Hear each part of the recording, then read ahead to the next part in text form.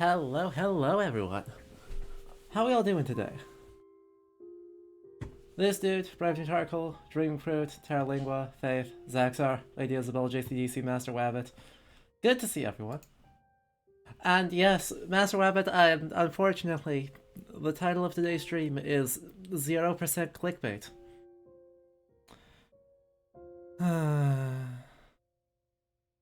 I so wish it was clickbait. I would be so much happier if I was just clickbaiting all of you. But no, it's a real thing. What is Roblox? How to sum it up? It is a game creation and hosting platform that is targeted at kids. It has about 160 million users, and basically has a very simple scripting language to say, oh yeah, go make quote-unquote experiences, and we will host them, and other people can go look around through that, and you can wander around through this, like, virtual universe and go see what other people have created. In other words, it is Facebook's metaverse, but wildly more successful, and also microtransactioning kids. Slightly more than Facebook did. It is the one with the oof sound. Yes.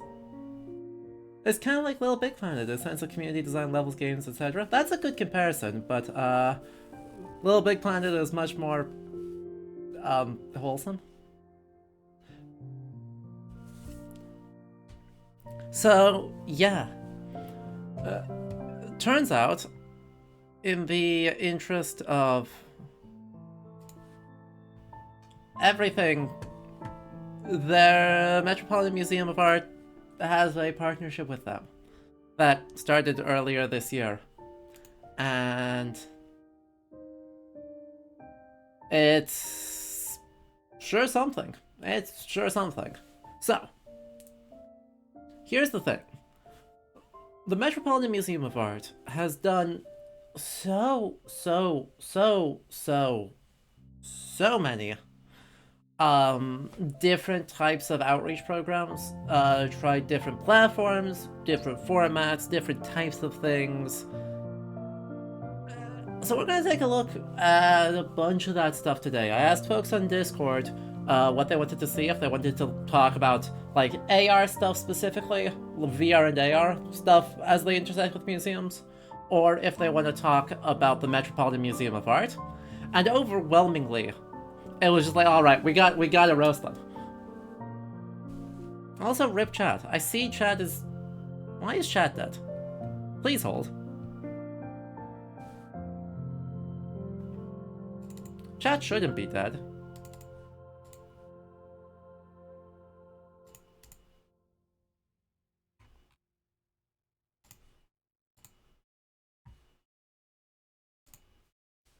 Just chat lips.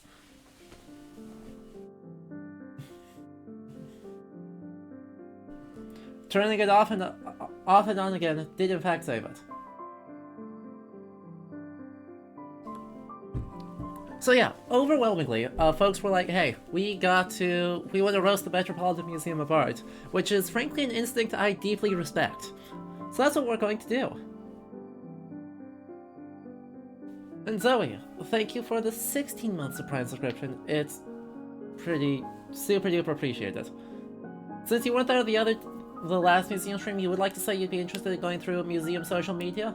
You would like to convince your collection to make a social media account.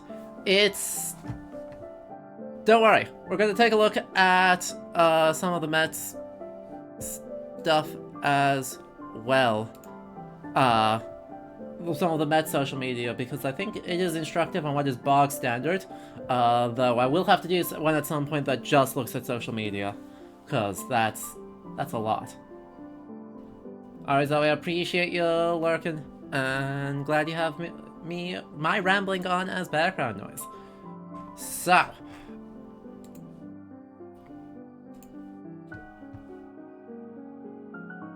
You haven't played Roblox since you were around 10, and don't see how people playing Roblox will be interested in the Met? Dude, neither do I. We're gonna talk about that one first because it's so transparently, horribly conceived, and it's worth breaking down why it's horribly conceived. And then we can look at some of the other stuff they've done, which ranges from the interesting but poorly executed, to the dubiously conceived, to the genuinely fantastic. It's always good to look at museum practices, exactly. I have a master's degree in cultural heritage studies, and got to work with some genuinely brilliant people doing exhibit design and outreach design. So, I think looking at this and being like, okay, what are they trying to do, or what do I think they're trying to do, and how do I actually take a look at this, and decide, no, this ain't it. It's cool. So, we're gonna hop in here, but of course, as always, welcome to Ludo History. My name's Adam. I'm a professional historian and cultural heritage person, so we're gonna be taking a look at the Metropolitan Museum of Art today. Now, let's get this out of the way first. I love the Met. They do utterly fabulous work. Their exhibition teams, their digitization teams, and one of their curatorial staff are really some of the best in the business and do really cool stuff. That being said, they're also sometimes make some really weird choices in the name of quote-unquote outreach and relevancy. So we're going to take a look at some of those examples today and see which ones do we think worked and which ones do we think didn't. So if you enjoy this sort of content, make sure you hit the follow button and say hello in chat, because this is a conversation and it's way more fun when, as much as possible, we're able to hang out, talk, and sort of work through these topics together. And if you want to support the channel more, you should consider subscribing here on Twitch, or you can head over to patreon.com/ludohistory, where for as little as $2 a month, you can keep enabling this sort of content. Alright, let's do it. I suppose we should start with get the clickbait out of the way first, huh?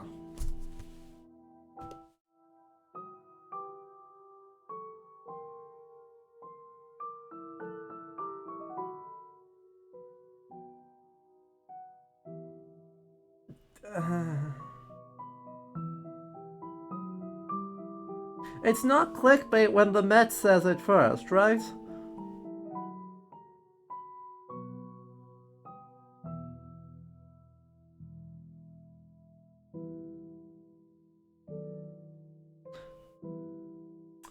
Starting August 3rd, visit the Met for an exclusive opportunity to enjoy our first ever metaverse gaming experience with Roblox. Play with 5,000 years of art and bring new art-inspired wearables into your Roblox metaverse. Perhaps you'd like to run around in Van Gogh's straw hat from the painting Self-Portrait with a Straw Hat, or maybe try out Hatshepsut's regal headcloth. All you need is a phone and our new Replica app. Scan works of art on view at the museum to unlock and digitally acquire replicas of the objects into your Roblox inventory, where your avatar can wear or accessorize with them at any time.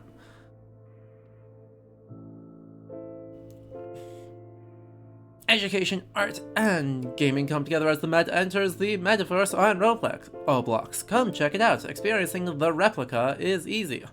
Download the Replica app. This app is free to download, available on iOS and Android. Visit the Met and follow the in-app map and clues to guide you to artwork locations. You'll find pieces of the Egyptian wing, 19th century European paintings, galleries, American wing, Asian art galleries, and memoir space across that's 2 million square feet. Scan each artwork to unlock replicas. Pro tip: some have more than one item to collect. Use the code provided by the app. Transfer the replicas you acquired on the site into Roblox. Access your replicas in your Roblox inventory. Spot your favorite replica items sport your favorite replica items on your avatar. After your visit to the museum, or if you can't make it to New York City at all, visit the Met on Roblox to explore virtual spaces inspired by the museum itself. Wander the Great Hall and learn about each artwork and replica. Create looks with your avatars that can be uploaded with friends and other Roblox users, and snap pictures in 4 photo booths, including a special space inspired by the beloved woodblock print, The Great Wave by Katsushika Hokusai.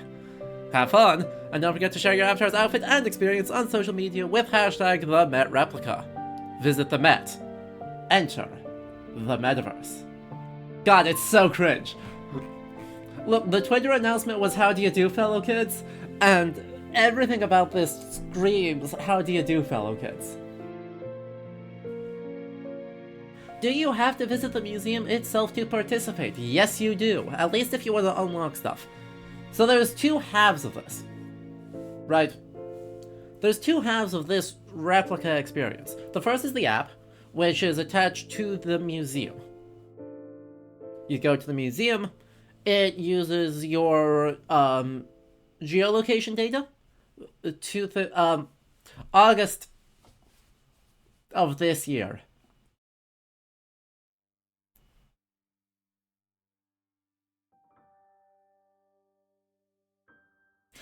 It is from August of this year. Which frankly makes it far worse. So yeah, basically, right, I actually downloaded the app just to take a look at it here. Basically what they do is they have tracking stations at beacons throughout the relevant galleries. And so they're using your, basically, geolocation data from your phone, coupled with your camera app, to send you a redemption code. Right, you have the right geolocation data, and your camera apps matches the object, right? It checks photo data, and then sends you a redemption code for you to go into a Roblox account and redeem the thing. So yeah, and then you scan it, and it does a thing. And there you get your redeem codes.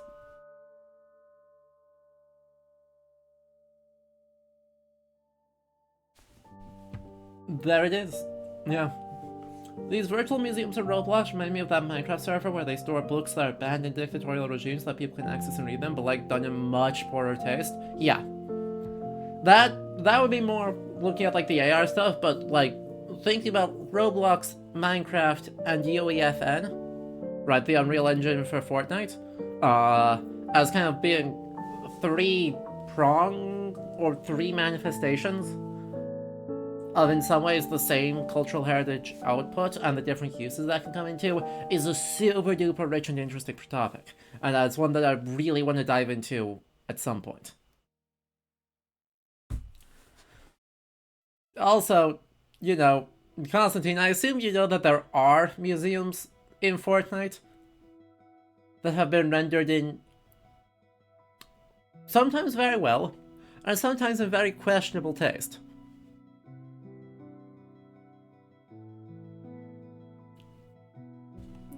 Luckily, the Met has not tried to do this. I'm actually surprised the Met hasn't tried to do that. Honestly. I one... Weird. Actually, I know exactly why they went for this over... Why they went for Roblox over something like Fortnite. And it's almost certainly getting a licensing agreement with Epic Games.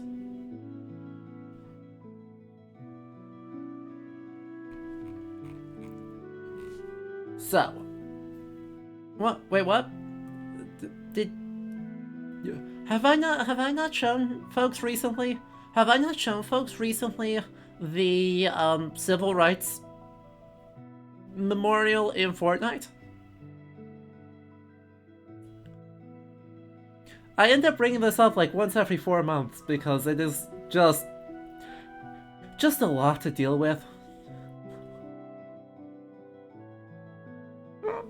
Oh boy. I see. So we're not gonna focus on AR stuff. Just Yeah.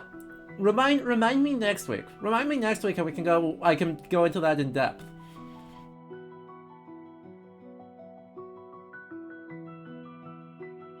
Cause yeah, that might be what we need to do. Is just next week we'll just go into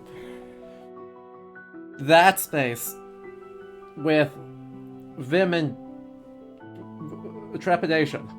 I was gonna say vim and vigor, but there's no vigor with that. It's all trepidation.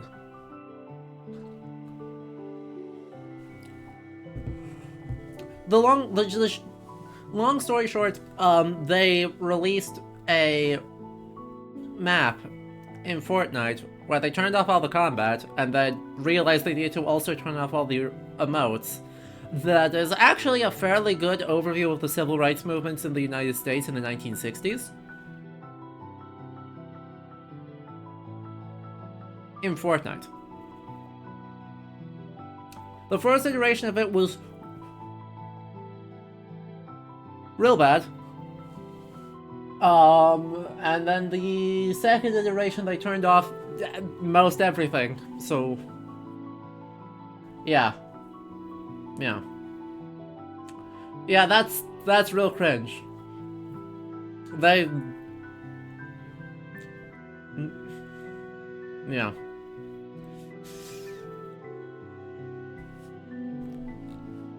So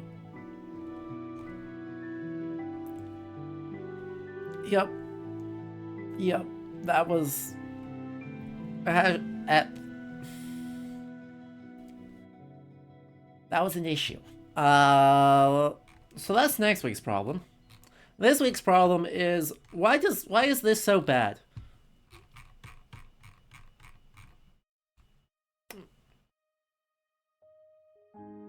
That's putting it mildly, this dude.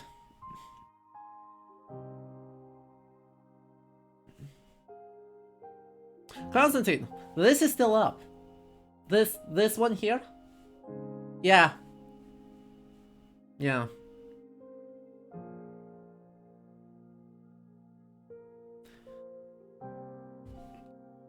I did download the app to check. Oh, well, actually, could someone check? I don't have an iPhone, so I can't actually check how its downloads on Apple Store. Someone could just search Met Replica. I'm really curious what the bracket of downloads is. On the Google Play Store, it's around 500.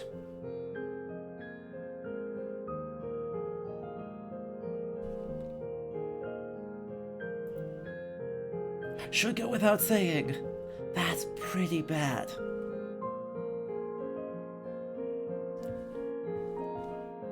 I also wanted to look.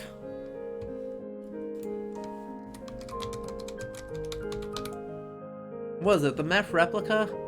Was its name? Yeah. So, we have a corporate thing. Right, we have a corporate account. We have question marks. We have a corporate account.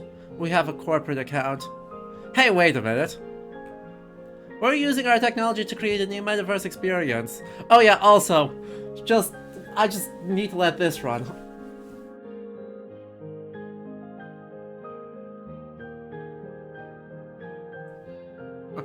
Leander, happy 3 years. What kind of abomination is that? You're asking the real questions here.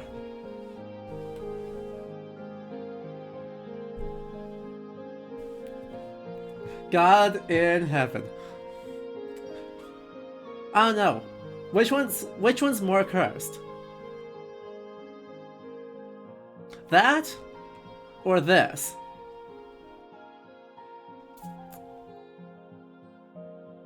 The first one? Yeah, that's fair. Corporate account. The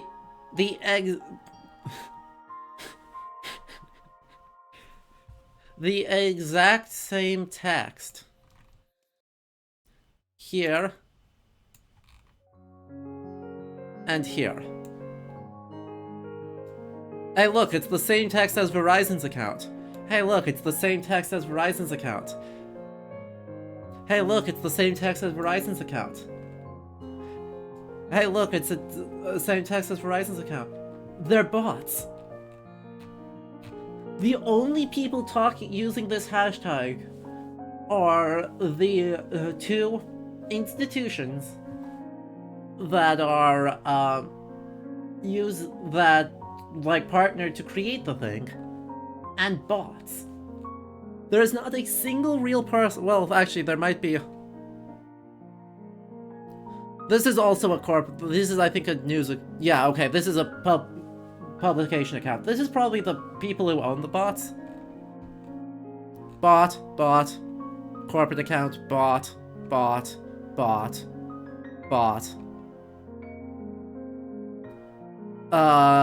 Social media. Yeah. Unit 9. So, agent for the publicity company. Bot. Corporate account.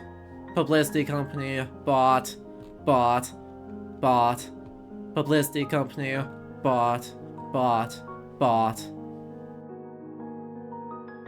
Actually, no, sorry. Metaverse strategist. Regrettably a real person. Bot.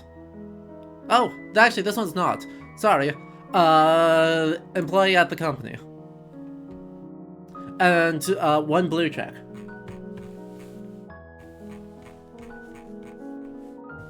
Yeah. So, no one... This is a total failure. For being live for 3 months now. This is, in terms of, like, impact, a complete failure. A handful of people have downloaded the app. Right. No one's talking about it on, admittedly boomer media, of the platform formerly known as, Twitter. You'd rather talk to a bot than a metaverse strategist? Respect. I'd 100% rather talk to a bot. Are you kidding me?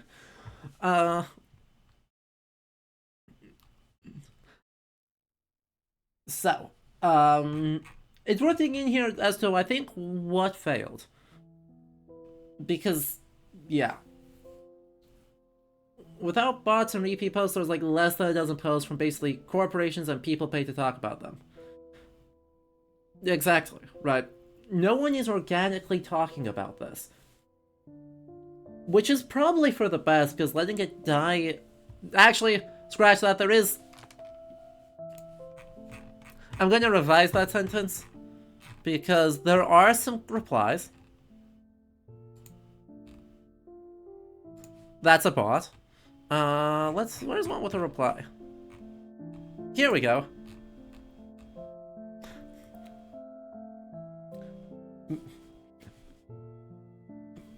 The public response.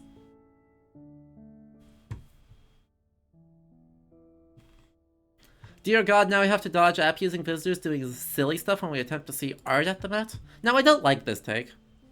I don't like this take. But, I do appreciate the dear God. So, what actually went wrong here? Basically, right, when we're designing an exhibit, or doing some sort of virtual outreach event, you need an audience, right? You need to have a clear conception of who your target audience is. You need to understand what it is you're trying to get the audience to do,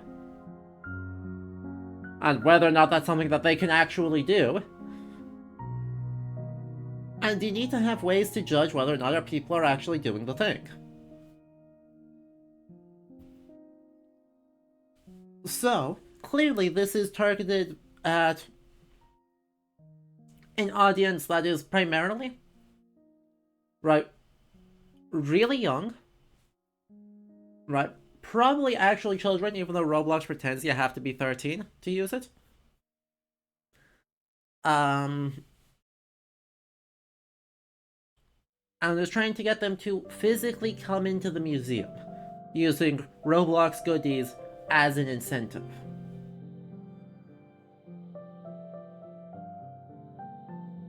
Now,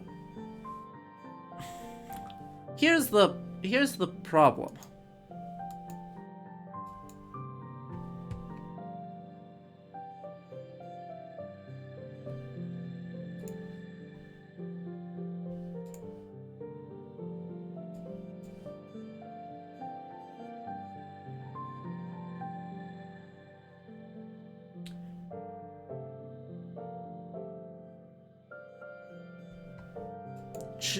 Children under 12 are free, so that's fine.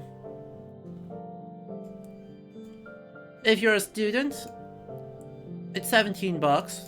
If you're 65 or over, it's $22. But the non-member rate at the Metropolitan Museum of Art is $30 per person.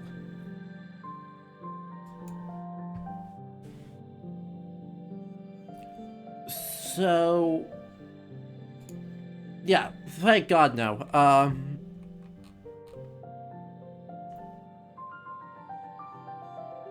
Yeah, thankfully, still though, right? Honestly, the difference between 30 and 3,000 is smaller than it should be because no one's paying that much anyway.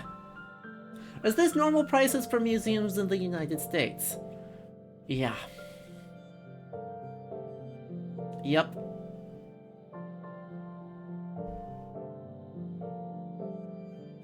Big art museums in the United States pretty much all cost $30, give or take.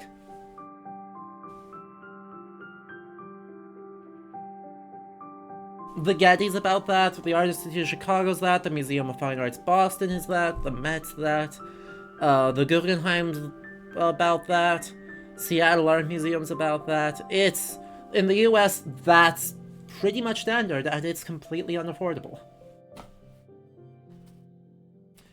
I don't know off the top of my head for the art, for...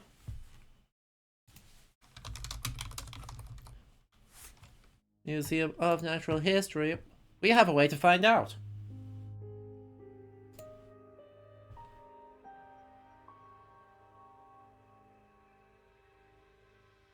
Those are all things. Purchase admission tickets. We have the power. We are non-resident. $28 plus ticketed exhibits. $28 for the base price. So yeah, no, let's go buy museum tickets, boys. True. Good lord. But there's the fundamental disconnect here. Right, the demographic that's being targeted here have no realistic way to afford the call to action. Right? Like, the thing you're asking them to do is completely out of budget. And even if you say $17, right? How many 14-year-olds are gonna be dropping $17 on something? Any more than they're gonna be dropping $30 on something. Parents are already, right, getting scammed out of money by trying to bring a family to the museum. Oh yeah, also, that's without looking at, the gift shop prices. Without looking at the restaurant prices. Etc. Right? No sane parent is shelling out $30 for them to go to $30 bare minimum for their kid to get Roblox stuff, right? The reason why Roblox works so well at managing to price gouge kids is that you don't have to go anywhere, and their parent permission controls are incredibly lax. And so it's pretty easy to just get a hold of a credit card and then splurge all your money on microtransactions, because you don't have to go anywhere.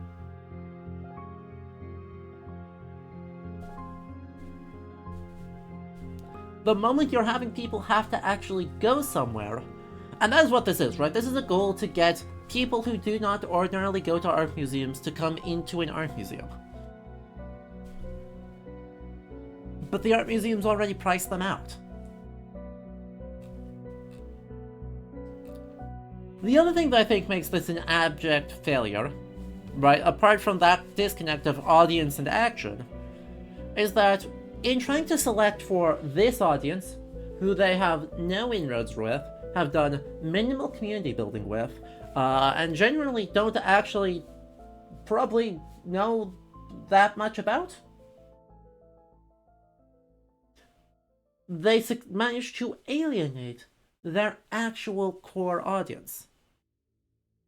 Do museums in the US ever do free days? Yes, mostly around holidays. So, Veterans Day was the last one, so November 10th, I think, was a free day for most everyone. And Bank of America does a sponsorship that, with like 100 museums around the US, that Bank of America card holders can get admission to stuff. There's a bunch of projects like that. Various community support days, donation evenings. It varies institution to institution, but yes, there are. They're just not super regular. Right? It's out of touch with the community they are trying to reach, and it's actively antagonizing the audience who they already have. Oh yeah, no, isn't this truly magnificently cringe? I think these are like Romanesque 19th century sculptures, but it's still pretty, like, it's tough.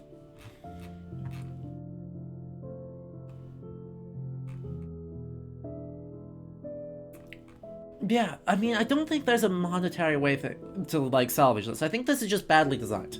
I think literally from the word go, this is poorly conceived, badly designed, doesn't have a clear vision of what it's trying to do.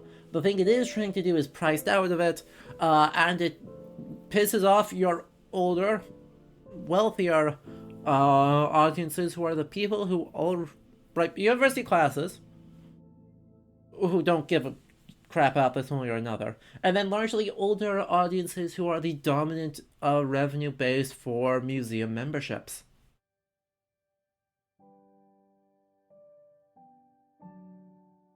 Questioning the Roblox cosmetics is a bad plan. Don't.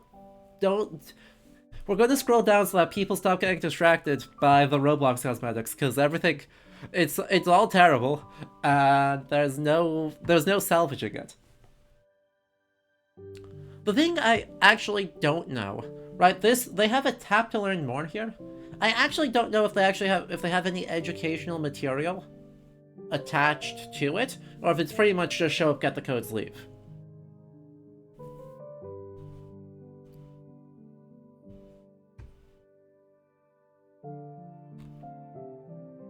And then they have this, which I have no way to evaluate on the count of not having Roblox.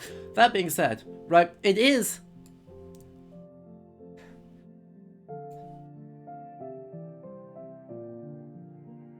Tap to learn more, and then you get a Robux tab where you can buy the item. No!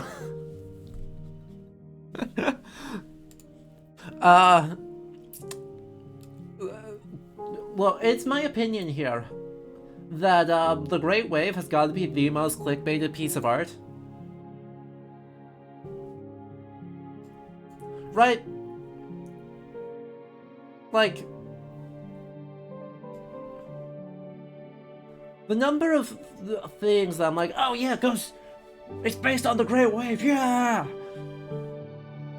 It's so clickbaited. It's good. No, don't get me wrong, the print's good. I like the print.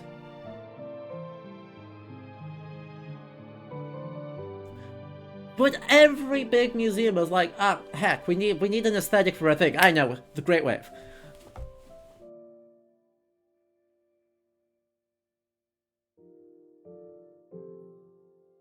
Do you agree with the Lego version then? I've seen the real Lego version. It's like how Starry Night keeps getting riffed on. True. Right. So I used to work for the MFA Boston. And while I worked there, they had a Hokusai exhibit with the massive 3-dimensional Lego Great Wave. Which is kinda sick. Not gonna lie. Kinda sick. Still clickbait. but kind of great. Also, Terralingo, I think that's a great point, right? You imagine that the kids who are willing and able to take their kids to the Met are already taking their kids to the Met.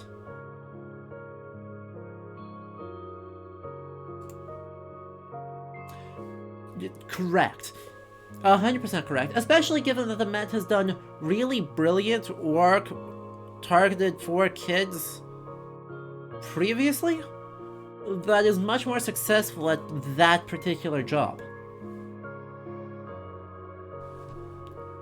Because, right, when I look at all of this, right, this is like a weird short-term promo that was trying to capitalize on something and didn't really conceive what the integration actually looks like. It's badly conceived. It doesn't have a sense of what the impact is. How do you measure success? It doesn't really know how it's incentivizing the behavior it wants, and it doesn't take into account a lot of economic realities that may be complicating that image. It may just like, go, go, go, Roblox Association's FOMO, go. And that face planted horribly. So much for Roblox.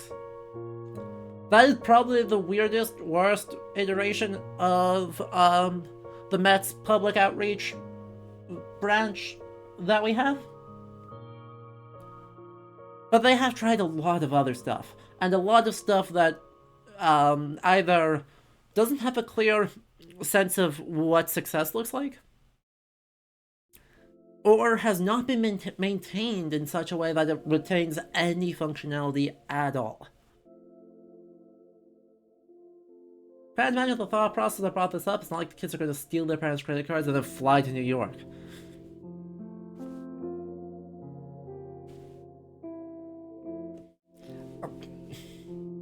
I got nothing. I'm just here to suffer along with you. Like, there's no sense. They looked at it and saw 160 million users, and then saw their eyes were replaced with dollar signs, and they stopped thinking. That's the best I got.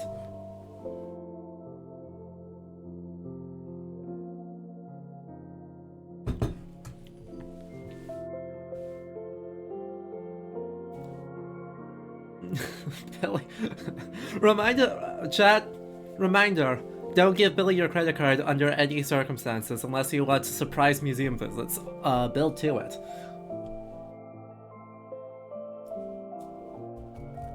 Right, I've got, I want to zoom out now, because one of the nice things about the Met being a 501c3, 513c, whatever, registered charity, is that tax information is public. I'm not going to be breaking anyone by doing this. And in their most recently accessible tax filing, they gave us some nice things. No, don't listen to Adam about let's just remember the last 3 digits on the back. If you buy one from... I'm open to being bribed, Billy. I can shut up about it if you buy one from me, too.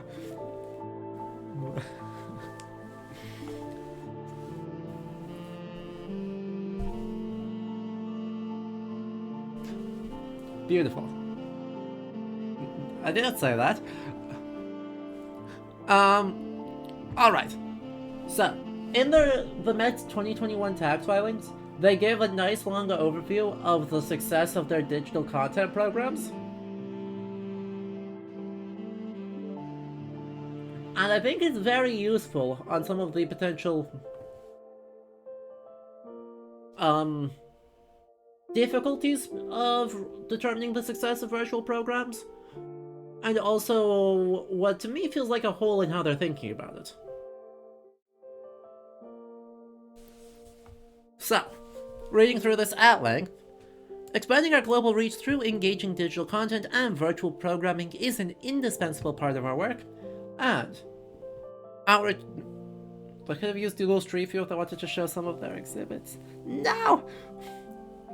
I hate So, look, I despise the Google Street View Museum.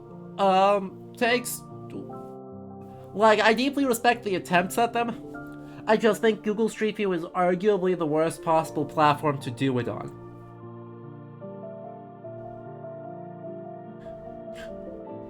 Right?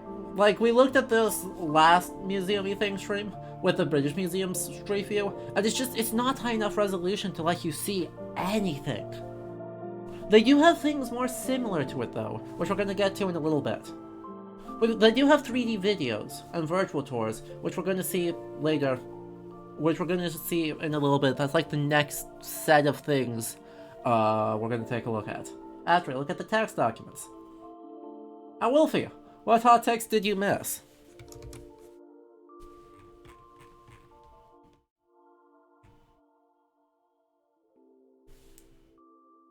It's not a hot take to say this is bad, it's just, it is what you missed.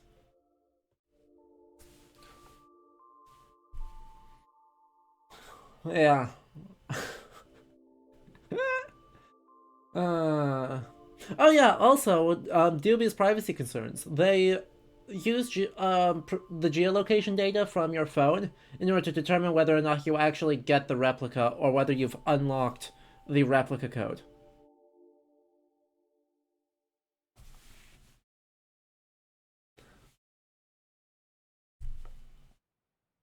Oh, there is one other thing on the Roblox thing.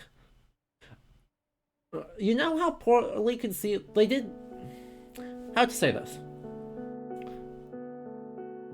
Could you come up with a more generic name than replica for an app?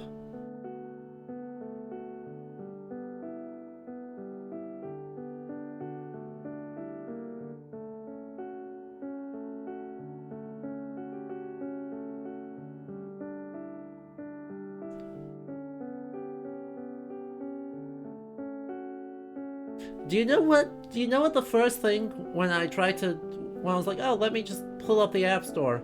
I started by just trying to just searching in replica to see if it would pull up. You know what the first 4 search results were?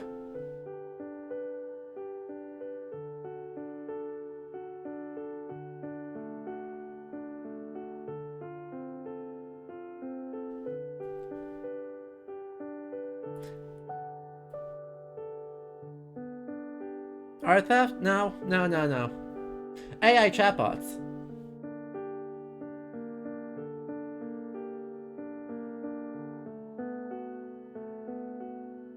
They're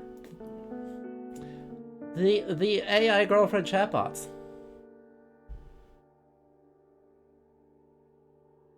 Because the App Store assumed I had a typo and I meant replica with a K instead of replica with a C. You know how thoroughly that mauls App Store discoverability? When your art museum app is buried under a pile of knockoff AI chatbots?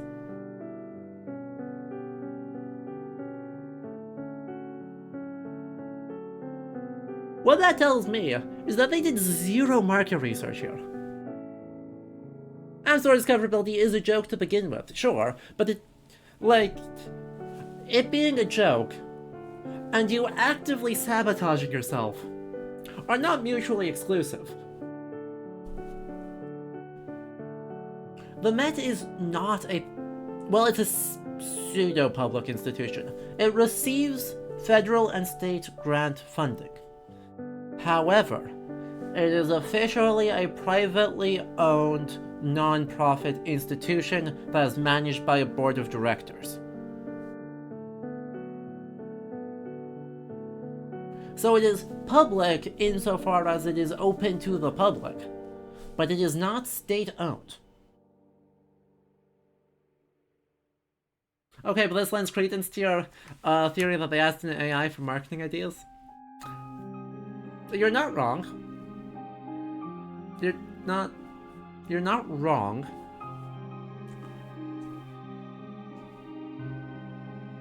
I don't think they did, because this is exactly the sort of dumb shit that they would be able to do, but that's fine. Okay, hear me out. What if the algorithm thinks that if you need a museum app, it thinks you need a girlfriend, thus it suggests replica? Ah, really hitting me where it hurts, doesn't it, Billy? I hate modern sponsorship.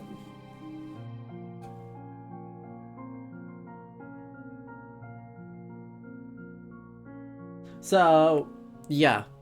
And they did... they did in fact partner with one of those, Unit 9. So it's Verizon, the Metropolitan Museum of Art, and Unit 9 who came up with this godforsaken idea. It's wild. Okay. Anyway, though. Enough Roblox, back to tax documents. I know, truly the wild swings we expect here on Ludo History. Anyway. So, they say our digital content is important for our programming and our mission. Our achievements in this area underscore the museum's readiness to continue to find new ways to incorporate digital tools and state-of-the-art technology into all of our programming. The museum's website ended the fiscal year with over 28 million visits, of which nearly 12 million were international users.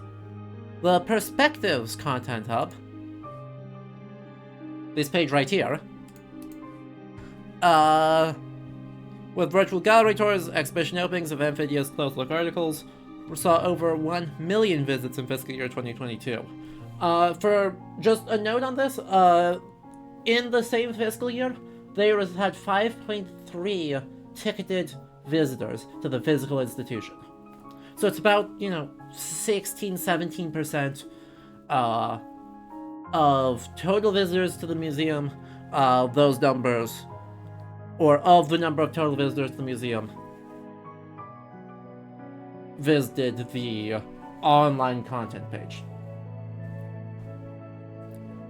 In January, we launched a new series, Spotlight, that features new examinations of a single work of art from the Met collection, and the visitors can encounter both on-site and online. By the way, unfortunately, the 2023 and now 2024 fiscal year information is not available yet. It typically is published 2 years after the fact, so we should see the calendar year 2022 data coming up here in the next 6 months or so. Anyway, the museum's program of virtual exhibition tours continues to grow, with 9 video tours drawing 500,000 views during fiscal year 2022. The first season of Met Kids Microscope launched in August 2021 with 6 episodes, and it had over 1,000 views on YouTube and was nominated for a Webby. Launched 2 new podcast series, Frame of Mind in February 2022, explores connections between art and wellness from individual experiences and perspectives. The second, launched in May, explores how materials used to make art can yield insights about the larger world. For Black History Month, the museum partnered with Google Arts and Culture to promote the long-term installation Before Yesterday We Could Fly, an Afrofuturist period room on their platform. So, I haven't pulled that up, but we'll need to. So we did an exhibition tour and 11 artist videos along with other media. We also continued our partnership with the Wikimedia Foundation. Use of the museum's public domain images across Wikipedia continues to grow, with over 25 million page views per month of articles that feature images from the Met's collections. With continued growth on social media channels, including on TikTok and 32 departmental Instagram accounts, we remain the second most followed museum in the world with more than 11 million followers. This fiscal year, we expanded to include a range of new partnerships, including a 4-part series with the irreverent medieval satirist Greedy Peasant, a 5-month collaboration with the Studio Museum to showcase the James Van Der Zee collection, and smaller one-off partnerships with the Public Art Fund, New York City Ballet, and other peer institutions. In spring 2021, the Met partnered with TikTok to go live for International Museum Days, and we continue to expand our short-form video program. Oh, JCDC. I can make it worse. The endowment for the Metropolitan Museum of Art, in the same tax document as this is coming from, is $4.3 billion.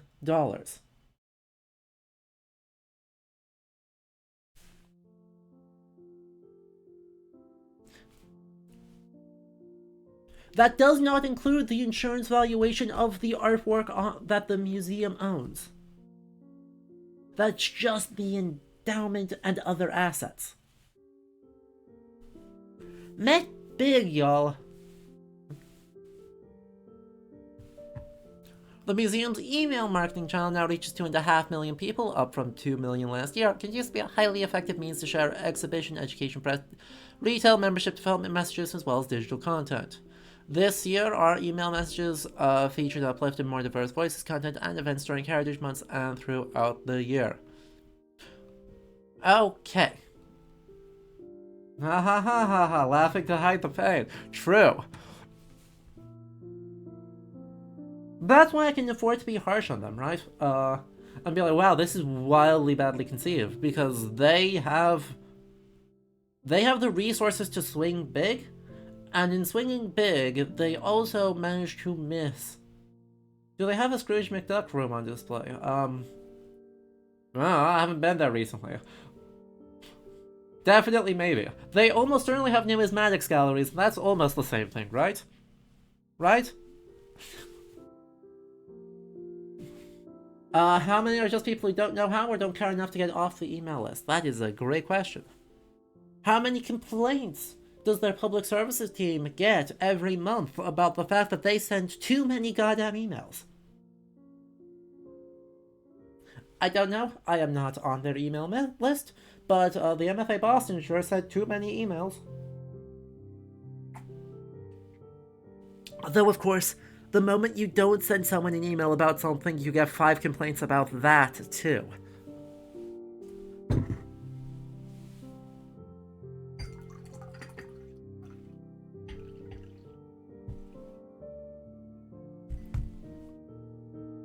Right, I probably agree with that. Probably about half to 60% of people don't actually read those emails. But man, that section that does, the moment you don't tell them about something, oh, you're gonna hear about it. Then again, even if you do tell them about something, and you don't tell it about them by 3 emails, a paper flyer, and a giant banner outside of the museum, they'll still be like, how are we supposed to know about this? And it's just like, oh, guys. Are we supposed to personally call you up every time and say, good day, this is the Metropolitan Museum of Art, would you like to hear more about our upcoming exhibitions this month?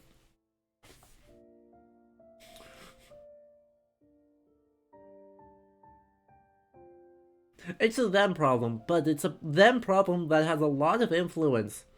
Like a shocking amount of influence on how institutions think about marketing. Yes, but only on Tuesdays at 2:13 p.m. Damn it. We're closed on Tuesdays.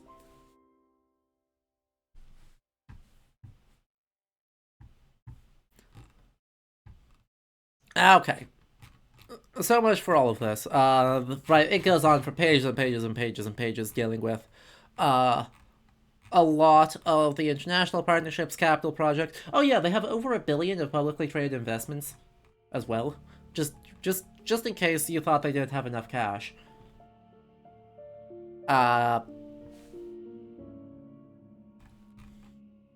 Make it make sense.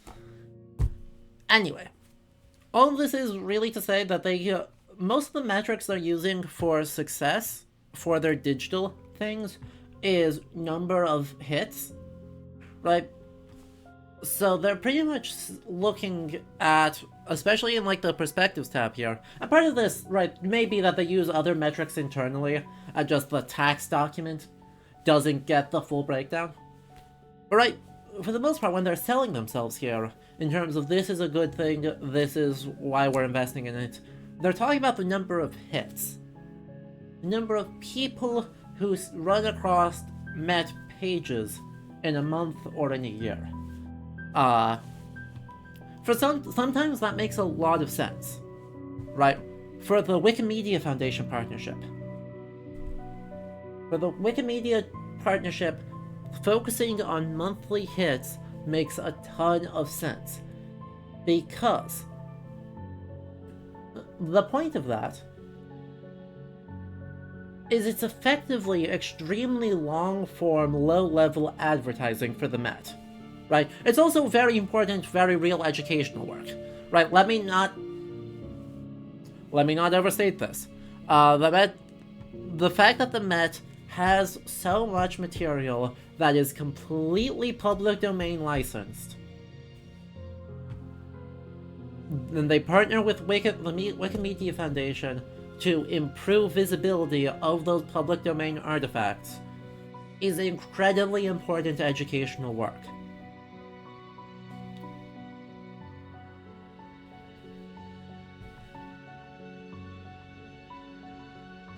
Let's see, where is it? Not that one. I had it somewhere.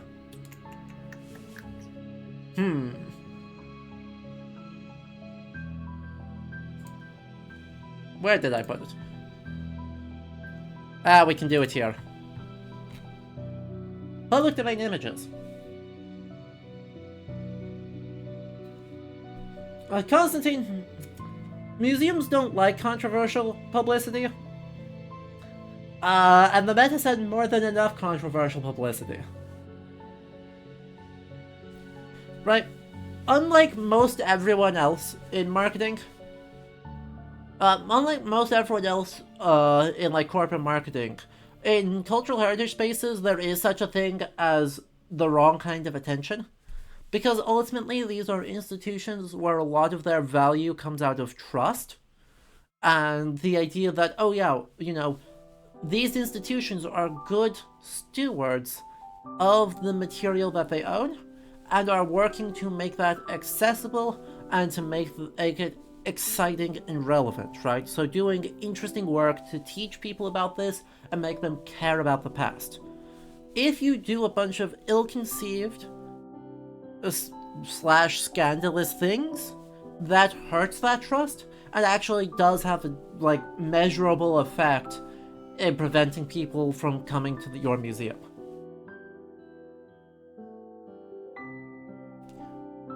So, right, like the fact that the Met has had multiple major issues of finding big parts of their collection have been looted, turns out that's a big deal.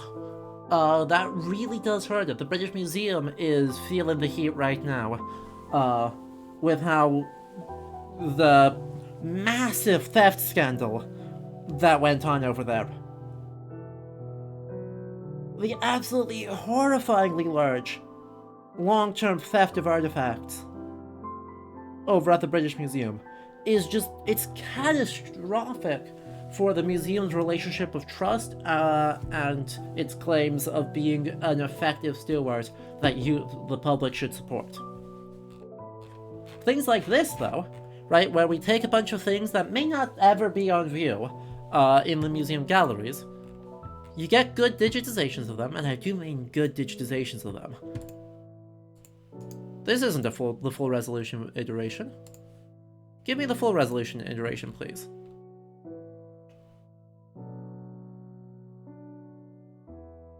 Well, maybe that is the largest one that they're willing to actually put up. They have a larger, I'm sure they have a higher resolution version of this image. But right, so having all of these and making them all super accessible and putting them on Wikipedia is a great way to make the Met look like it is like super knowledgeable about history, has great collections that are always relevant to whatever you're interested in, and pursues the educational mission of the museum. So it's great as low-level advertising, and it's great as supporting the educational mission of the museum. So just sites, right? Getting these artifacts in front of eyeballs is the correct evaluation metric for that particular outreach project.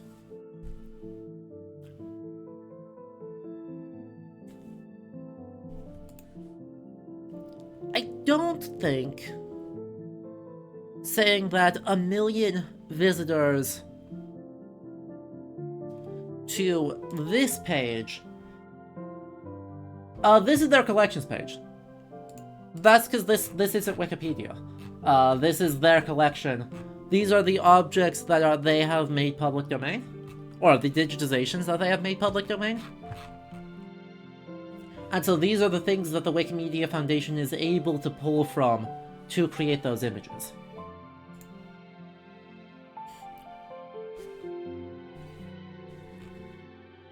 It's also a really nice collection search.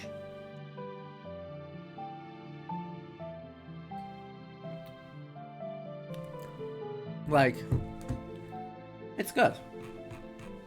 What's the point of a museum having a surplus of artifacts if you don't have the space to fit them all in your museum? That is a great question. So, there's a few things.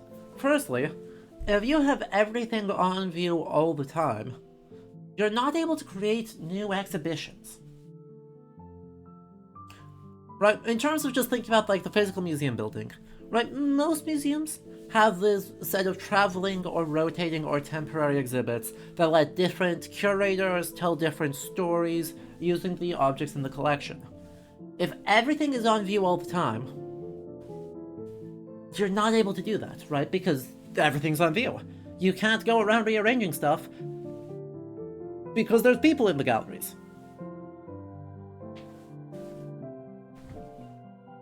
Number two, as people are starting to bring up, preservation, right? One of the goals of museums is to hold things in trust for future generations.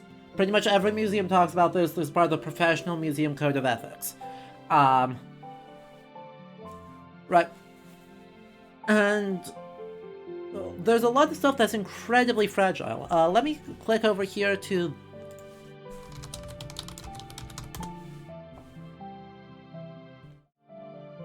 him. You know, clickbait.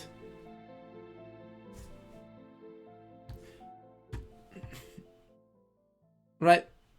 The inks and the rice paper that make up the Great Wave are real delicate. And so, you know, if you, the MFA Boston has a rule that Japanese woodblock prints can be displayed for 3 months at a time. Any longer than that, the light, ultraviolet radiation, even from ambient indoor lighting, will start to degrade the pigments in this because it is too delicate. And so you can only have it on view for a little bit at a time, and then it goes away. And then after a while you can bring it back. Some of that's, you know, business, what's the exhibition timetable, but it's also preservation concerns. Textiles are often really... Oh, pictures are fine, just no flash.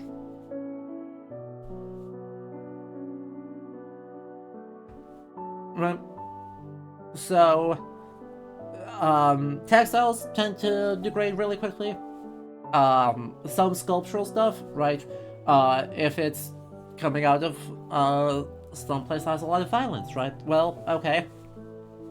There's an argument to be made, not necessarily a great argument, but an argument to be made that, oh yeah, right, the protection of these artifacts mandates that they be held somewhere else. And so there's collecting responsibilities to that mission of holding things in trust that says we need to collect more than we can display.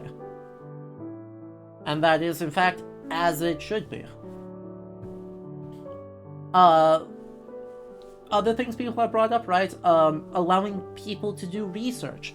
If you have a collection of, I don't know, like Tibetan arms and armor, something that the Met is currently actively collecting in, then you're able to take a look at that and be like, we have a collection of a bunch of this stuff here. So a scholar trying to work on this material can just go to the Met.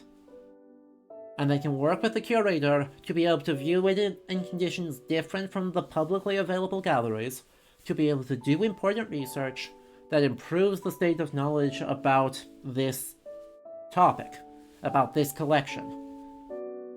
Versus, if every museum had like one object, well, now you have to go to 75 different museums. And that is just financially impossible. So the idea of accumulating stuff is important. Yeah. The Victoria and Albert Museum's preservation team is real good. It's real good. Exactly. So those are a few of the reasons. There's also obviously a lot of logistical reasons of sometimes, oh, you know, a big famous donor says, I am giving my collection to you. Okay. Well, we can't exactly say no. Where are we gonna put all this? So sometimes just organically, museum collections grow, especially well-liked, well-trusted museums, grow beyond what you're able to actually display. And, right, the Met is colossal. It is 2 million square feet.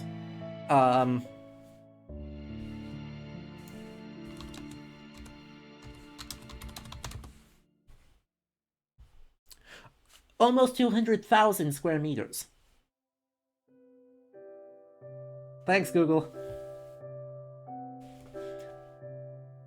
It can display about 10% of what the Met owns.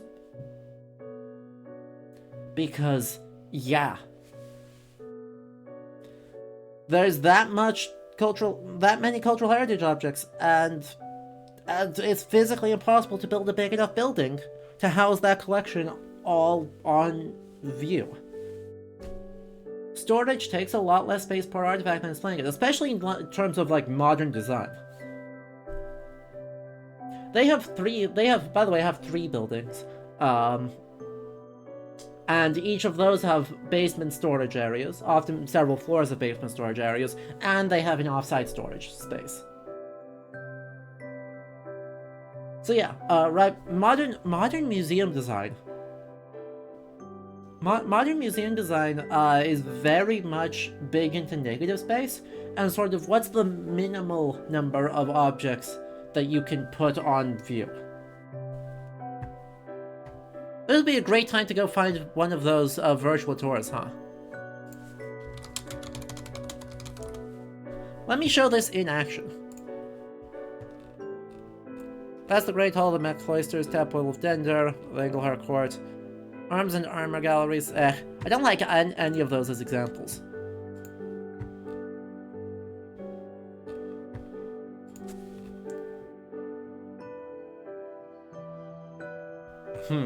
Let me find it from the Discord, because we had one.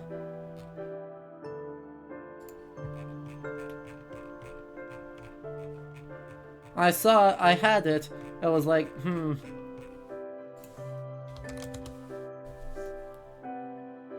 there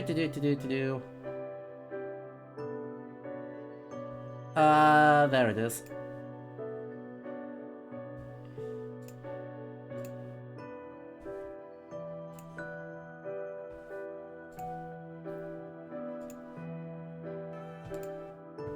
Here we go. This is a great showcase of it.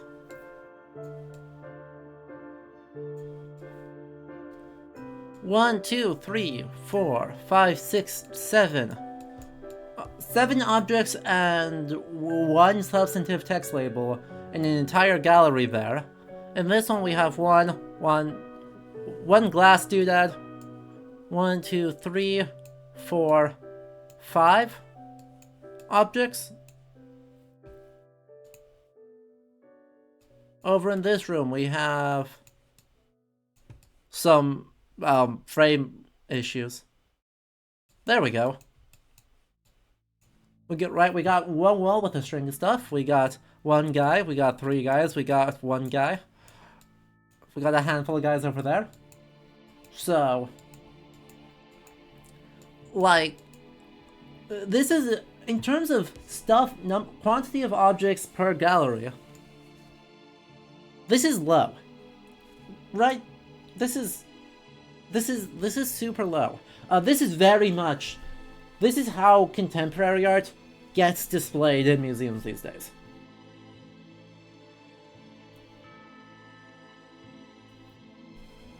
It was a big movement starting in like the 1960s, led by the MoMA, to try and let the art speak for itself. So you have incredibly minimalist labels, or no labels at all. White walls instead of colored walls. Lots of space in between the objects, unless if they're intended to be a series viewed all at once. And right, you see that design influence really, really, really clearly. Right, the idea that these are the thing, and you see the thing in its own, and the frame doesn't distract from the art. The text doesn't distract from the art. The wall doesn't distract from the art. It is just you, it is you and the art. Personally, it feels too sterilized. Lots of folks agree with you. And so, right, for time periods that are not this, for time periods that are not contemporary, you see super different designs. Great example here with the arms and armor gallery. Ugh, I can't go full screen. Now, view on YouTube then. If it's going to be a jerk, I'm going to click over here and view it on YouTube. God, I pick real killer frames. Look at how different the arms and armor gallery is. Though, are you sure this is 4K? Are you sure this is 4K?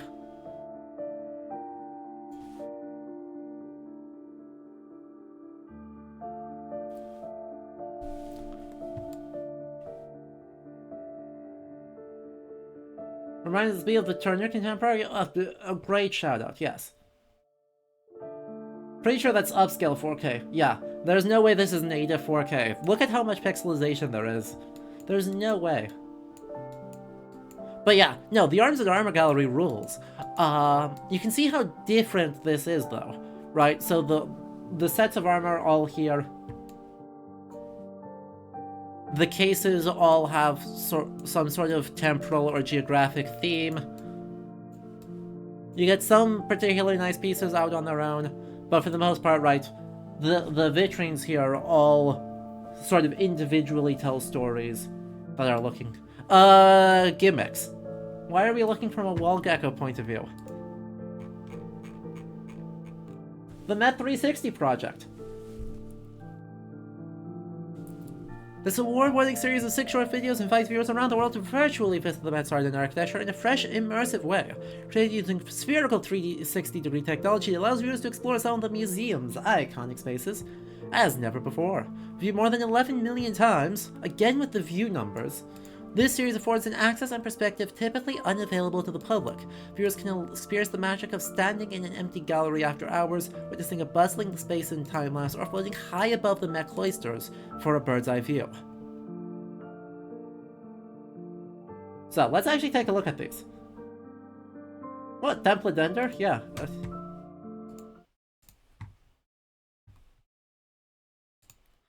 I'll just let this one run.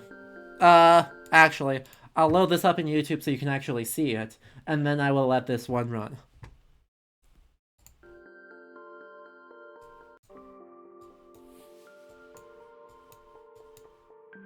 By the way, they ask also important questions as who makes all of these?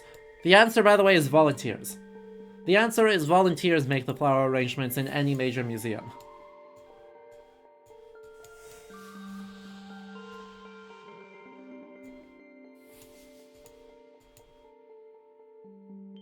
There they are.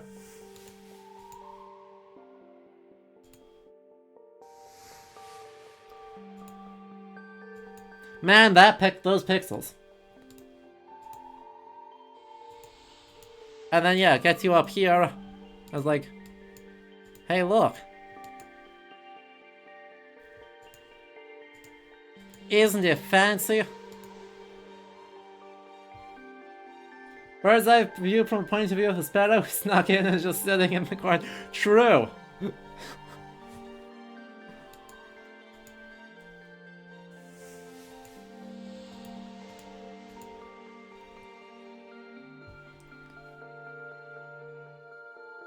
Oh, every museum operates off of volunteers. Over half of a museum staff are probably volunteers.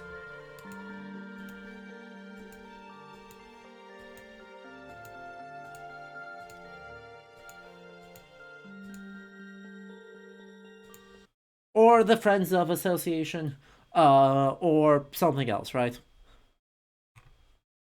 I will say, the one I actually do super like of these tours, or of these 360s, is the mech placers. One does not need to know me for very long to know why I like this one.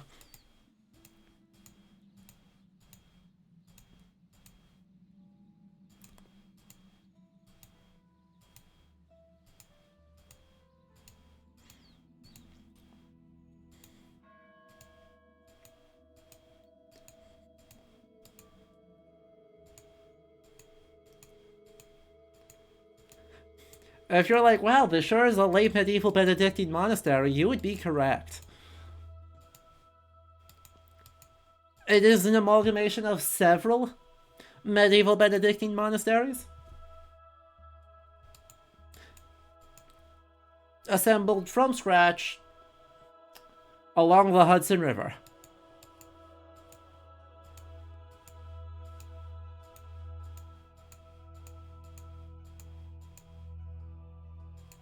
Unfortunately, no, JCDC, because there is a catch with the $4 billion of endowment money.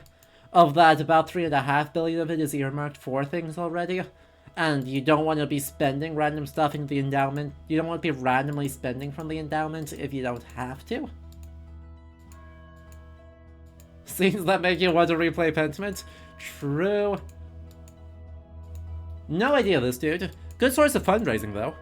I'm guessing they do at least sometimes. You just have to edit out the bridge in the background.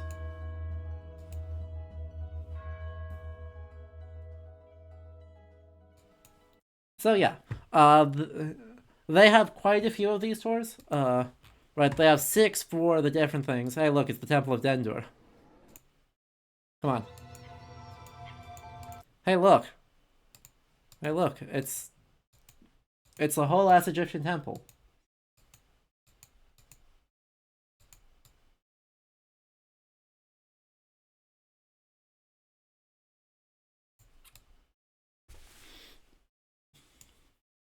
Hooray. And this is the third one. In 2016, they opened a contemporary art gallery, the Met Brewer, which is just competing with the MoMA. But that's fine. And then the American wing. And the American wing is probably what the Met's best known for, right? Like, out of all the things, the American wing is, like, their best known thing.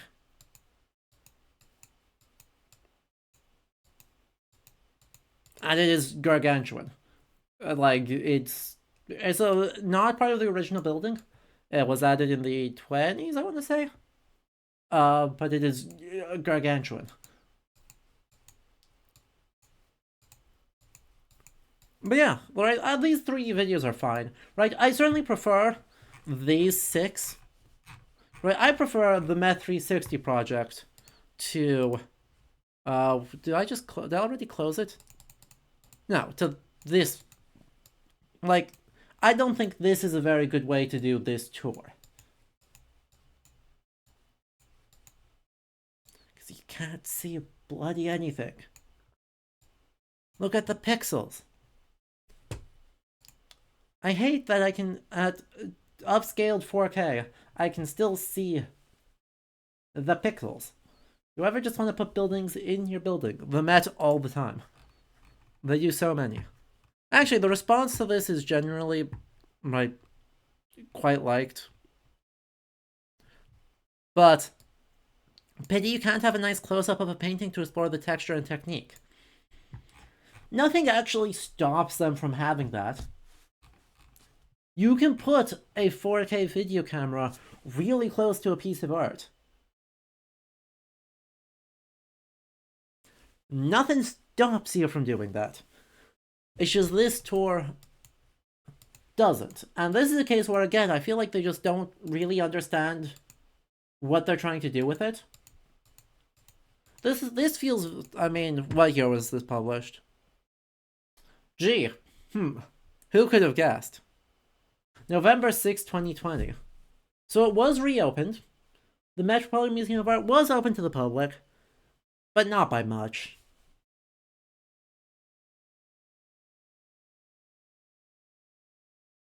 So I suspect this was a last minute rush job video. Want more pixels? Better buy a ticket. Yep. Some of their virtual tours for other exhibitions are significantly better. So I suspect this was a rush job.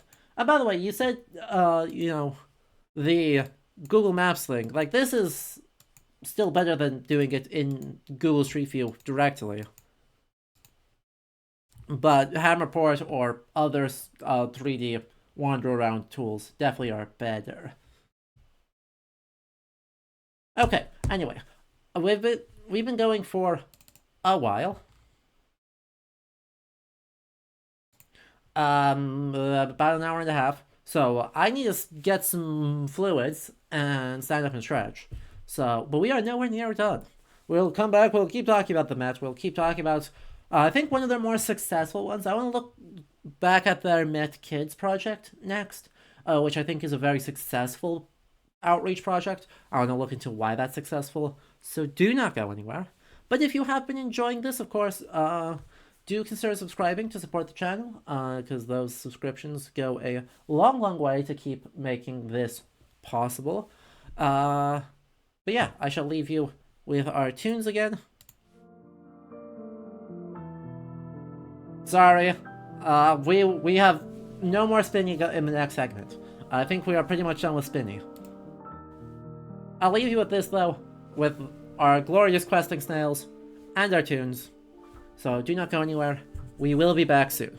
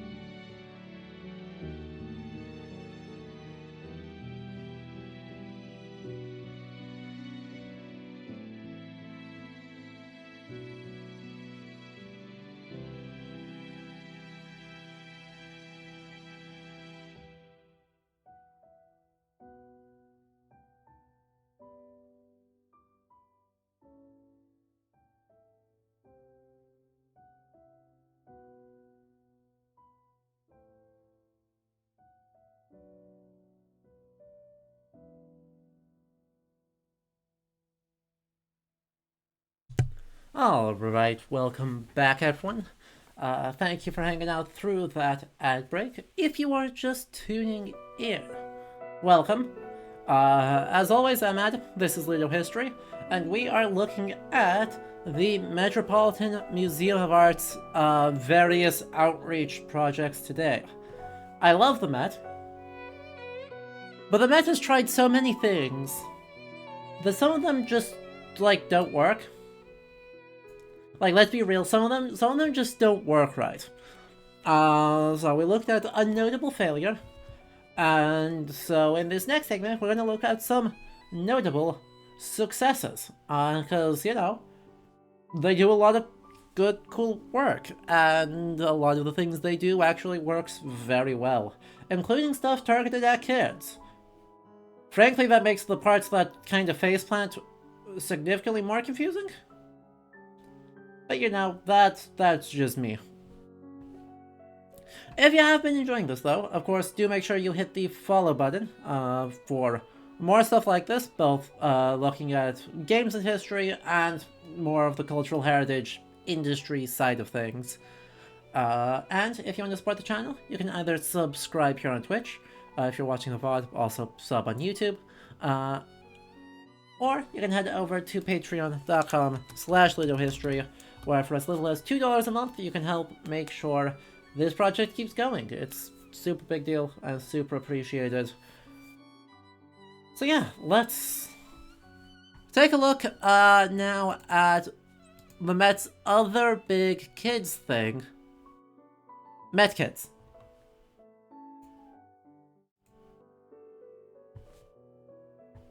So, we can close that page now. Overall, right, Met Kids is a project that was started in, I think, well, actually, we have a way to check.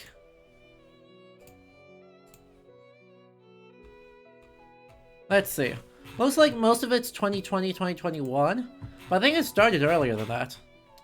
It doesn't have a full archive. Tragic. I want to say it started in, 2018 or something. And is still sort of ongoing. I say sort of because they reworked a bunch of their stuff in 2021, and so the Met Kids blog perished that summer. That being said, you do still see Met Kids type stuff.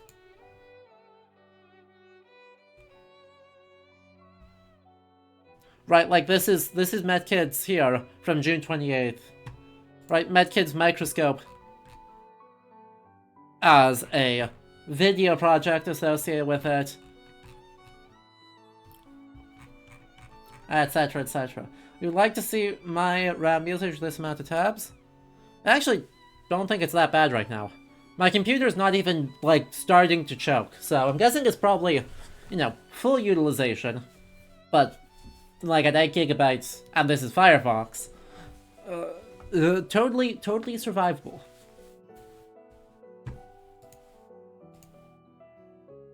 Okay, we can get rid of that cursed content. But yeah, right, in 2021, everything got rolled into this Perspectives tab, and so everything kind of shows up underneath that. But this project in particular won a lot of awards, actually. So it's got 3 components to it, basically.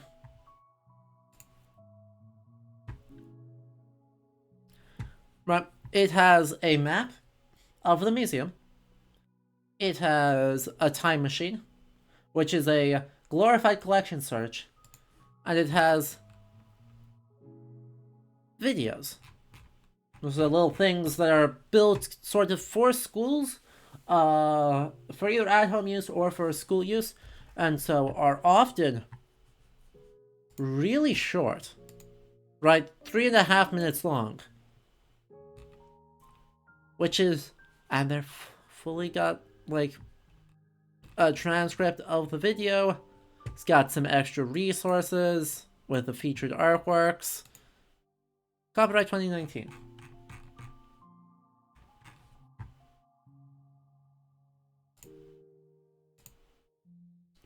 It's got videos on how to do stuff. So this is all very, very targeted.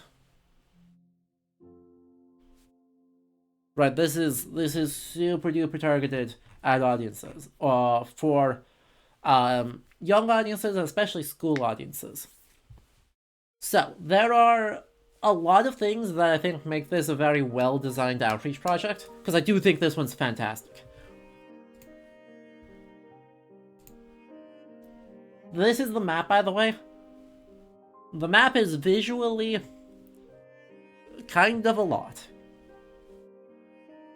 We're just gonna let it be at that. Like, well,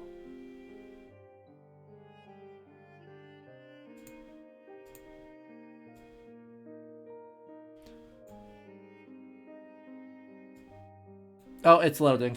Hang on. Need to wait for it.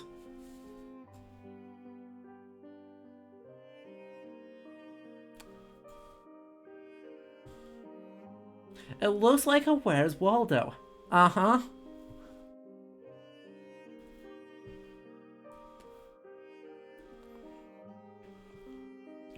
That is not just a good catch, I think that is a very intentional design.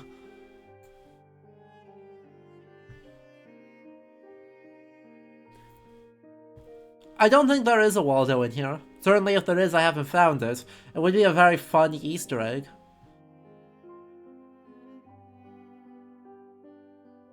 But each of these little dots... It's loading again. Right, refer to a specific thing that's actually in the museum. So this is actually a map of the museum, and all the pieces in here are pieces that, at the time, were on view in the museum. There's a Rembrandt, a Buono, The Harvesters by Peter Bruegel. It's also got the yellow dots as sort of gallery introductions. So you can click on it. Maybe. There we go.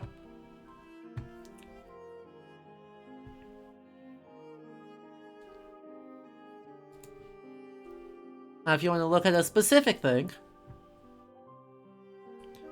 there's our collection search.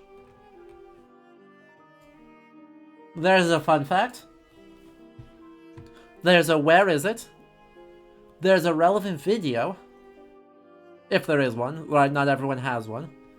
That's got sections. Discover, imagine, and create. So discover is basically an interpretive label. They're written for kids, so you get like these very much, oh yeah, just basic observation stuff, right? Describe how he looks. And then if you want another fun fact, well, guess what? He's got family, who were also painted by Goya. Boom. Collection search page. Right there. Immediately. Imagine. All seems very calm and under control. What happens next? What's not displayed here? What tensions exist? And then creation. Right? An at-home activity or an at-school activity. Scar's piece of fabric or sheets and try them on in front of a mirror. And then you can share that with the hashtag MetKids on social media if you feel like. And all of these dots gonna have something similar.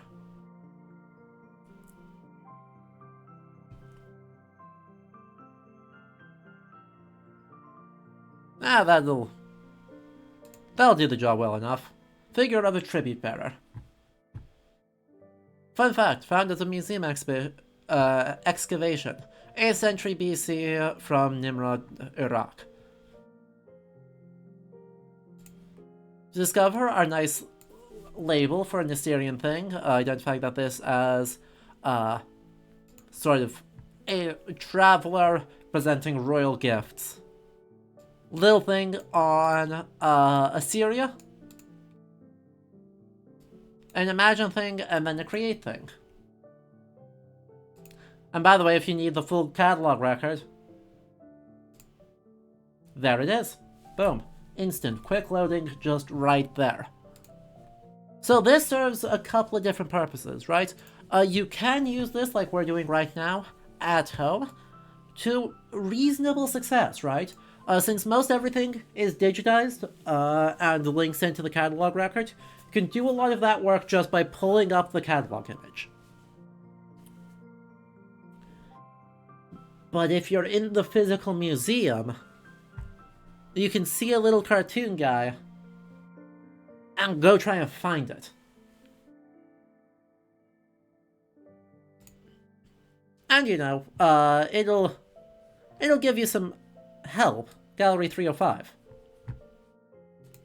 But you know, you can go run around and try to explore, do a scavenger hunt to try and find some of these red dots in real space, to try and do those activities in real space. It augments it, but it doesn't force the issue. It really focuses on, you know, this utility, and when you have the utility, think about what context it can be applied. So really this is, I think, built for schools, but can also be done at home as family activities. This very much feels like the right kind of interactive to spur kids' attention. Exactly, and right, also specifically, what age group do you think this is targeting?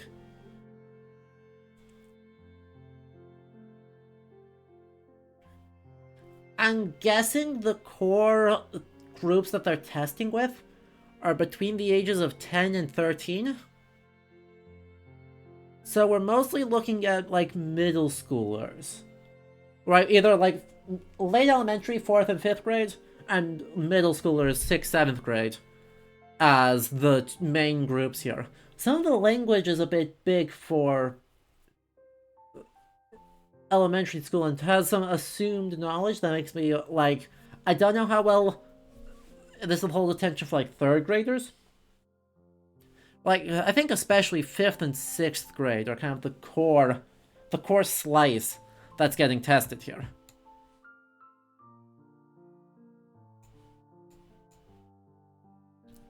But then,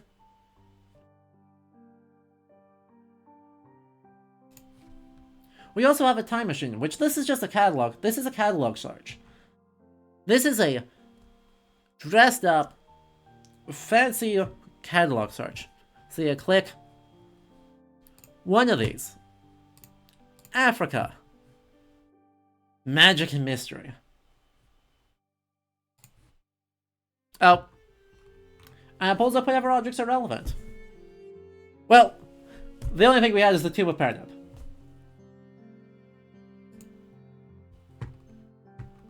Oops. Well, how about 16th century North American creatures? Or 17th century North American creatures. A lady with her pets? And a kid with a pet squirrel. Perfect. Hop back in the time machine.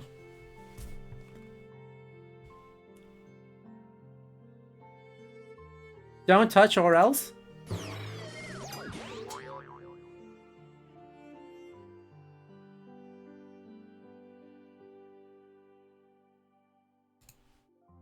Okay, but what if? What if I hit it again?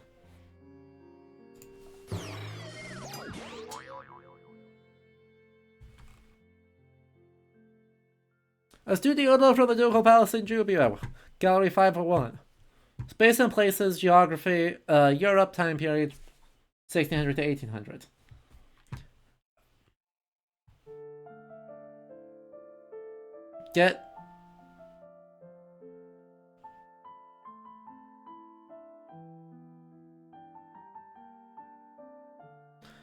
Get try in the back machine and time again. We broke the label, guys. That's delightful. That is a fantastic... I got. I'll be real. I got by the flashy red button. It's a fantastic random button. I enjoy that greatly. Especially since it says don't touch the button. Like, what else was I supposed to do?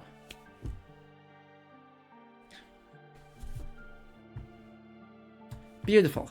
Fantastic. And then you have a bunch of kids things, right? A featured one, and then we get various topics. Okay, yeah, age 11. That makes sense, right? If Owen, age 10, visits the Object Conservation Lab, and also just going to panic real quick about how he's holding it. Don't worry about it.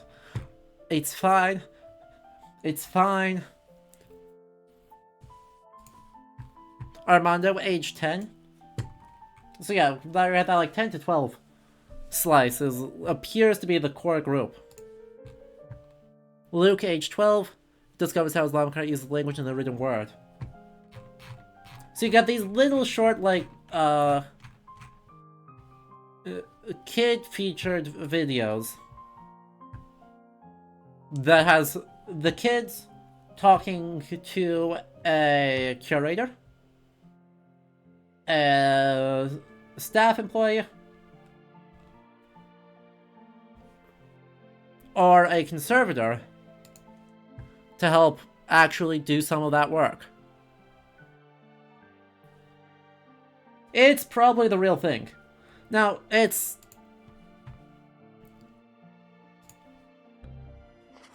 We've got the power to check. Let's see.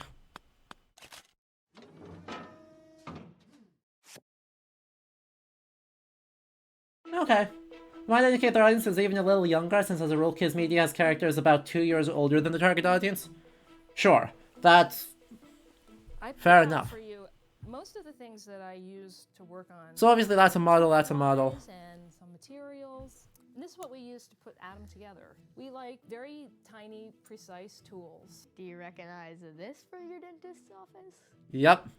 This is one of the very common tools that a conservator uses, and it's a bamboo skewer. This is something that you can actually touch. You can pick up that arm. That's heavy. Oh, that is a plaster cast. Yeah, it doesn't look heavy, but it's really heavy. That's a model. Yep, okay, so that's the plaster cast of... Arm. That's the plaster cast of the fragments of the model arm. Seeing it in not thumbnail size makes it way clearer what it is. So you can see, right, 1, 2, 3, 4, 5, 6 fragments cast in plaster to allow them to work on reassembling it. With a lot of stuff we practiced a lot on it, so there's stuff all over it. But this is why we used the model, because we didn't want to get the sculpture dirty or get any adhesive on it until we knew exactly what we're doing. Well, some conservators' technology is really high tech, like the laser scanning, the computer animation. Some of it is just bamboo stick and cotton. Yep. It's one of the best tools. To be a conservator, you need a lot of knowledge about tools, from something really simple to something like a 3D scan. You need to know chemistry. You need a lot of talent and skills. I'd recommend that you come to see Adam, because with Adam you can really admire the sculpture, how the conservators put all the pieces back together, and you can really look at it and see how big a deal it is that conservators are here to help restore priceless pieces. They're heroes of the Metropolitan Museum. This is Owen reporting from the Objects Conservation Department. Hooray. And also, so the Departments of Object Conservation, they also have archival footage of some of that. Right, right, they had some footage of some of the conservation work they were doing on the sculpture here before it went up. They admittedly probably filmed that one knowing that they were going to use it for outreach projects. They don't normally film conservation work because trying to do conservation work while moving around a camera crew Sounds nightmarish. But I do actually have some things that I guess, if they are not already stored in the museum's archives, some footage that will be stored in the museum's archive as part of that being incorporated in, and that is super duper cool. Right, this is great. This is just, these are really, really, really well put together videos that provide a little bit of a look at what some of the work goes into it, and is specifically designed right. You can look at this either before, or you can look at this on your own, and it's got that plug of, hey, you should come go into the Met and see this thing, see all the work that we just talked about IRL right here. But if you're a school group, you can also do this, and then when you go to the Met the next day, well, now you know you've got a talking point, something that the kids already know about and can connect to with that sculpture. And so as you tour around, ta-da, you can basically select a few of these videos to almost be like a pre-built field trip lesson plan. It synthesizes really well towards the targeted group, right? Which is, elementary school students, especially late elementary school students. In conjunction with classroom settings, either as an independent supplement or just as part of it. With the idea being that you get them to go create something and then be talking about the Met in positive, creative terms, and like the idea that this is a spot where you can go to create things.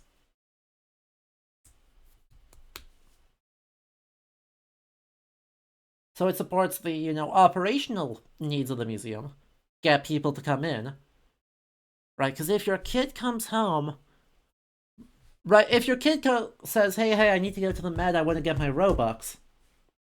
It's like, nah, kid, what are you doing?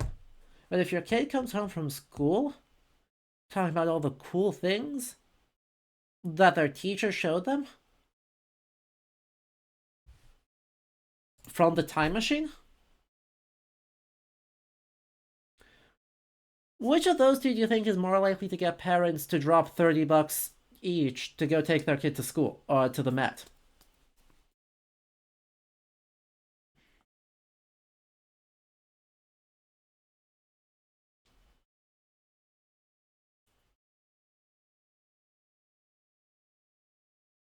I'm willing to bet literally infinite money that it is the second one. Yeah, the Met costs $30 for a non-member. Yeah. It's a scam to get you to sign up for memberships.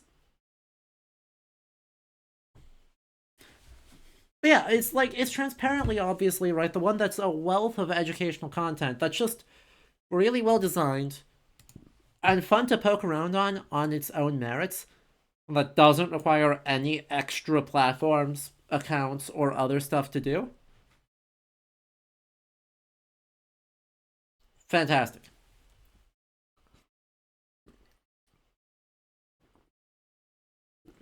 Or yeah, right, what's going to get you to drop $120 for the family membership to the Metropolitan Museum of Art?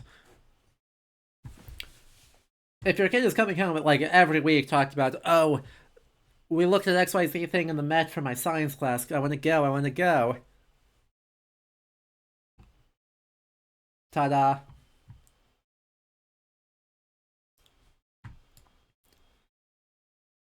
It's so good. Like, I really don't have a lot more to say about this besides this is an incredibly put together outreach tool. Right? It's got clear educational goals. It's got a clear target audience. It's got a wealth of content, and it's got ways to measure impact and successful usage beyond a number of site visits. Yes, you can look at YouTube analytics, right? Since these are all hosted on YouTube, you can actually cheat slightly, right? You can look at YouTube watch analytics on these to say, oh, are people sticking around through the whole thing? Where are people viewing them from? Oh, there's a whole bunch. There's a whole bunch in New York. Gee, I wonder if those are school visits.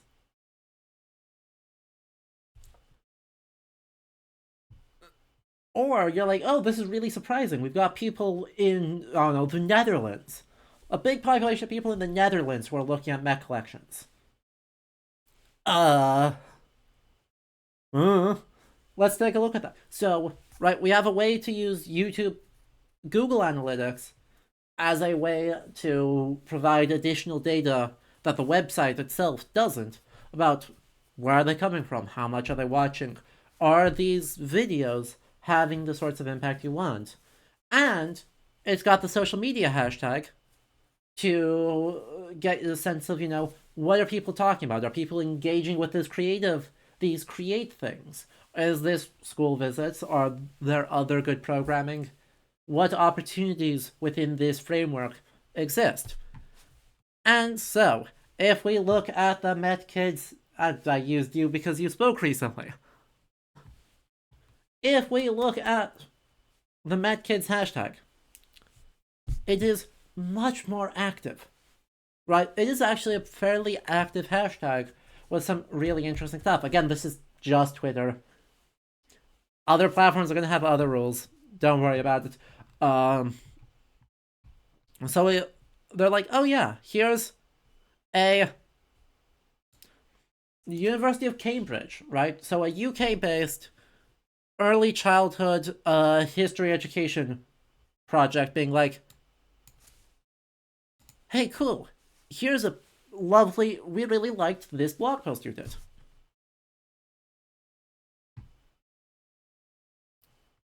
Oh, here's, this is actually a real person, but we love the Met Kids website, here's a supplement that was made by the community with stuff for all of these, specifically designed for use while we're locked down.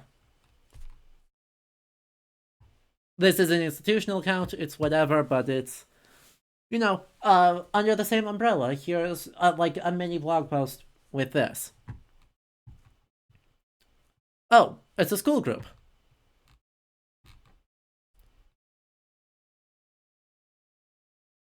Oh, here's a thing on this. All right, Billy, have a good night. Oh, here's here's a promotional thing about a thing we actually did, about a collaboration that's like this. Alright, JCDC, have a good night as well, and I'm glad you are enjoying this. They're loads of fun to do, so I'm glad people are liking it. More institutional accounts, another school trip. Well, this one is, I don't know if they're based in New York. No, so they're based in Georgia. So, it's a virtual field trip with Met Kids. So it still is mostly institutional accounts, but you do get some idea of like organic different usage.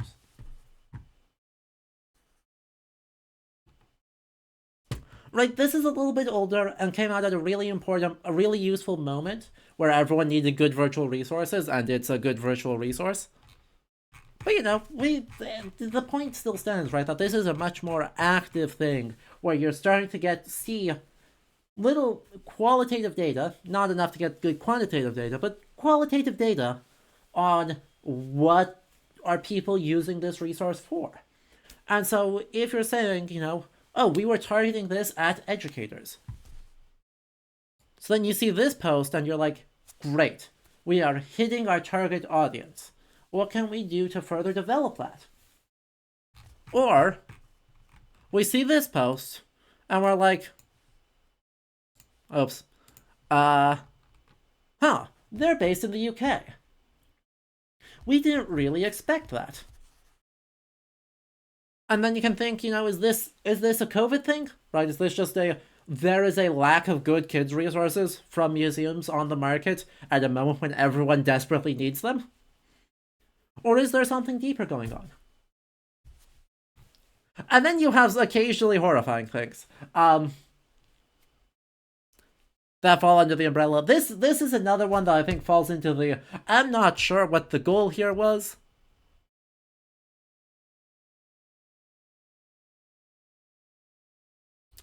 I mean, it's a really cool performance piece, but also terrifying.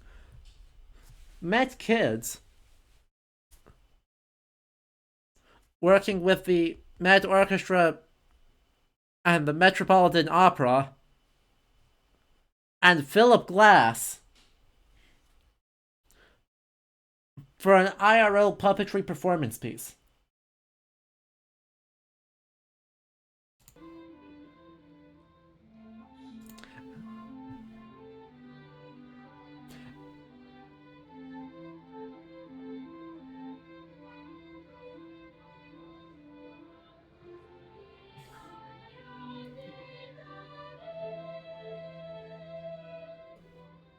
Yup. Yup. I hear you, Magistrate.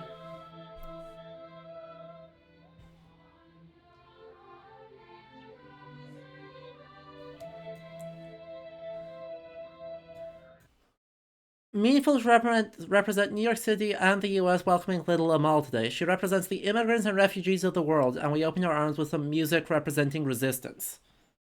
Bravo, Med Orchestra, Med Opera.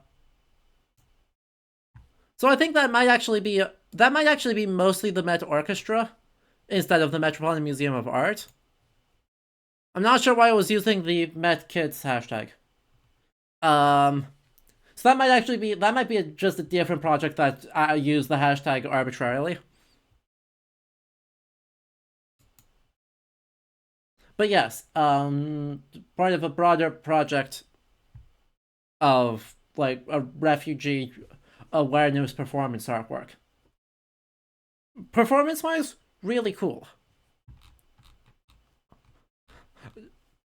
Giant 12-foot tall puppets.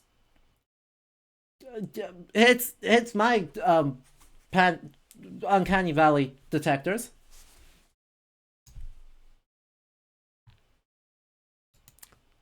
It's my extreme uncanny valley detectors. So, you know, it's neat. Like, I did think this was Met Museum. I actually don't think that anymore. It looks like this may be other partnerships, and the hashtag is a bit of an oops. But still.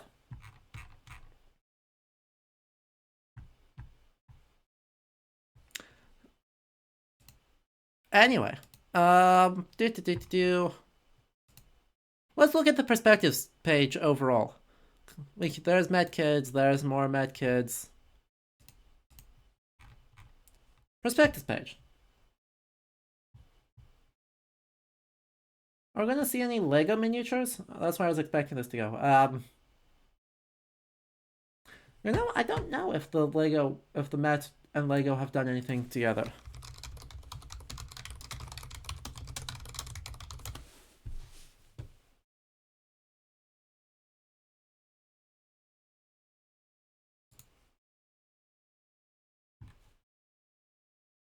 It doesn't look like it.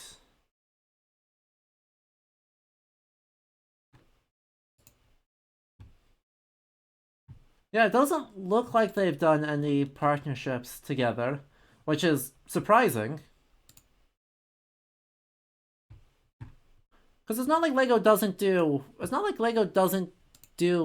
stuff with art. Like they quite clearly do. The most click. They also do have a great way, because the most clickbaited artworks.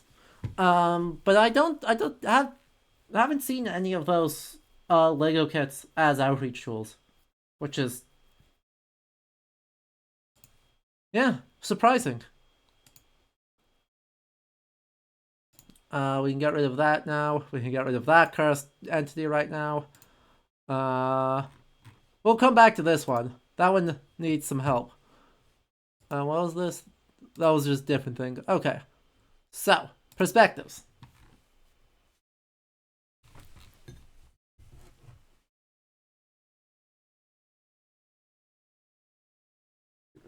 liquids. It'll be better than Roblox for sure. Oh, easily. Though, given that Lego's quality has decreased and their prices have increased, I'm not sure. Right, that would be. How to say this? If you have a Lego outreach kit that is targeting kids, I think it's pretty much doomed to failure. Target like late 20s, right? Target folks in their late 20s with your if you're trying to sell Lego kits, because they're finally starting to get disposable income and have a comical amount of nostalgia for Lego. And make sure you sell them only either on the Lego store or in the museum.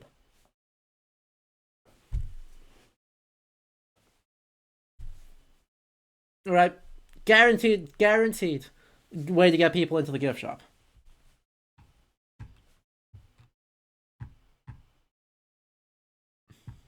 Yeah, I don't think so. I think they do have awareness that Roblox is different and how gargantuan Roblox is. I think they just didn't think it through very well.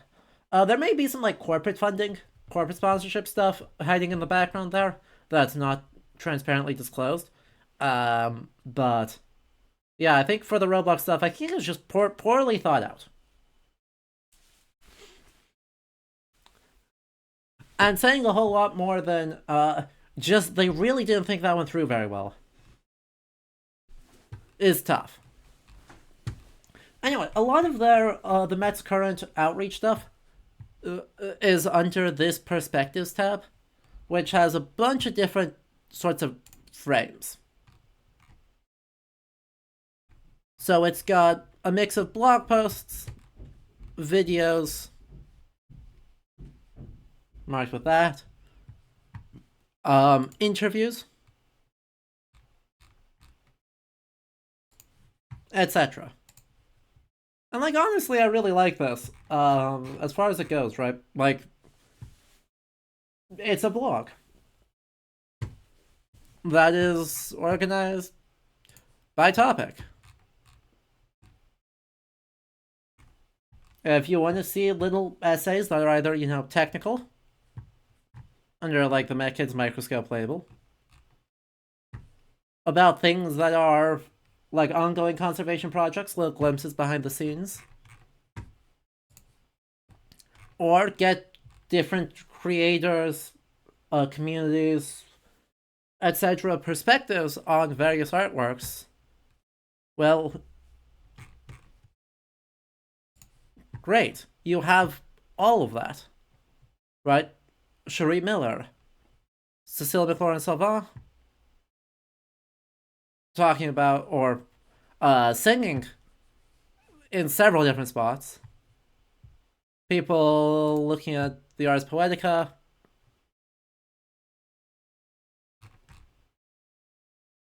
Spell to acquire a beautiful voice, Papyrus. Fantastic. Courtesy of the Yale. This is even not the Met. This is at Yale. But, a creative thing that is inspired by this poetry. So you gotta kind of, right, this all falls into the realms of like community outreach.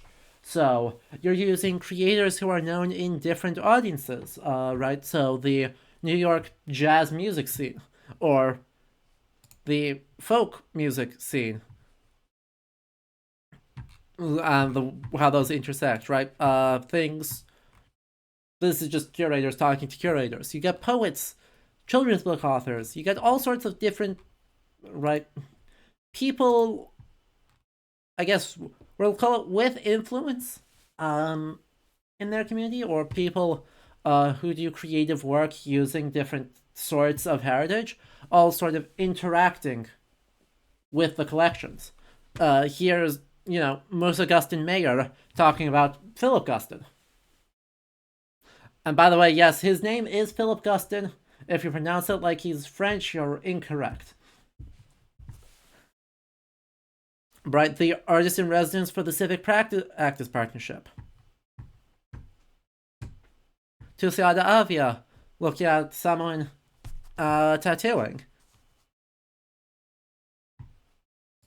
than Talapapa McMullen talking about colonialism through object-based histories, right? Really cool stuff. Really cool sorts of partnership and community building work being done here on the blog posts. It's nice. And then some terrible announcements. Yeah. So this is honestly, I think, in some ways what the bread and butter of virtual outreach kind of needs to be. Having some of these bigger resources is really useful and important. And when designed with targets to specific things, like, does a lot of cool stuff. In terms of building, like, longer term practices of community engagement and community dialogue, here, either, in this form with blog posts or as podcasts, things that the Met also does,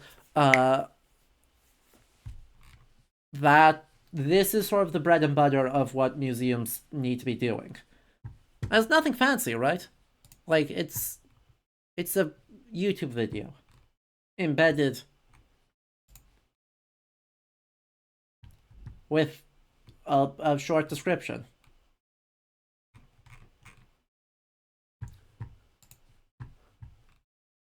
The thing that they probably aren't doing that much. Let's see. Let's just see. Was it September 18th? Right, where did it go? September 19th. I want to see if they posted about it on September 19th. Guess what they didn't do?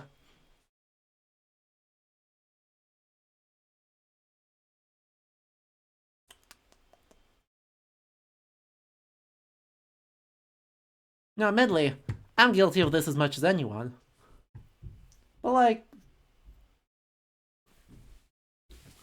gotta have...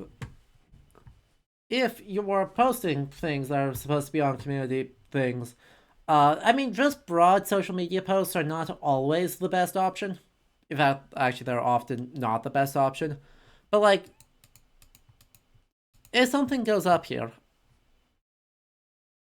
you gotta find a way to get people to this page. Right? And that's when we look here.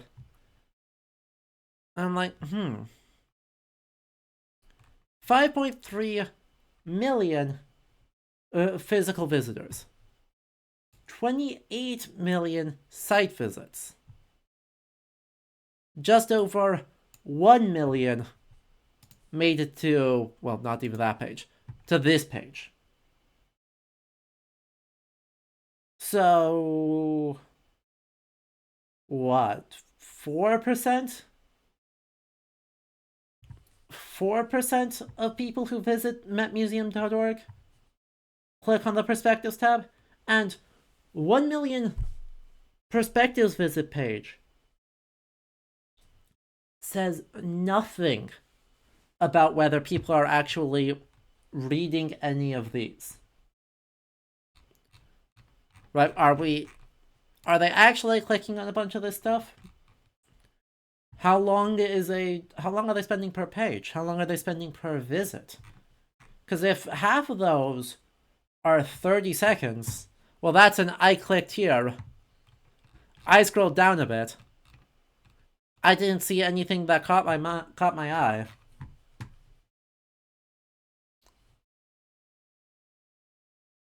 And I clicked somewhere else.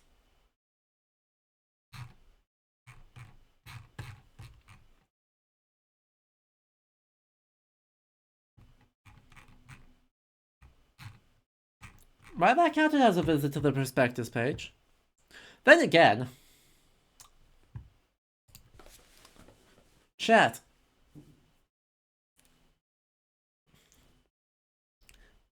Why don't we do a little exercise? I'm curious. I'm just, if you got a moment, and no pressure here, but if you got a moment, click on the link in chat and find the perspectives page.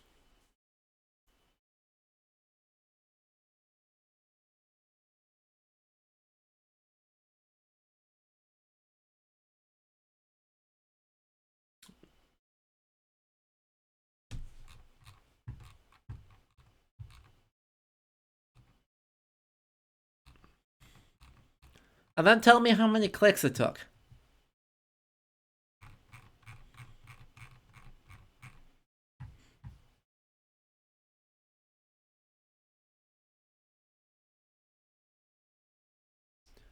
Because it's not in the top menu here, not transparently. Plan your visit. Buy tickets, become a member, museum map, food and drink, accessibility, group visits, exhibitions, events and tours, performances, the Met collection, curatorial areas, conservation and scientific research. Well, that may be promising.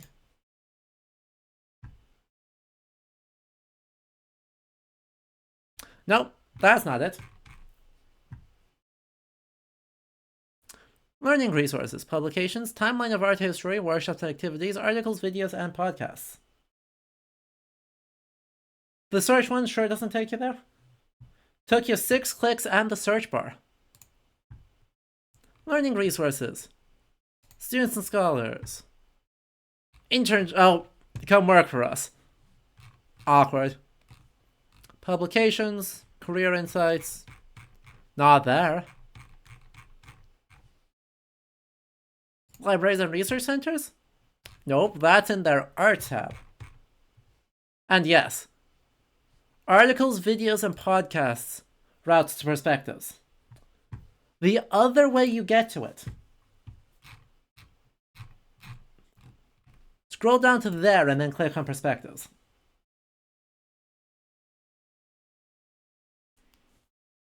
This is an award-winning website, by the way.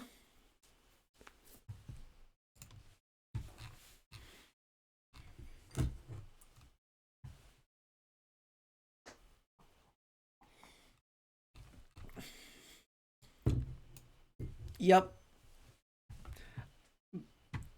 Yeah. Don't worry about it. Don't worry about it. Virtual events.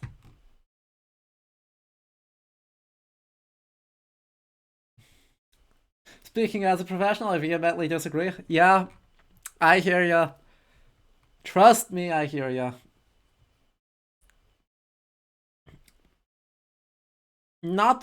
Unironically, not the worst museum website.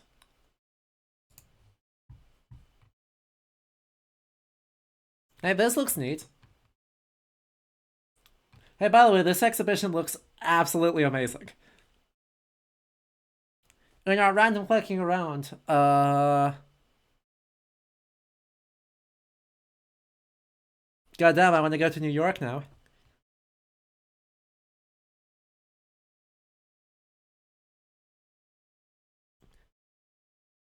Major, like, blockbuster size exhibit on medieval Africa. It's a curatorial. There's some curatorial shenanigans that are happening in there. But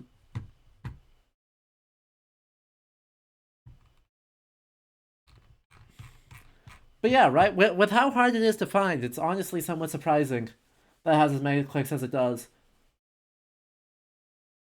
But it does specifically mean like northeastern Africa as the dominant space. Ooh.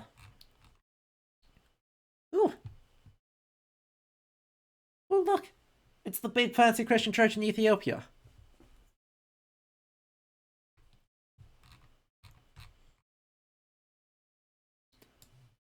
Right, tons of great information here, tons of great exhibits being told about.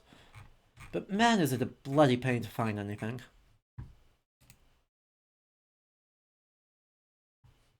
Yay, UX design. You wanna see the worst thing? You wanna see the worst thing about this UX design?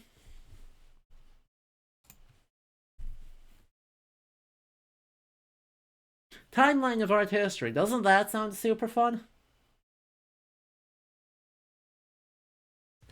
The Heilbronn timeline of art history. Explore more than 1,000 essays on a wide range of topics, including artists, material, movements, and themes. Please.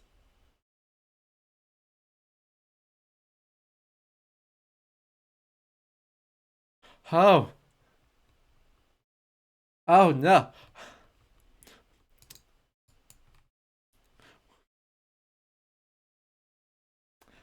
Oh boy. We're still in the A's chat.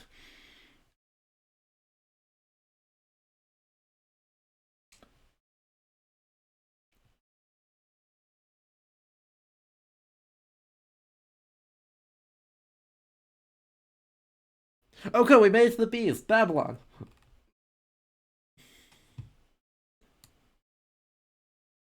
Chat, do any of these, as we're scrolling, do any of these sound interesting? Birds of the Andes. Let me in! I want to read it! Let me in!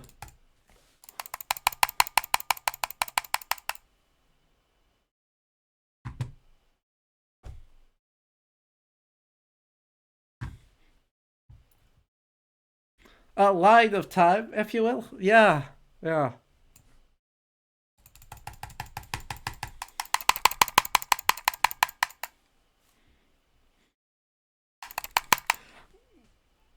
It's not working, chat.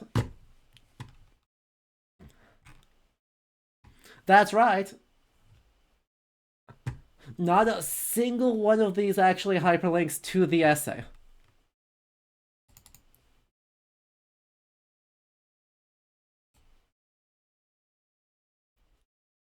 Not a single one of them.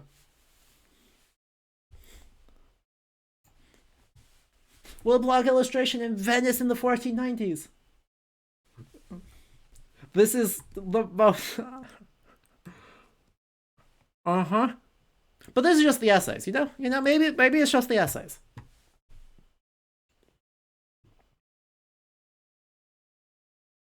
Andean textiles? Hey, it actually links us to an essay. It links us to an essay. And some things.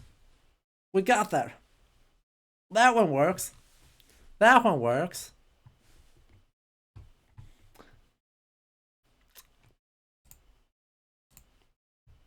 That one works. Though that's just the catalog search for this object. That had better work. Chronologies. The line of time. The line of time. Let's go look at all of the lines of time.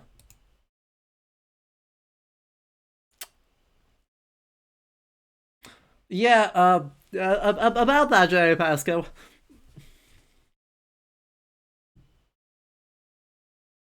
Page is loaded.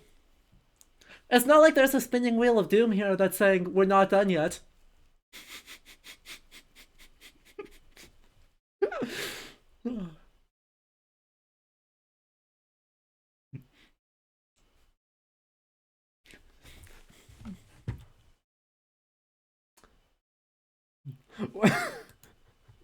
Mod check timeline? Alright. Hey, look, we were able to get to the essays that were featured on the front page. Maybe, just maybe, we can get to the same here. Alright, promising. Eastern Africa, 1600 to 1800 AD. We've got 3 objects in the collection. We have the Gondaring period of Christian Ethiopia in blue for some reason. 17th to 18th century. Kingdom of Rwanda, mid-17th century through 1800 through 1800. Kingdom of Rwanda, mid-17th century through 1800. Sultanate of Harar, mid-17th century / late 18th century to century. Mid-17th century - late 18th century. Sultanate of Oman ends, controls East Africa coast, restarts late 17th to 18th century, late 17th to 18th century. Spread of shell disc and turbans as courtly regalia through East African interior, 18th century to century.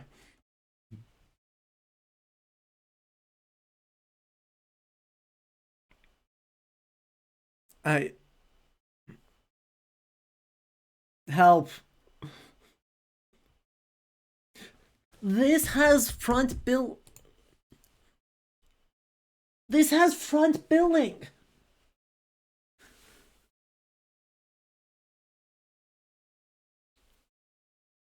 No, what this actually is that at one point this is a project that they ran out of corporate sponsorship for, right? Asking what does Heilbronn have to do with any of this?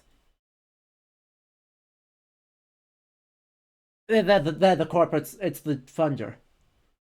That's the person or group or family whose money made this possible, so they get their name on it. That's just how this works.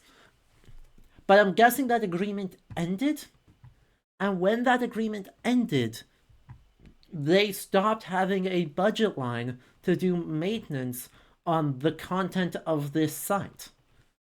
And so as they migrated, right, like this is a slightly older bit of the site. I'm guessing things just started breaking, and they don't have a budget item to go devote resources to go fixing it.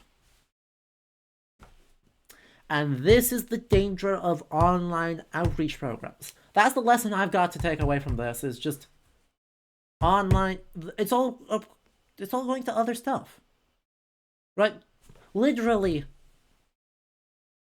Right, they have $1 bajillion of money. But,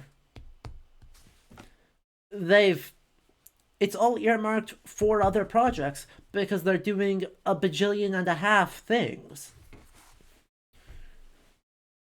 And so shock, right, either things in the endowment have specific restrictions on them, right? The donor says, oh yes, I shall give you my collection of antiquities, but you can plus $300 million or $3 million that you can invest, but you can only spend to buy more antiquities.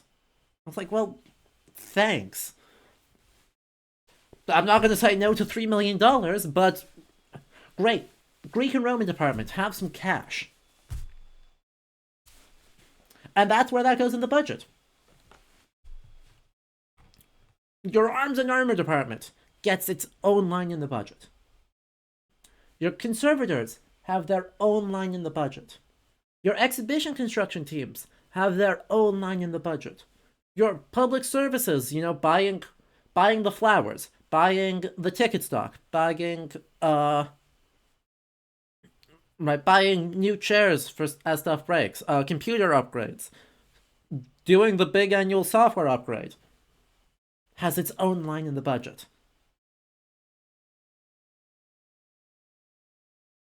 The web maintenance team has its own line in the budget.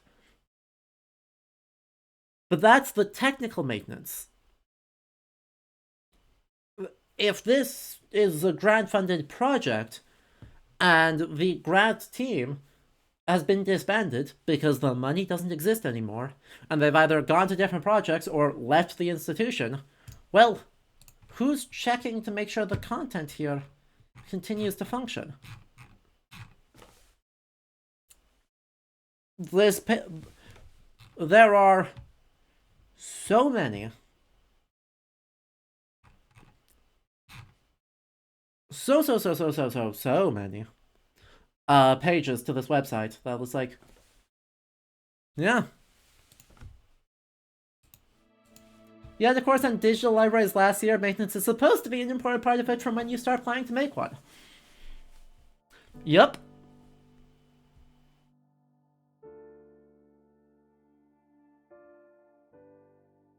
Yup.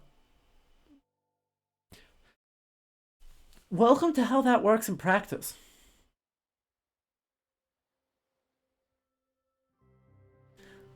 Like, we talk about it a bunch in school with good reason, because we all agree, link rot is bad. Things breaking like this, when things break like this, it doesn't feel good.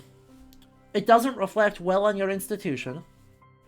And it just kind of sucks, because there's a lot of important content, like really interesting content that is functionally inaccessible.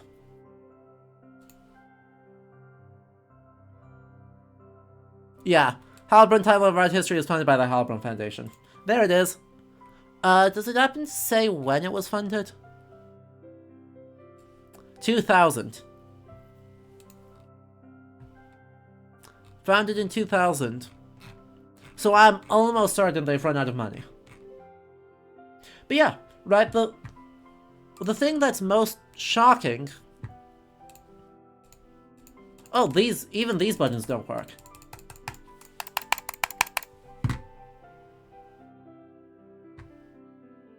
Nope, keep highlighted. Yeah, this whole chunk of the site is just broken. And it sucks, right? It sucks that literally 1,000 essays with a ton of really interesting, informative content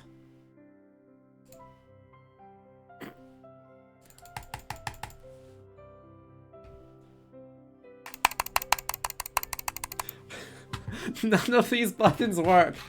Yeah, I would be unsurprised if it ran out of... if the funding stopped in 2019, actually probably 2020.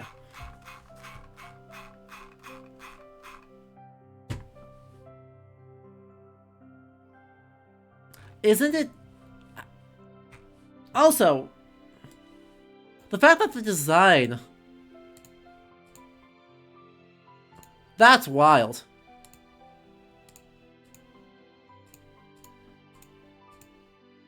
What are they doing? Right, red bar, the modern navigation menu. Literally an archived version of the site. And, I mean, unfortunately, this is super duper common, right? Super duper common. This is not really a overwhelming critique of the Met. It happens.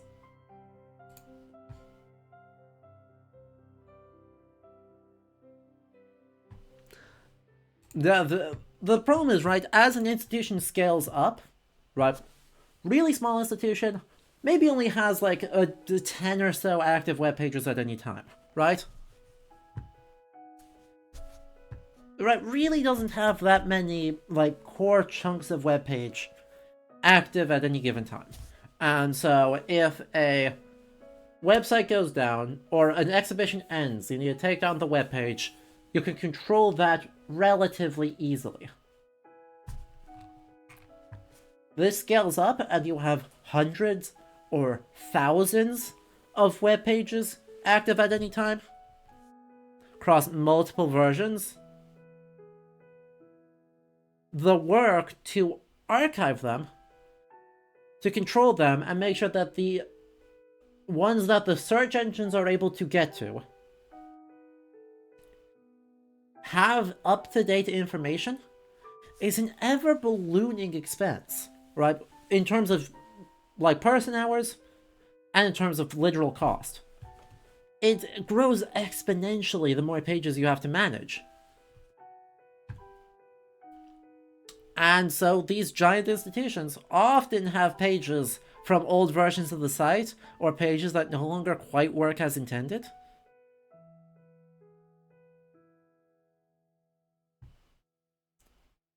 And right, I agree with you, Constantine. Right, they could probably get away with a smaller site.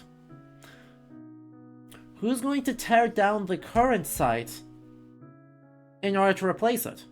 Right, are we going to build it from the ground up?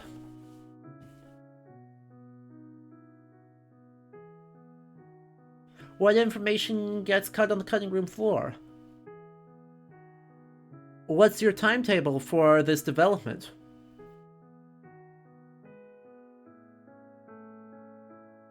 Right?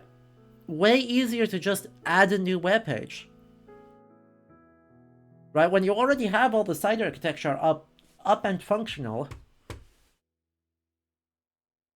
and you're like, wow, this is out of hand. Well, what do we do with that? And this is why, right, what your class on digital libraries, and my classes on digital libraries, all emphasize, being really careful about project creep, and that making sure you're thinking about long-term sustainability and preservation throughout that.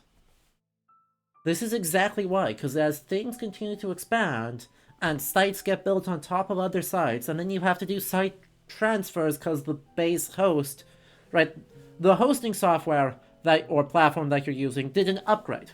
And now you have to migrate your whole site. Or you're like, oh, the vendor now wants to charge us $1 quadrillion for the site. We need to take all this architecture and migrate it. Well, there's all these different layers now of the site that just sort of organically accumulate over time. And inevitably, that means really important educational and outreach resources, if you're not constantly devoting resources to them, get dropped. Now, the fact that it's got literally front page billing, right, that it is accessible more easily than the thing that they are actively looking at, that's inexcusable. That's an easy fix. Like, this takes 8.5 seconds to fix. You just remove this one and rename this to perspectives. Right, maybe perspectives and podcasts. And move it up.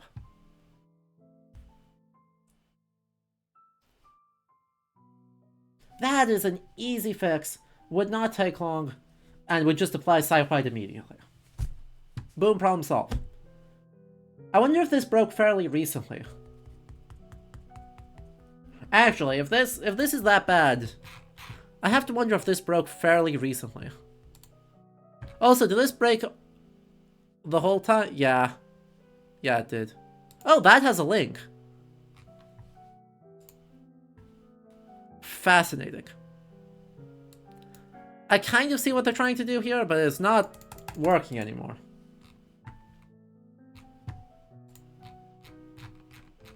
Good information still. It's just their tools aren't working. It's tough. And right, again, this is not really to diss the Met for being unable to maintain every outreach project they did. This is just a much more generic warning on, virtual outreach exhibits are super duper duper important and interesting and a big deal.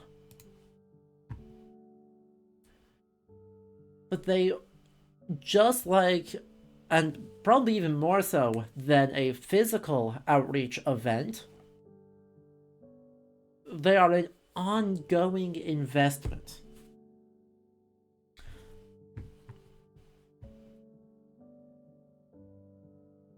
And as cultural heritage people, right?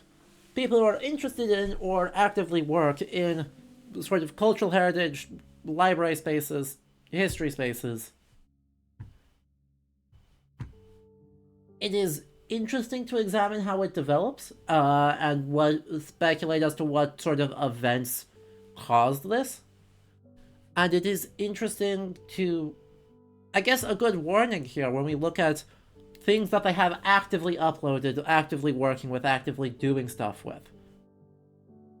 What happens 5 years from now? What happens 10 years from now? And how long do even the largest, most advanced institutions in this work, how long are they willing to keep supporting that before the need for new projects supersedes them? New sources of funding, new agreements. Alternatively, is it possible to have a virtual tour and it is up for a little while and then it goes down and it's just gone? You archive that data on the institutional end and it gets stored away and you don't see it.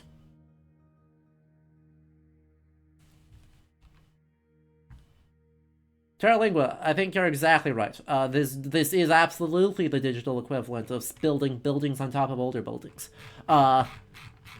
Right, data miners in particular do incredible work with digital archaeology. And you can do it with web pages as well. You can actually look at the source code for some of this. Right. Like, you can just inspect. Hey, look, there's the HTML code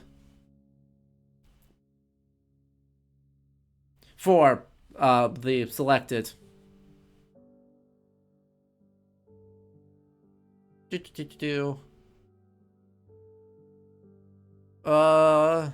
Looks like it's just for like this top thing here, not for the whole. Actually, it might be for the whole blog. Main content, main wrapper. Yeah, that's for the whole blog. Yeah. But yeah, right? Well, if we look back at the Roblox thing, right? They probably got a partnership offer, and they're like, yeah, let's do this, and probably didn't honestly invest that much into it. They were able to use existing tech for it, because this isn't the Met's first AR app experience using those galleries. They ran an exhibit a few years ago called Chroma that uses an AR app to overlay their take on what a painted Greek sculpture would look like on top of the literal artifact. So they use, I think they're using the same tech as the base for the app. So it does probably not a massive investment. They're actually not publicizing this very much, right? It went up on the site. They've made a handful of social media posts about it. And so they're probably not investing a ton of like marketing budget on this, and they're not really trying to emphasize, oh yeah, this is a cutting edge, we think this is an everything thing. Especially since that was probably in development for about a year, and opinions on the metaverse have gone downhill real fast in the last year.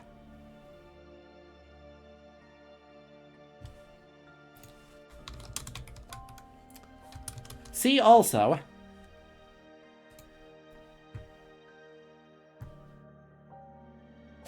See also...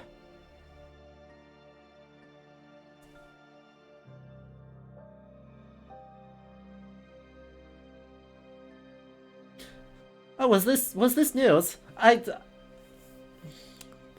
guess I forgot that that's news. This is just... We've been making fun of this in, like, my spheres for fully 3 years now.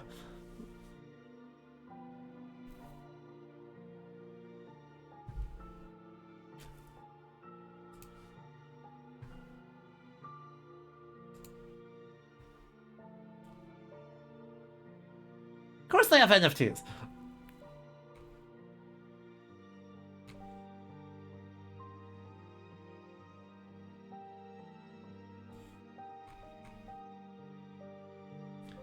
Well, the 4 p.m. you just look.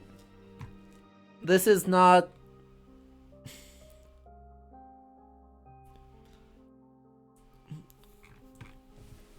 I suppose, in some ways, see also.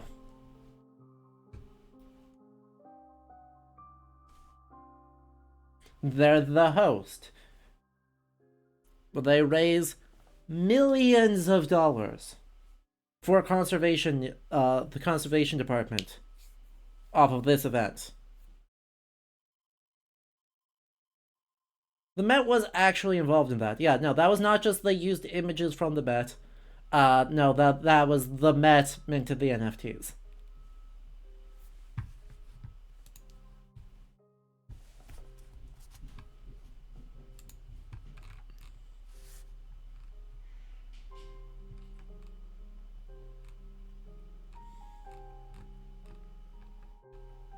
Yeah, they still rely on the images being Creative Commons licensed, but let's see.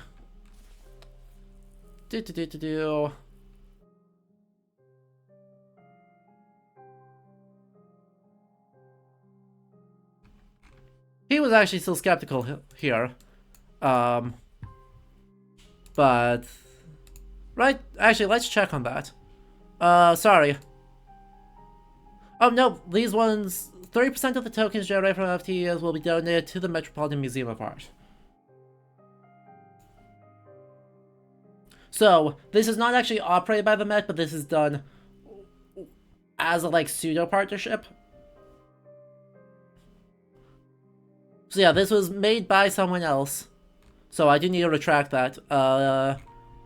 It was made by someone else.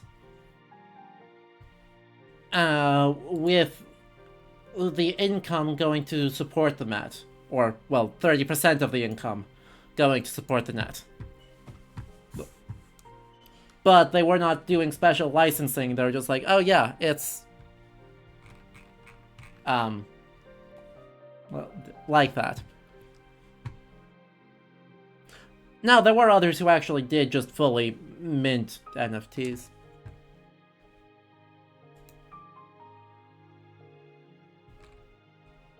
Like, bah, darn in-person events. So, yeah, that's the thing, right?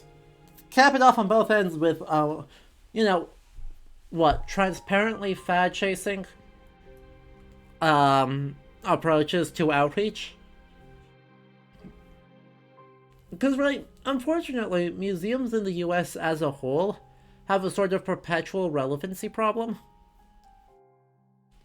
Like, you really do feel it, where they struggle because whenever they do, right, really contemporary exhibits about artists from outside of Europe, trying to do really innovative things within their physical spaces, or try and, you know, I don't know, do an exhibit about using, you know, Ukrainian photographs and reflections by Ukrainian artists in 2022. You get a ton of hate. Because, remember, the core constituency of the American Art Museum is generally older and overwhelmingly white. And museums are trying real hard to change that, because nobody loves that. Well, maybe the old white people do. But no one in the museum world particularly likes that.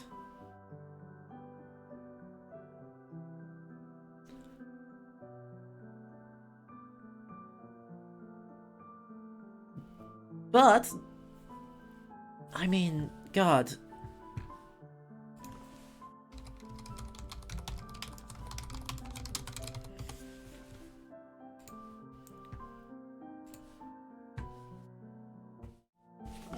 Like, it's so aggressively celebrating European neoclassical architecture, right? Like, we know what this is. This is neoclassical Euro architecture. This is a celebration of white people. And the Met was founded in 1870 by a bunch of incredibly rich New York philanthropists who decided that they needed a public art museum to educate the lower classes. And compete with you, and, like, stick it to Europe. Let's be very real here. They were like, damn, Paris has some good museums. We need one of them. And they were like, what do we want to do with this? And we're like, it is the civic responsibility of the lower classes to get educated. And we, the rich people by the collection of antiquities, are gonna do it by Jove.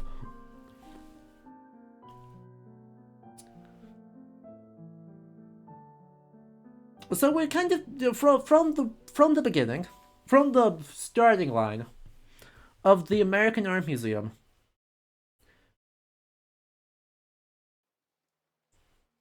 This is not a friendly space for BIPOC people. Just... It's a scary space to be in, no matter who you are. Right, how many, like... Chat, informal poll, wave if you have ever heard someone compare a museum to a church. Or a temple.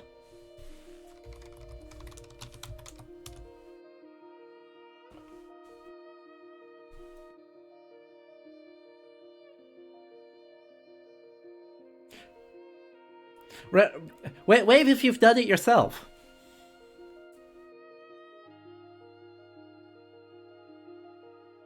Sometimes, okay, well, let's ignore the ones that are literally in a church.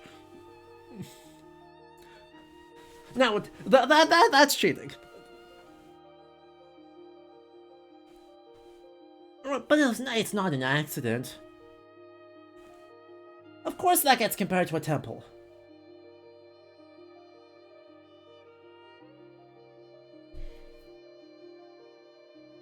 Of course that gets compared to a temple. That's literally the iconographic inspiration for it.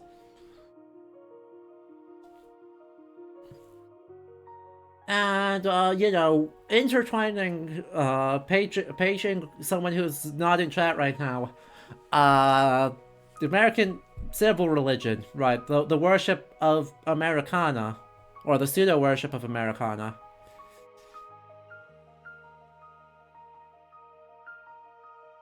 And the museum as the, temple to democratic knowledge. And who gets excluded from the Temple of Democratic Knowledge? Who's allowed to be in there and who's not? Some museums have been trying real hard to deal with that.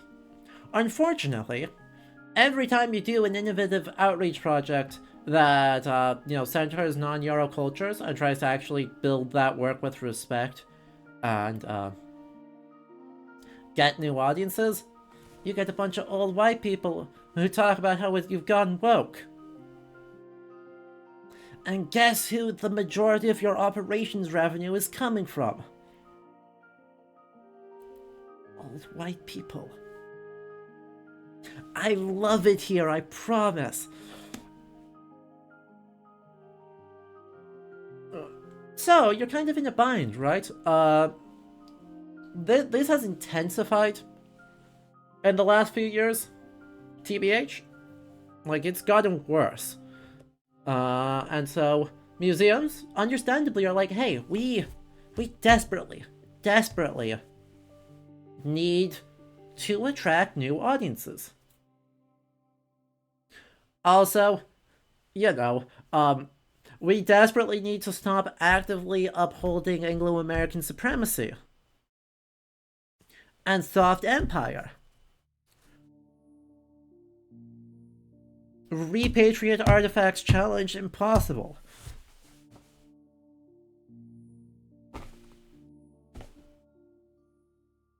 Yep. Things like that sure don't help. Sure don't help attract a different audience or make the museum feel like it's for everyone. Right, when I talk about bad press, it's just bad press in cultural heritage industries. Fucking up repatriation issue conversations is bad press. Another informal poll. Who is less likely to visit the British Museum in 2023 than they were in, I don't know, 2018? Not that the British Museum was good in 2018, it was a while ago, but not wildly long ago.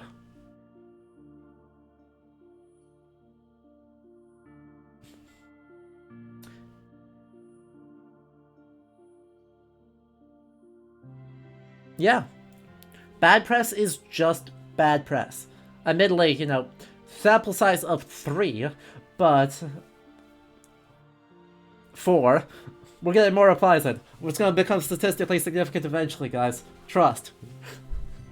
We're completely representative of the public at large. Promise.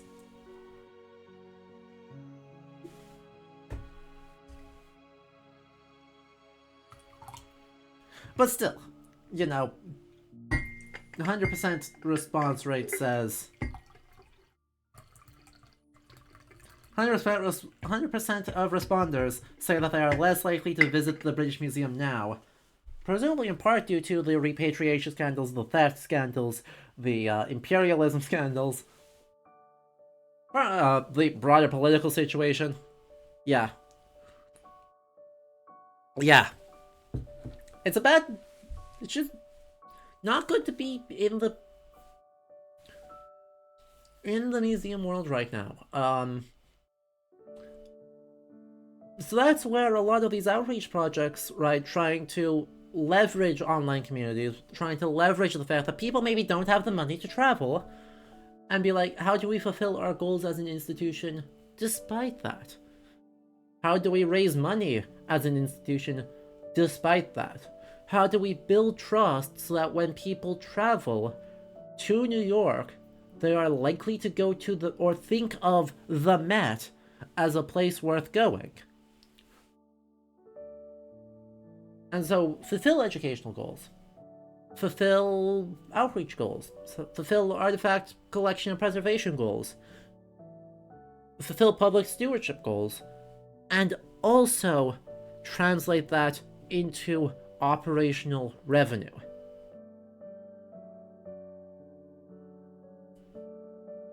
And so, you know, with that logic, I 100% see the idea of a market of 100 million people who probably don't go to museums all that often. Right? Just as a heads up, 50% of American teenagers have, or Americans under 16 I should say, have a Roblox account.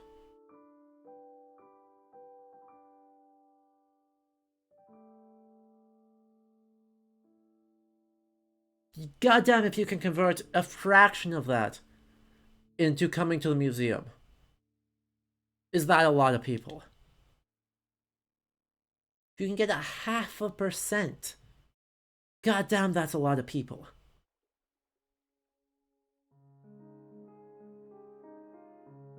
And so, you know, I just replaced my dollar signs right there. If it works, it works. And same thing for, like, an NFT, right? If that bubble actually existed, lol, if that actually is a valuable market, well, okay, that's an unbelievably massive fundraising avenue. Because it's not that hard to just use your catalog image. Mint an NFT using the digitization work you already did. Some collector gobbles it up for $50,000. That goes into a conservation fund. That goes into a web maintenance fund. That goes into a whatever fund you needed to go into at that moment.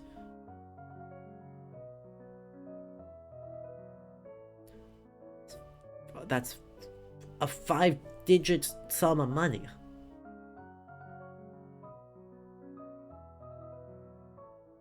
Like, it's hard to... There is absolutely a financial incentive that makes that look appealing. It's dumb as hell. Anyone with any capacity for market research would have recognized that was a bubble. And a bubble that people outside of that bubble seriously distrusted.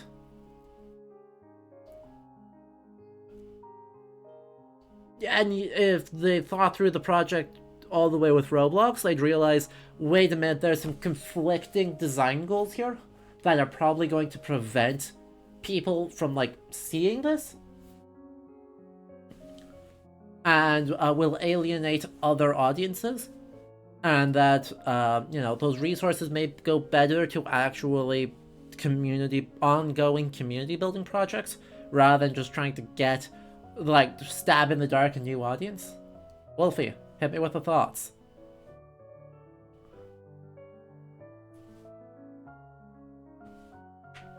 So, right, like, I don't think those projects succeed. But, even an institution with as much money as the Metropolitan Museum of Art does not have the luxury of literally throwing around money. There is a thought process there. And there are lessons to be learned there. Even at a teeny tiny institution, there's lessons to be learned there. The primary lesson is, you have to think about what is the goal of virtual content. And if the goal of virtual content is to get people to attend the physical exhibit, or the physical museum, what do you actually do? Oh, that's... In this channel, insofar as political equals controversial, I feel like that's not political. Museums shouldn't want for money. Because they are for the community. And being for the community, it's reasonable to say that they can be funded by the community. Yeah.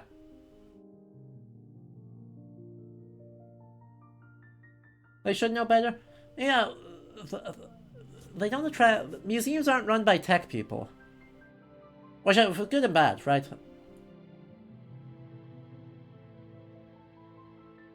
Museum directors tend to be former curators.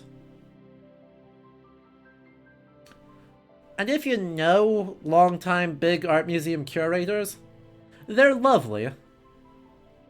They sometimes can exist in their own world.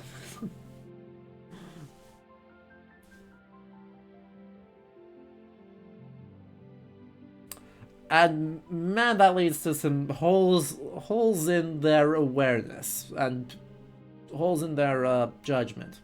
Yeah, you want AR cats to give you a museum tour? That could be fun. See, that is the innovative, forward-thinking AR thought process that we need.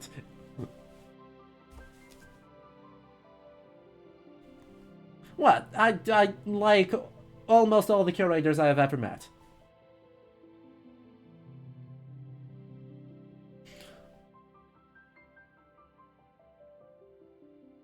Hear me out. You manufacture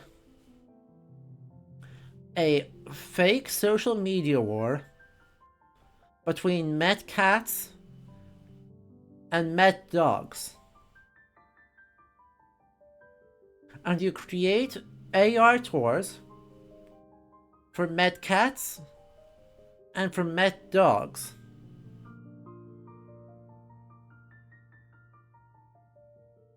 And you have a social media... Right, you have, like, an in-app vote that is, like, based on attending, like, going to specific things. Oh, if, like, I mean, yeah, privacy concerns, scummy location data stuff, aside, you scan an artwork with a cat in it, and it gives a point to the Met Cats campaign. You scan one with a dog, and it adds a point to the Met Dogs campaign, and whoever wins gets a limited run merch. Right, so, I don't know, a plushie selection. Inspired by the collection.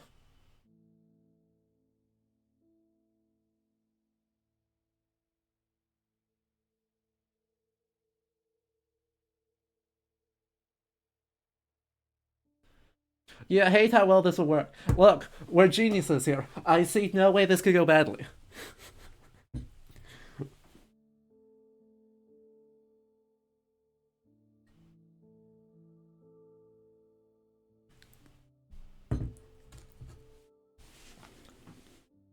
Truly, truly flawless.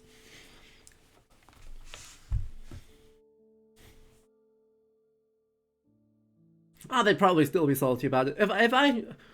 If I know museum-going clientele, that older generation will be salty about it the moment the word phone gets mentioned. So let's not worry about them too much. Let's say 40 and under are going to be charmed by it. Would require accounts and track? Yeah, I mean, yes. There's a lot of actual logistical problems that make this not a very good idea. Apart from the broad discomfort I like gamifying museum visits. Like, museums don't super duper need to be gamified. Catalog searches can be fun to gamify. But overall, like, the physical going to the museum, I don't know particularly needs to be gamified. But you know. Look, do you want people to show up or not? Get your point. Point taken, point taken.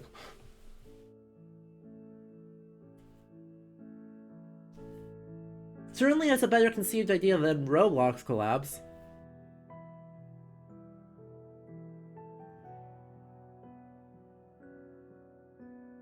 Technically you can do that without an official thing. Because of you, now some friends take photos of ducks in museums. We got the grassroots marketing seeds already laid. There's an organic grassroots practice of doing this already. We just need to monetize it. Wait, hang on. I think I see the problem. I think I see the problem here, chat.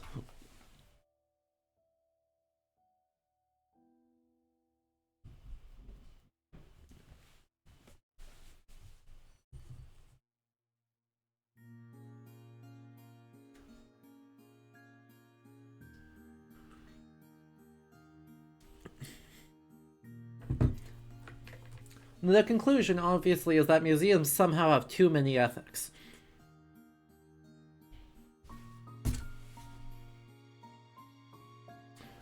Run more like a mobile game studio.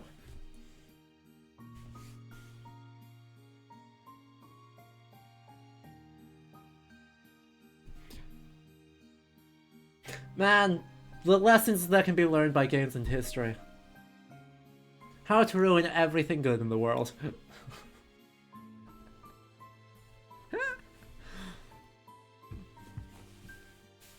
There's only one microtransaction. It's called the $30 museum admission. You don't get any skins, you just get to play the game.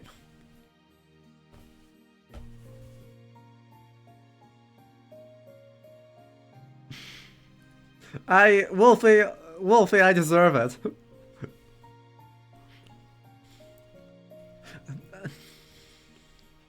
I fully deserve the stare of hatred. Ah, crap. If any museum people are watching this, please steal the pets idea, but please don't listen to the rest of what I'm saying. This is not a... We need to end transmission here.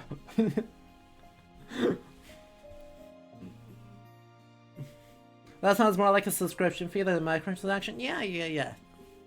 No, see, the membership is the subscription fee. You can either microtransaction stamina potions, i.e. admission tickets, or you can get a subscription fee that will remove that mechanic entirely.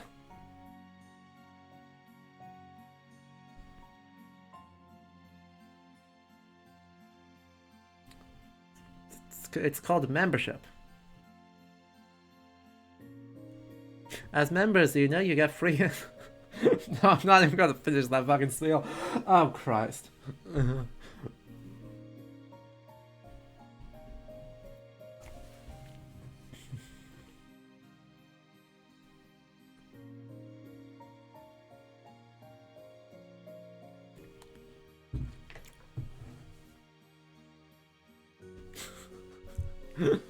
Uh-huh.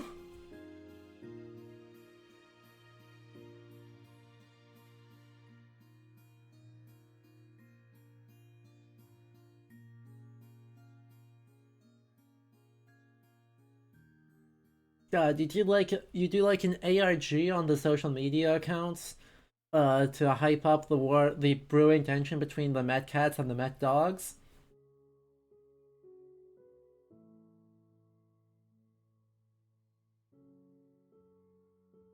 It's like every couple days. Like it's a bonus post, in addition to the things that you usually do.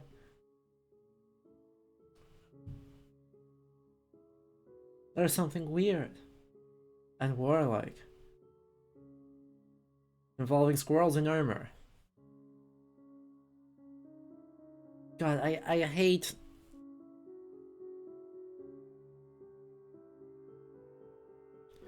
I hate how good of an idea that is.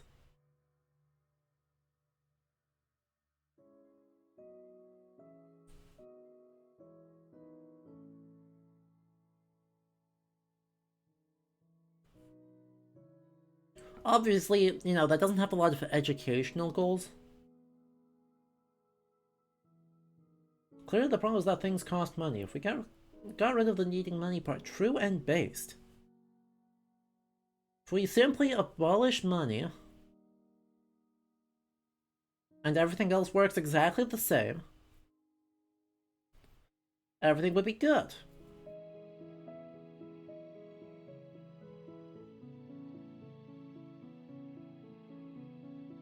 Uh-huh.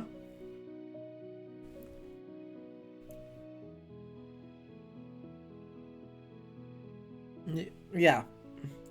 I mean, in real talk, right, to apply the lessons that we can learn from the Met's design to our fake concept, right, one of the big, potentially, holes in that is that it really doesn't support a lot of the educational goals, right? The main purpose of that is to encourage people to physically go to the museum or engage with museum content on social media, right?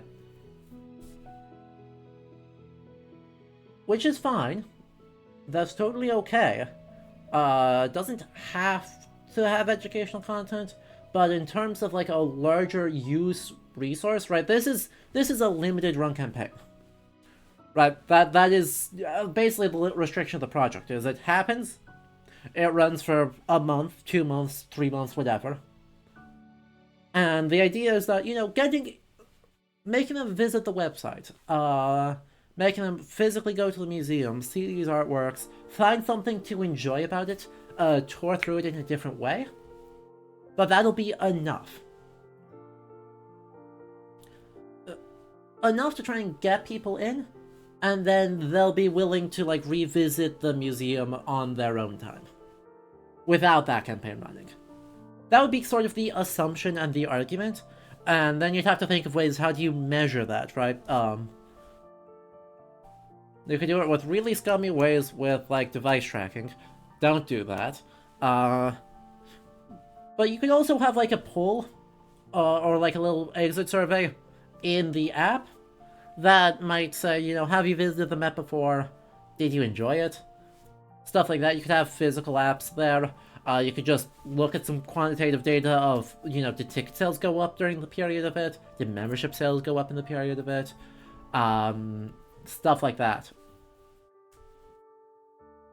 By the way, also Pingbox, thank you for the follow. I appreciate it. I'm glad you're enjoying my deranged rambling, because we have fully devolved from reviewing the Metropolitan Museum of Art into doing deranged rambling. Given that a lot of their success, that the Met's super successful virtual resources are tailored at schools, obviously we would not want to tailor this one towards schools. That'd be weird. Though it would be very funny.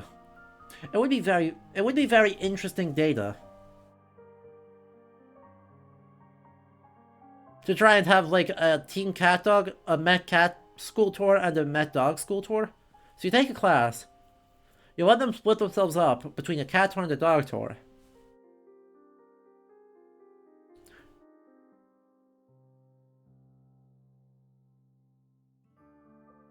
Biology class, field trip to the Metropolitan Museum of Art. I'm sure it's flawless.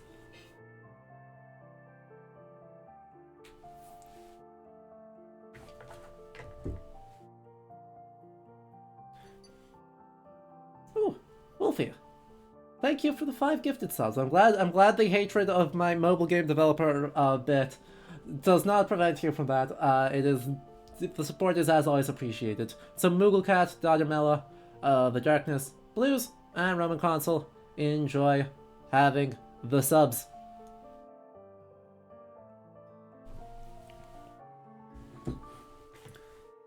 God, TikTok. Pay TikTok influencer campaigns for Met Dog propaganda.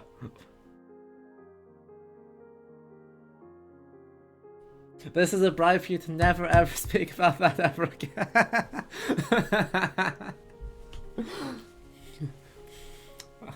Understood. So we'll merely talk about paying for influence on TikTok.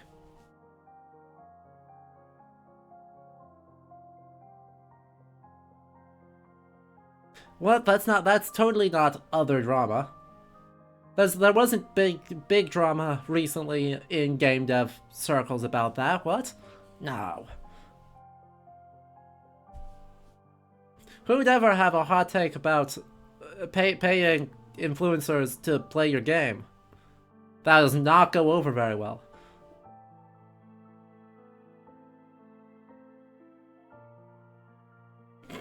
You feel like you could write a cohesive grant proposal that could get funding from EdCat to Mental. I feel like we could actually unironically write a project proposal for it. But I could at least go to, like, the board of trustees for the museum, if not necessarily need grant funding. It's a remarkably solid vertical slice with a lot of...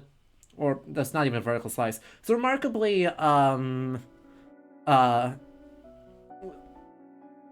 promising concept that could be developed into a vertical slice without too much difficulty.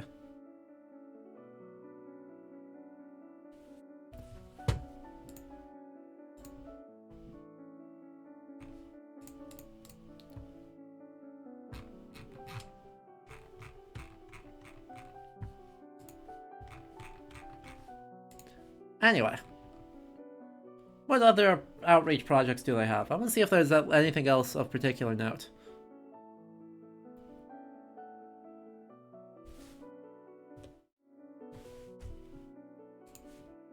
Because as great as this bit is, I want to see what else the Met actually has. Uh-huh. Massive gifts of art, uh-huh. Interesting. Oh, that's interesting. This is a page that I actually think the fact that it's just a web page just gets flubbed. You just realize this is not the first time you have gamified cats for marketing purposes. Look, if cats didn't want to get gamified, they wouldn't be so darn adorable.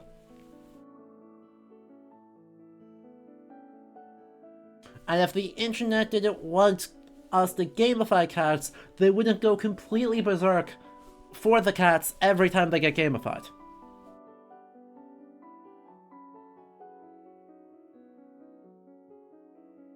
It's also just a remarkably...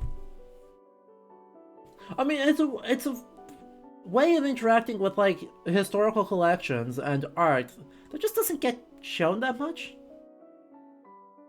Like, there's shockingly few exhibits about pets in traditional curatorial designed exhibits. True. If they didn't want to get gamified, they shouldn't have domesticated themselves 7,000 years ago.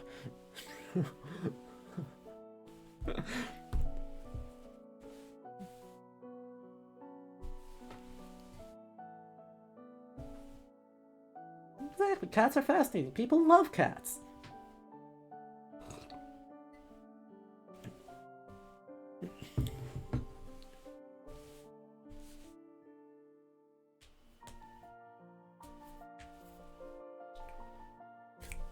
I've got a great idea.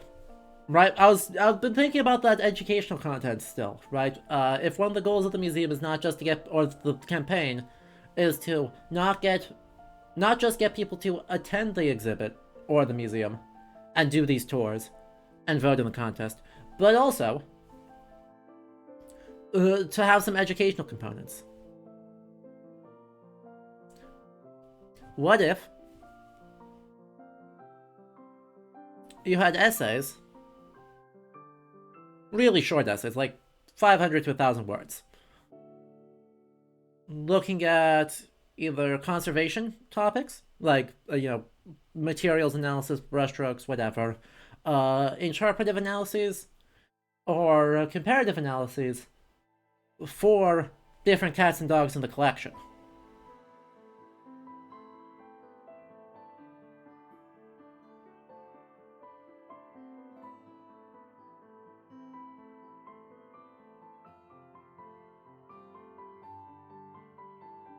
Or fake commentaries, if there's artwork that has both. Fake commentaries arguing about which is aesthetically superior, from the perspective of the opposition. Did a dog write this post?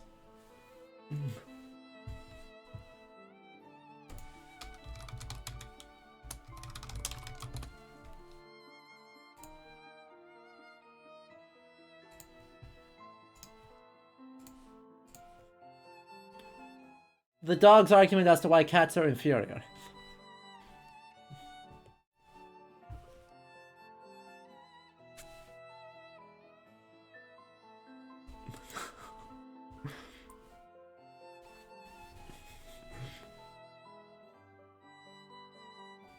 Interactive timelines, yeah, about different, like, cats in your collection.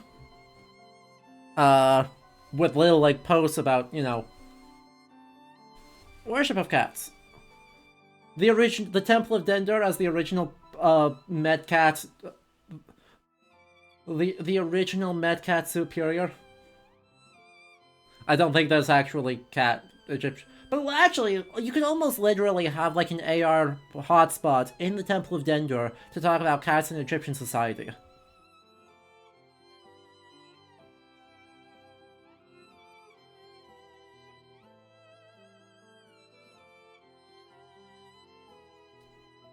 Like, right? You can have little like AR hotspots that like ping up on your phone. Associate with relevant artworks. Or relevant spaces. That say, hey, the Met Cats want you to know that the Basset was pretty cool.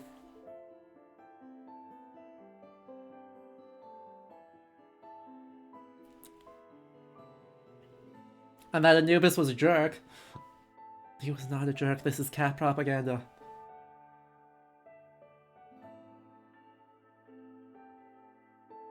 There would be so many options.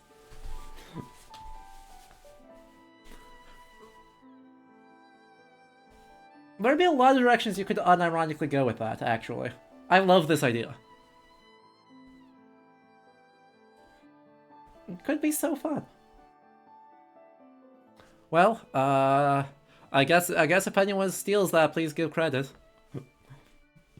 It might unironically be fun to like try and drop a project proposal for this just to I don't know, practice.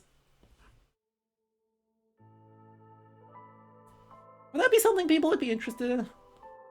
Is actually trying to drop a project proposal? Not today, because I don't have time today. Like doing a like bonus thing in the near future that's like, hey, let's drop a project proposal using mech cats.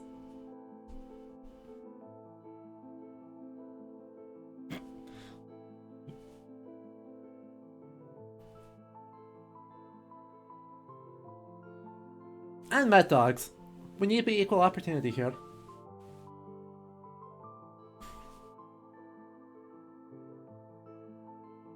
Unironically, that'd be fun? That'd be fun. Great. Let me make a sticky note of that so I remember.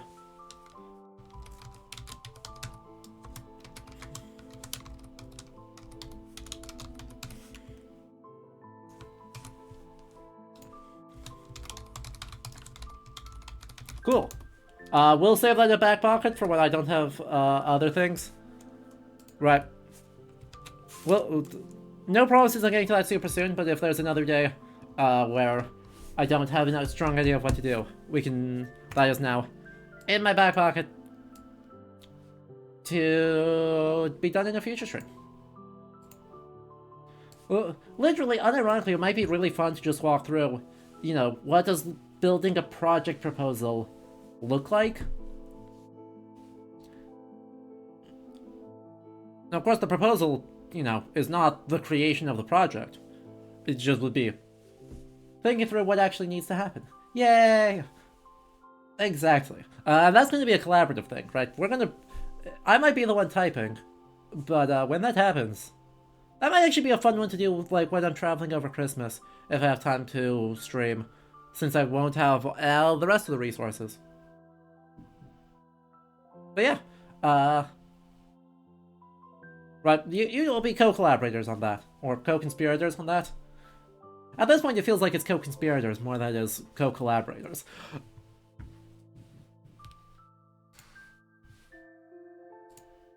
Anywho. I wanted to look at one more thing. Actually, we've been going for a really long time. Let's take another ad break, and then we'll table that, and then we'll come look at one more thing here, briefly. For an example of, I think, of a web page virtual exhibit that doesn't quite work. I'm undecided how I feel about this one. So we'll look at one more, like, just purely web page virtual exhibit that the Mets got to wrap up today's stream. Alright, so I shall leave you with them, and we'll be back in just a couple of minutes. Deal? Oh, it's probably getting late for you, huh? Have a good night if you gotta get going, but we'll have one more segment, but it was lovely having you around. Okay, everyone else, don't go anywhere. We will be back soon.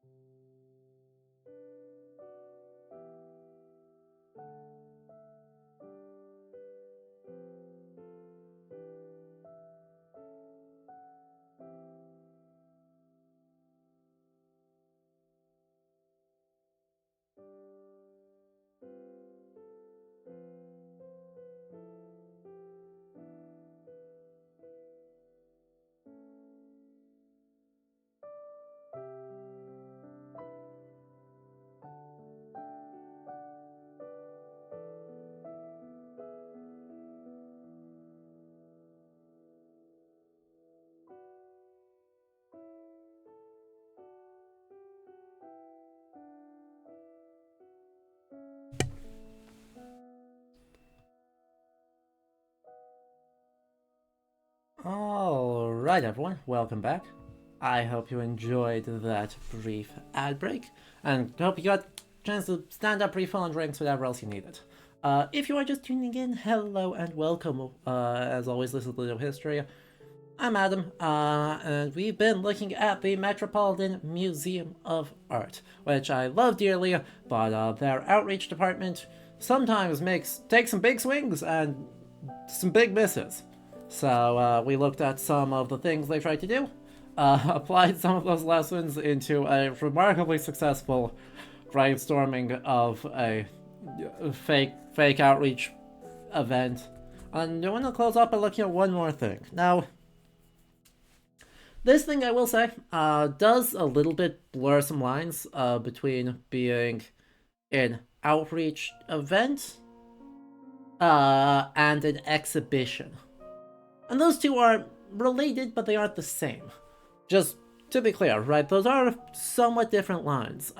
Exhibitions will tend to be more content-focused, right? Will often be driven by curatorial interest, will be longer running than most outreach events, and will serve primarily as a teaching goal.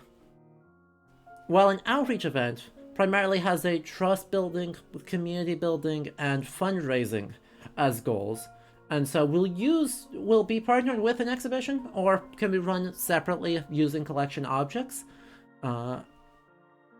with the goal of attracting people into the museum to go see the exhibitions. So these can be, films might be considered outreach projects. Not always, but sometimes. Lectures are often outreach projects. Community nights, especially around holidays, like a lot of museums do like a big Diwali celebration, which is, one, really cool to see, and two, definitely a community building project. Ad campaigns, somewhat. Looking at teaching resources as outreach campaigns. You can look at, collaborations with other brands as outreach campaigns. Right, the goal is to make the museum more visible and get people to show up in order to attend exhibitions, while the exhibitions themselves carry a little bit more of the educational content. So just different priorities and different workflows with each of those. So what we're looking at here is like this weird middle space, right? So this is it's an online feature on Charles and Jane Reitzman, two wildly major donors to the Met, and sort of their impact. Their magnificent legacy is explored in this feature and will be updated periodically until a complete catalog of every Reitzman work in the museum is represented. Cool. Fair enough. I said before the break, I'm not sure how I feel about this one. And the reason why I'm not sure how I feel about this one is, in some ways, would Assassin's Creed be considered outreach? Assassin's Creed collaborations could be considered outreach. I don't think they have to be. I don't think in and of themselves they are. Right, like if the devs ask for a resource and you're like, here's the link to the collections page, that's not outreach. If you do a whole museum day themed around Assassin's Creed, that's super outreach.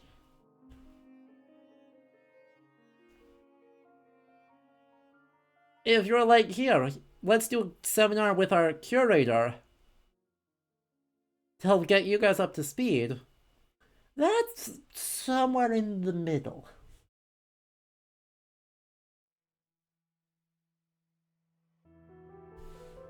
Quick deviation on that topic. We'll come back to this in just a moment. But quick deviation on that topic. So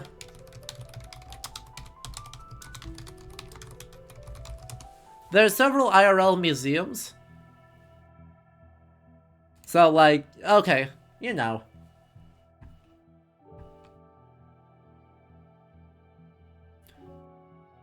February 28th, 2023, a South Creek Odyssey partners with Ashmolean Museum in Oxford for a mythological exhibit. Labyrinth, Knossos, Myth, and Reality. This is weird. I'm gonna be real. This is just weird, because that is an exhibit, but it's also kind of an outreach event. There was one in Bordeaux that was done recently, I think. Yeah. The Artemis South Street Mirage will be held at Crème Abdi in Bordeaux from October 4th to 12th. This is an outreach exhibit. Look at that time frame.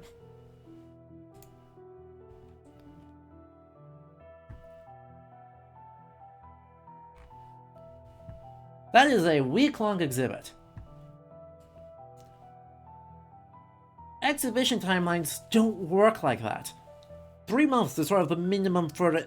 well, you could do as few as 2 months.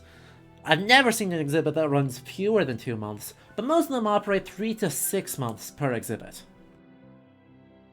So 1 week long, it's like, that's not an exhibition. This, I would 100% consider an outreach event. You're partnering with a brand to bring positive attention to the museum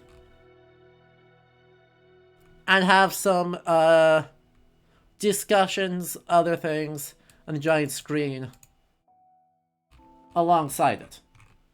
Alright, this is much more like an extended premiere event. So this is outreach.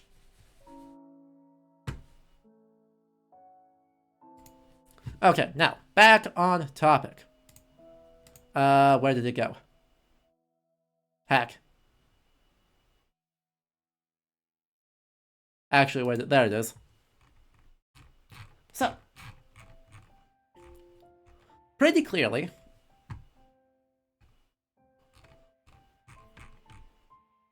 feels like we're supposed to move pretty much, down the rows here. So we get a page, the premiere, and a Chartreuse d'Avis. In 1995, Jane Reisman was the end for chairman, tenure as chairman of the acquisitions committee.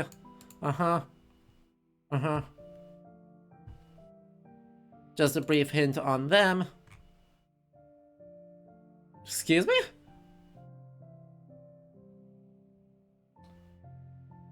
We appear to be looking at the page not found. What happened there? Oh, that's dumb.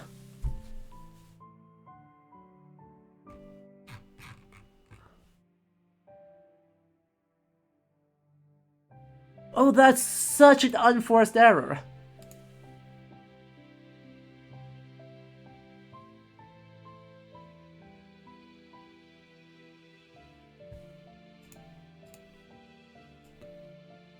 metmuseum.org/art/online features/Charles and Jane Reitzman.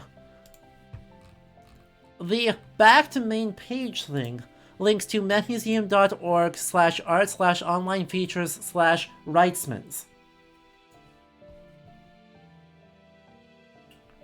That's a they had multiple drafts of the page going, and the one that got linked in the other pages is not the same one as the one that made it to live.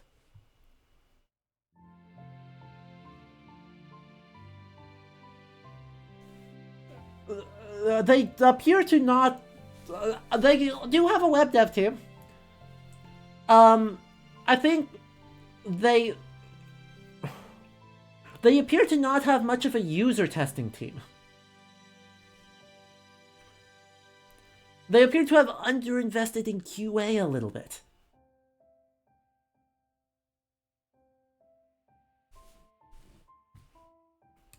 That's tough.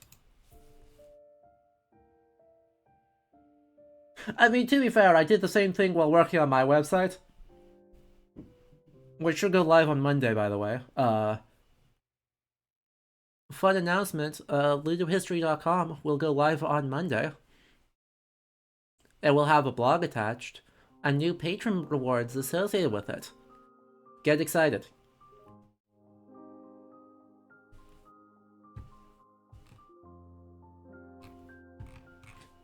But I did the exact same thing while building my things. I was just like, but when I clicked the preview button in WordPress, I was just like, why is this not showing up in my navigation menu?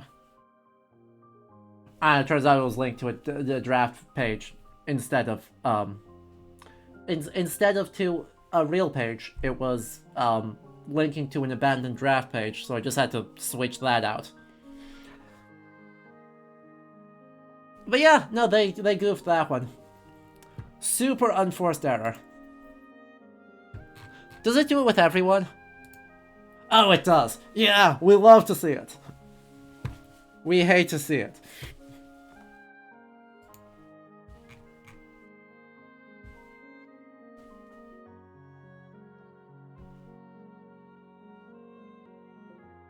I'll be fully relying... It's not a big enough website that anything should break, but I will be relying on you all to help report any failures of usability testing, because I have done what I can.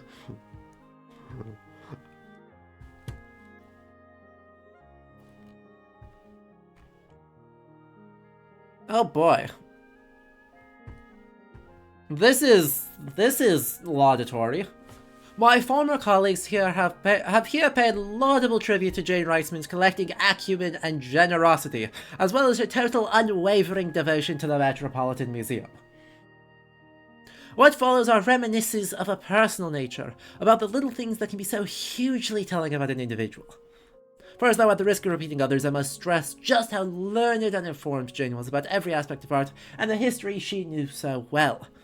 To our delight, she was a lively raconteur. She seemed utterly incapable of ever forgetting dates, names, places, princes, or monarchs, and of course, their lovers. Wow, that's some prose. That sure is some prose.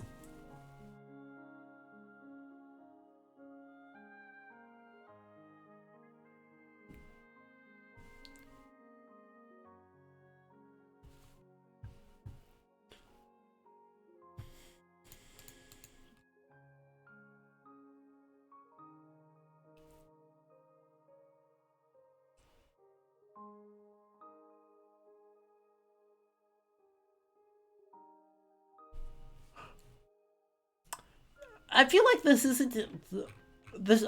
isn't even written for a public audience.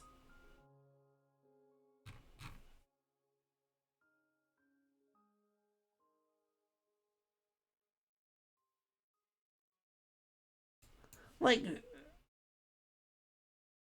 in an American art museum,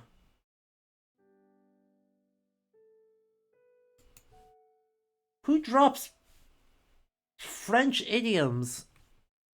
I mean, obviously he's French, but who drops French idioms into a public-facing document in the United States?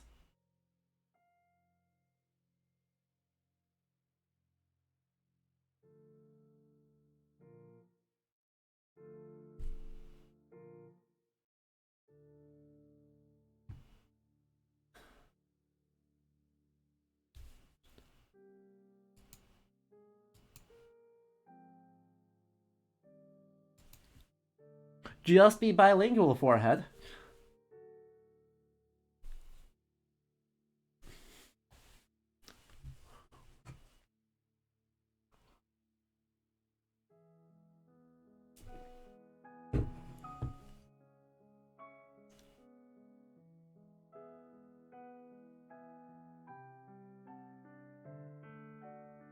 That wild.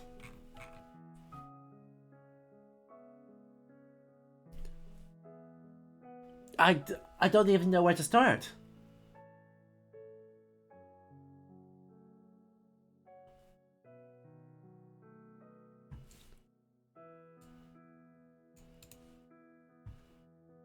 As generous in her home as she was to the Met, Jane treated many of us to intimate and genteel gatherings that shall not soon be forgotten. There's a reason why I'm reading that in the horrible fake posh, because holy moly is this florid. For one so committed to the slenderest silhouette, she served the most caloric yet refined food, and to expedite the process of getting it to our plate, she would have it served simultaneously from both sides of the platter, confounding first-time guests. What the fuck?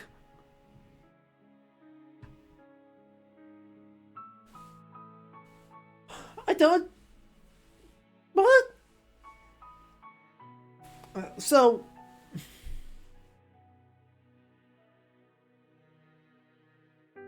Chat, you can see my reaction. Give me some adjectives here. Baffled. That's a great adjective. Wow, what's all this then?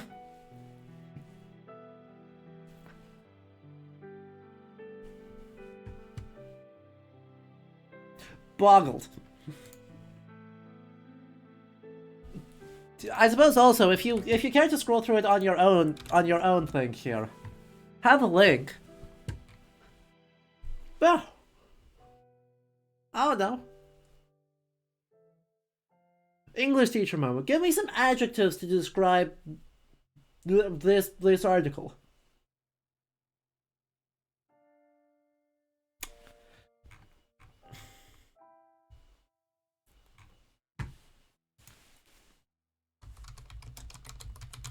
I mean, are we sure it's not? She died in 2019.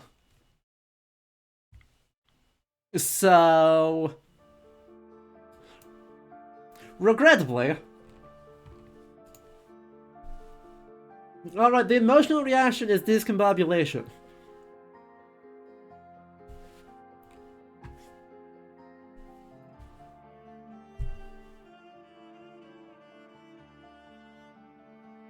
Understood. To describe the prose itself, it's just like, it's...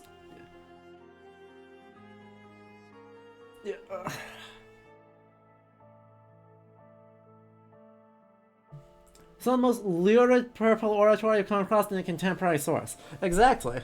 Purple is a great summary.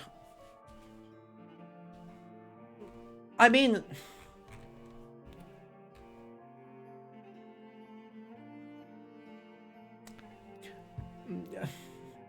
Posh?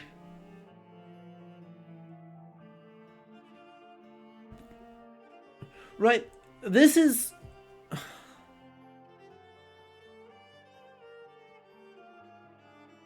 the epitome of American poshness. Right, this photograph is the epitome of American, posh American. But, like, the descriptions here... like, this is not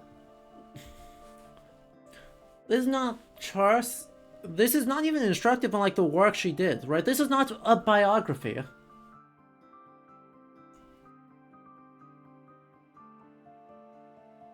It is very personal. And personal between two people who are just, I think, are just capital A or capital L like that.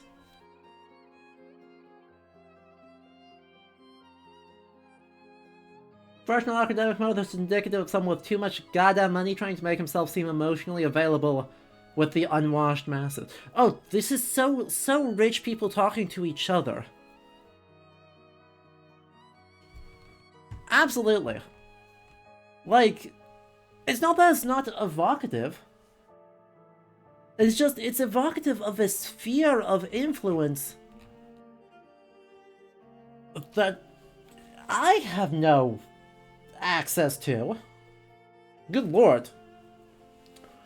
This is above my pay grade by about 18 flavors. Like...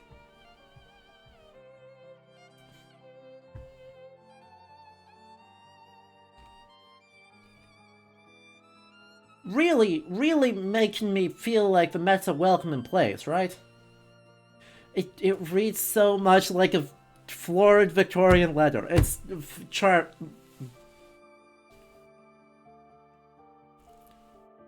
Man! Let's have a palette cleansing 404. Alright, chat, we're good. We're gonna bask in the 404.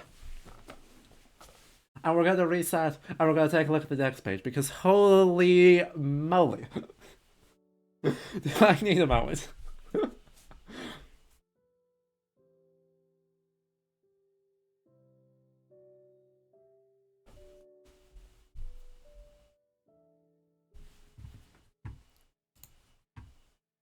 I mean, what actually stands out to me? As also an American, one observes that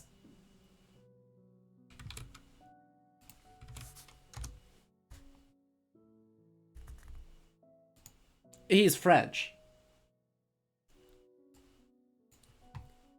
Well, he's an American born in France. Born to a French aristocratic family, de Montebello immigrated to the United States of America in the 1950s and became a naturalized citizen in 1955. Guy Philippe Rino de Montebello. You just got here, well, fair enough. Actually what we doing is we are looking at the Metropolitan Museum of Art.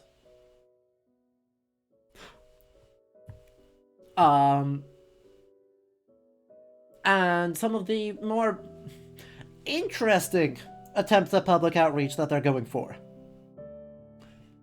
Thus far we have discovered Roblox are bad. It's too easy to access broken parts of the website. And we're apparently trying to be hashtag relatable with literally a French aristocrat.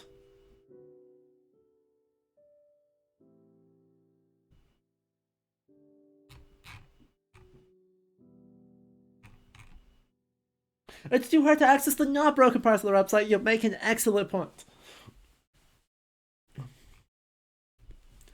So the parts of the website that are good are very good, and the user experience is...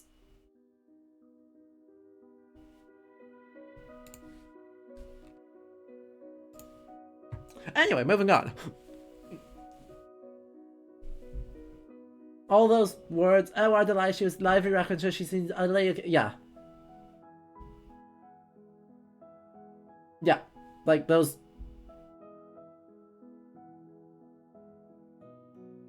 Those are still, that is just the most wildly... laudatory description we could, yeah.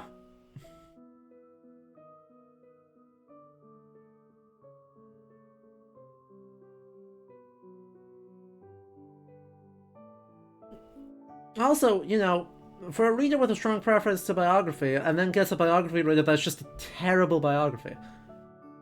But yeah, no, he's a upper-class French-American, and was decided that he was the best representative to make these incredibly wealthy, influential donors and heads of acquisitions for the Metropolitan Museum of Art on a retrospective on their deaths. Yeah. Anyway. Stop with the superlatives. If I read the word superlative one more goddamn time in this exhibition, I'm gonna lose it.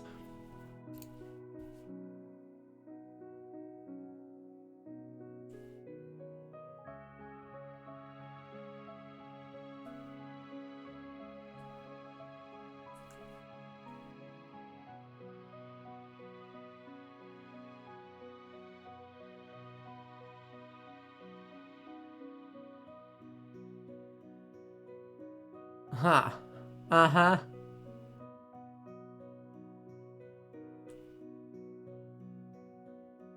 Who actually uses superlative as a superlative in this day and age? Art curators. Regrettably. This is not the only art curator I have seen who uses the word superlative as a superlative when describing art.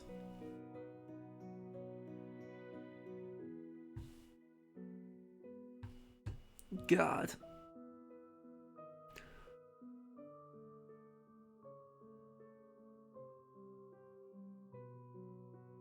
Uh-huh.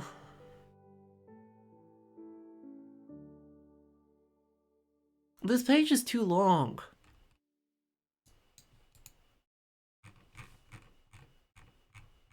God, this page is better, but this page is just too long. Let's do an experiment. Just do an experiment. Let's time it out. When my clock reaches 34. When my clock reads 3:56 exactly, I'm going to start reading and we're going to see how long this takes me. The importance of the Reitzman gives to the Department of European Paintings can be measured by quality and depth. 94 works, including several superlative pastels, perhaps even more critically by their transformative impact.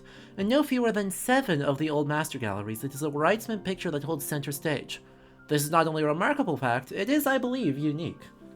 Just imagine the Vermeer Gallery without the Reitzman Study of a Young Woman, one of only 2 such works that have come down to us. The other is the celebrated Girl with a Pearl Earring in the Mauritshuis.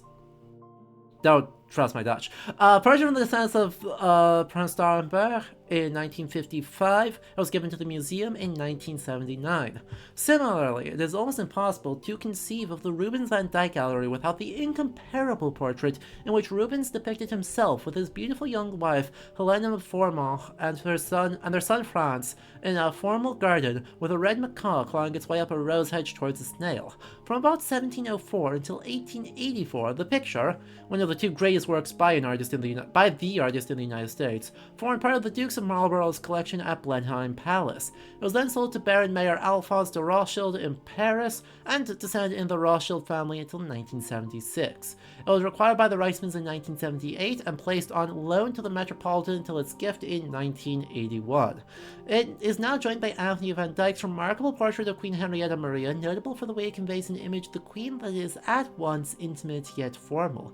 This beautiful picture was painted in 1636 as a gift to the papal nephew, Francesco Barberini, Cardinal Protector of England and Scotland and a renowned collector. The Reitzmans' acquisition in 1979 of Guercino's Samson captured by the Philistines, one of the artist's most dynamic masterpieces, was immediately deposited in the Metropolitan and has become the anchor of the collection of Baroque painting, to which the Reitzmans have contributed a series of defining works by leading artists such as Guido Reni, Domenichino, and Pierfrancesco Mola. The same central position is occupied by Giovanni Battista Tiepolo's allegory of the planets and continents. The presentation piece for his greatest masterpiece, the fresco vault over the staircase of the residence in Würzburg. The museum owes to the Reitzmans no fewer than 7 superb paintings by Giovanni Battista and his son Giovanni Domenico, including the latter's light-hearted A Dance in the Country. And then there is Jacques-Louis David's landmark portrait of 1788 depicting Antoine Lavoisier and his wife, in which the affectionately posed couple is shown with the laboratory equipment used in Lavoisier's pioneering work on oxygen and the chemical composition of water. It is the centerpiece of what is now, thanks to Jane, the finest collection of neoclassical painting outside the Louvre. In addition to David's portrait of the Lavoisiers, there are 2 full-length portraits of the great diplomat Charles-Maurice de Talleyrand by David's outstanding pupils François Gérard and Pierre-Paul Proudhon, as well as Gérard's portrait of Madame Talleyrand, who is shown enticingly dressed and standing at an ease in an elegantly appointed Empire-style room. To this extending group of portraits must be added Louis-Léopold Boilly, the public viewing David's coronation at the Louvre. Fittingly, the gallery bears Jane's name. Okay, we're at 4 minutes on board. Okay, 3.5 minutes on board. That still leaves 1. 2. Okay, 2 more paragraphs, so probably about another minute and a half of reading. Which means it's like a 6-minute read.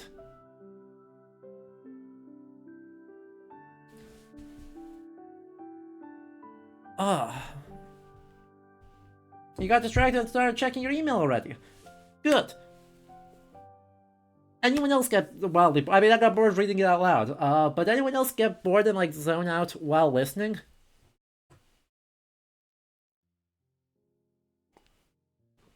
There's no shame in it.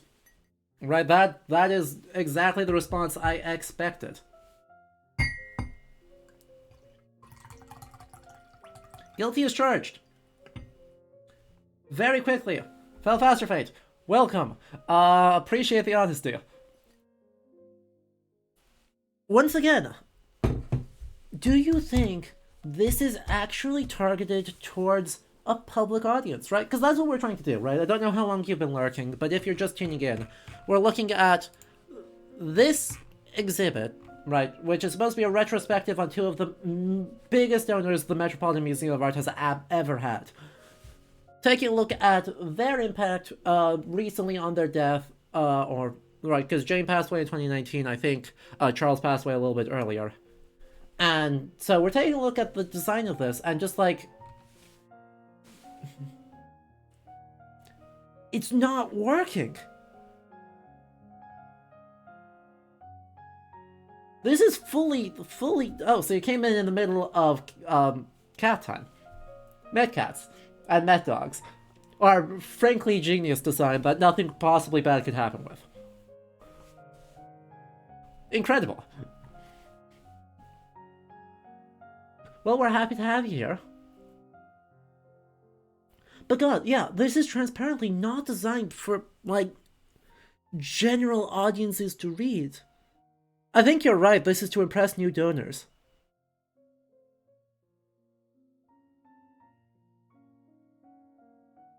Like, I don't even think this is written for professional audiences. Like, I don't think this is written for other people at other museums.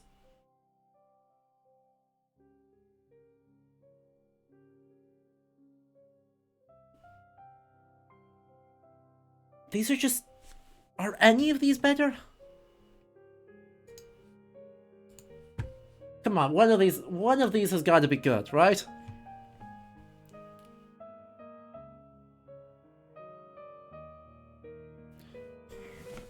Well, it's not this one, let me tell you. Years ago, a fellow curator met an art-loving Frenchwoman who, upon learning his occupation, gushed, "Ah, we so admire you, Madame de Reisman." The slip was natural. Joan Reisman set empyrean standards in the world of museums through her legendary largesse and epic contributions to the understanding and enjoyment of European culture.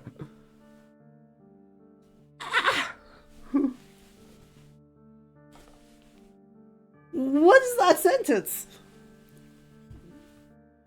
That's not how you write for academics, let me tell you that.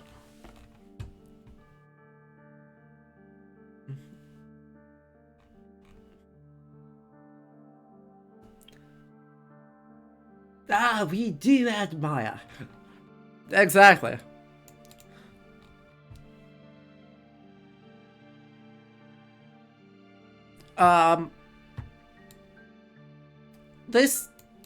This is okay. This is an okay sentence. I thought I was about to get sentenced here. But no, they will forever be remembered as creators of the Reisman Rooms, inspired by and expanding these spaces occupied by the finely carved and stuccoed enclosures that belonged to earlier generations of collectors. In 1956, the Reismans brought two magnificent Louis XV interiors with a specific intention of seeing them installed in the Metropolitan, and they presented them in 1963. It's okay. It's talking about the Reisman Rooms mostly. And it's okay. Oh. That's too much text, my guy.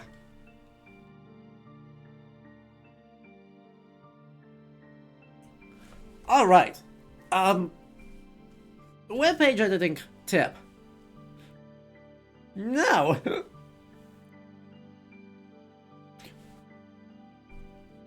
Never. Never, ever, ever do this. Oh, it's another... How many paragraphs? 1, 2, 3. Hi, Faye! You made it! Chat, if anyone doesn't know Faye, you should. Is a singer, wildlife rehabilitator, and old book collector in New York. And lovely person all around. Also streams here on Twitch, so you should go follow her. We've been roasting the Met, which, you know, I love the Met. Look at what the Met did to me. I'm being traumatized by this exhibit. I mean, the Met also did inflict a Roblox consciousness upon me, so I think it deserves it.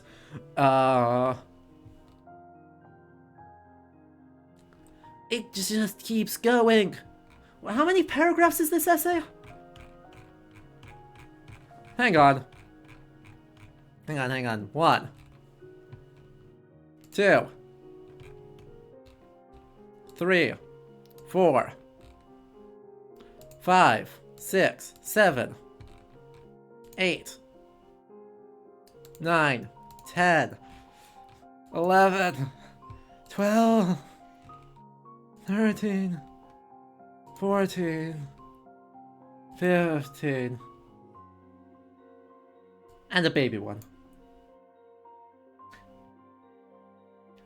Just for fun. I don't make any pretense to being a masterpiece of blog and essay writing, but just for fun. I'm gonna give you all a sneak peek at my new website. Just for a comparison.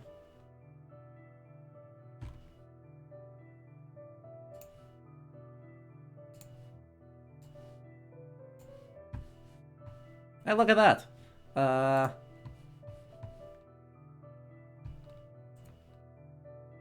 One. It's not necessarily the problem of the amount of scrolling.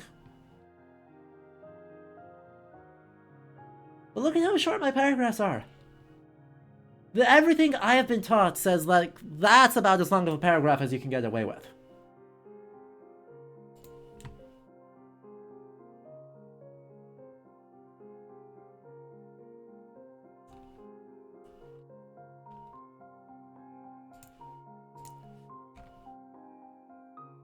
They're not daunting. I am intimidated to read this paragraph. I'm sure the content is brilliant. I'm sure that, like... Look, the pieces are brilliant. No one doubts the Wrightsmans are some of the best collectors and most, like, phenomenal donors and collectors. But it's just...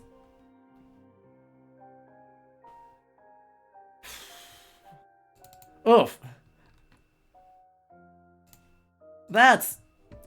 Dildrum, that's the worst news I could have possibly heard. Firstly, good luck to your friends. Secondly,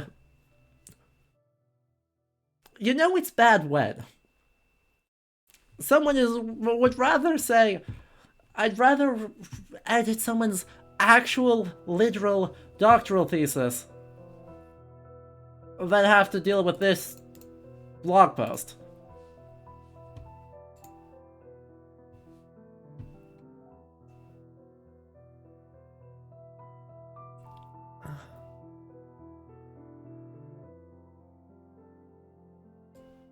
Oh yeah, that... hang on, just a random sentence here. Huh.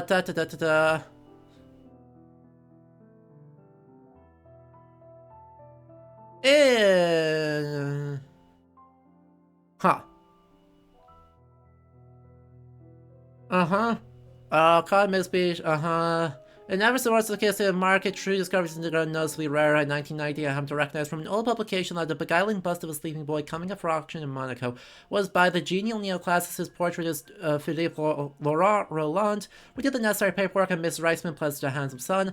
I hope everyone was as thrilled as she as I when we secured it for a 30th of what she pledged. The consignor sued Christie's for failing to spot Roland's authorship, but we got our boy. What is this doing in this retrospective essay? I'm so confused. God, the Met hurts me sometimes. Alright, so that one wasn't the winner. So, we're at, nope. Super no- Oh, Faye, you missed this part. I want to go back to this one. I just want to show you how wildly extravagant this is, because... Oh yeah. This is the most pretentious piece of garbage that I've ever read from a former director of a museum. And oh boy, is that a is that a large pool of options. Directors of museums sure do have some relatability issues.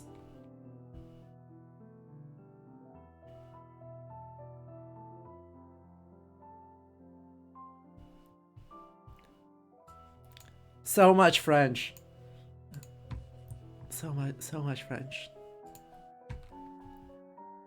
Okay, maybe the Princeton drawings essay will be better. Come on, all right, immediately better. The paragraphs are not terrifying.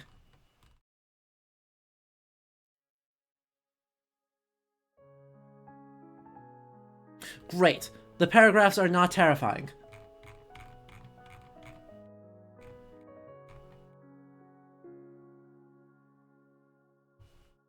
Huh?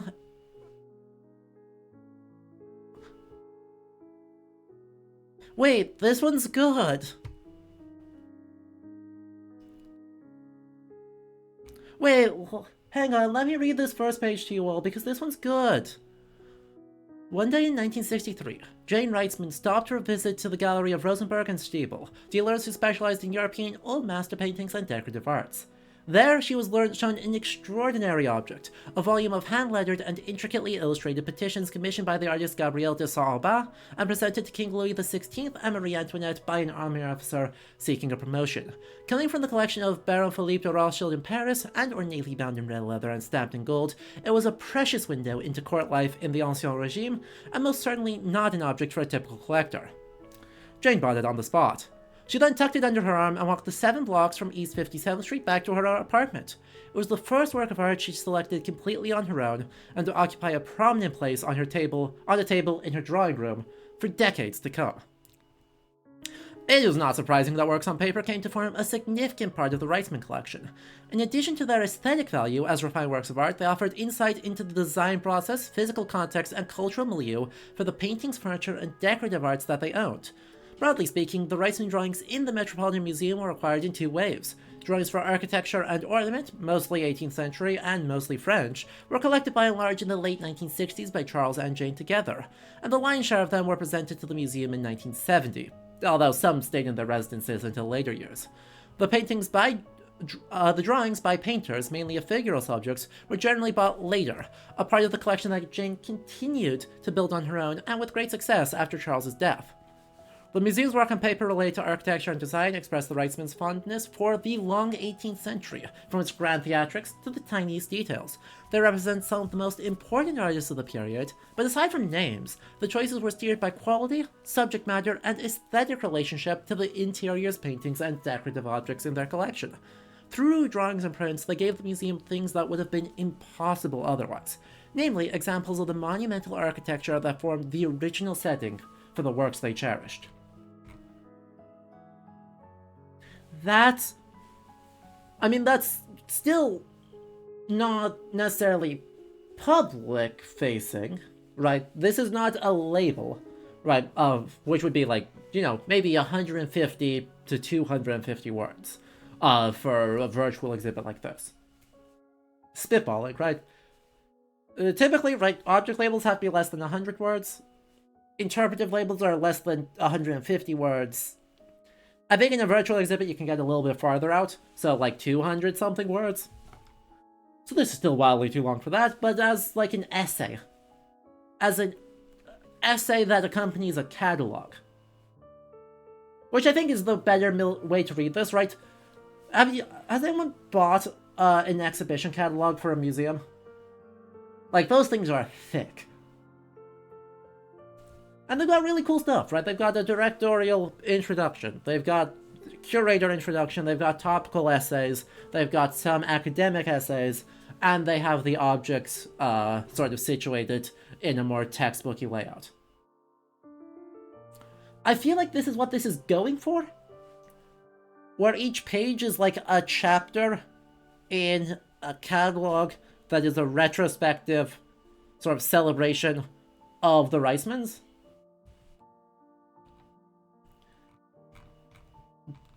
But man, did they just let the curators go to town on this.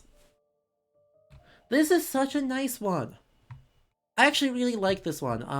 Right, talking about, what are they interested in? Here's some of the best examples. I mean, what a fabulous piece of art.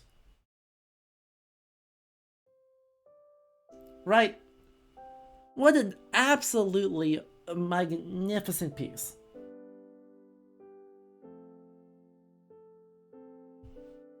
I mean... Ow. But... there's no shame on the piece for having some cringe subject tags.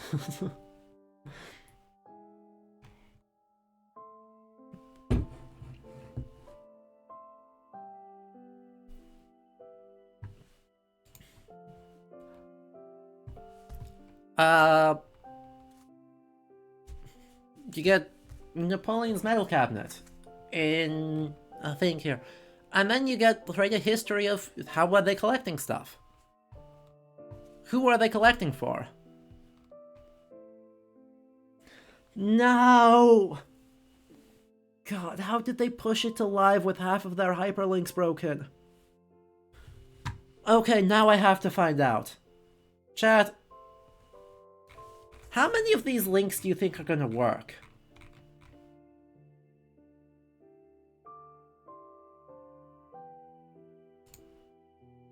One. 50%. We were doing so good. I assume that's the same? Yeah, that's the same. Group of designs. We're at 100% right now. Design of a sovereign... oh, that's the same one for a third time. 3 of those went to the same place. That's a bit excessive, but that's fine. Plan for a menagerie. Cool. That one works. Thus far, all of them work. Design for the new theater at Saint-Quentin. Works. Ballet costume is that one again. We know that one works. That links to the same spot. I'm guessing all of the ones that go to the collection might actually be working.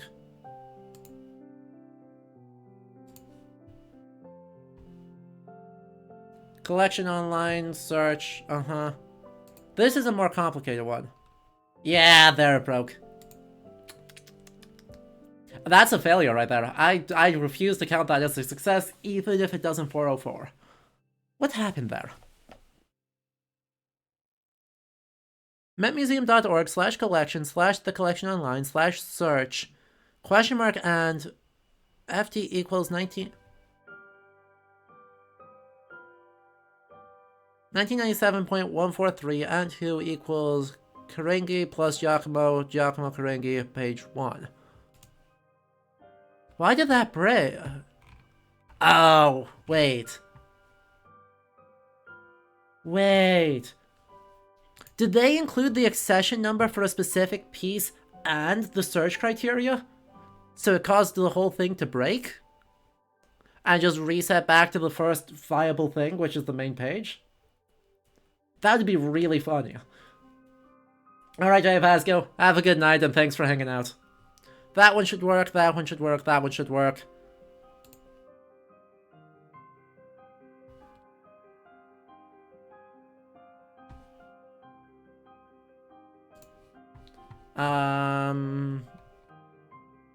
And that one works as intended. That one should work, that one should work. That one should work. Cool, that works. Oh! Oh! Hold up. Wait, this is the...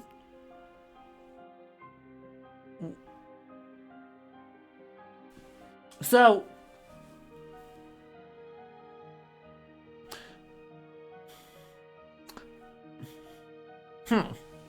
I think I know what happened. Yes, obviously. Thank you. I just want to search the collection.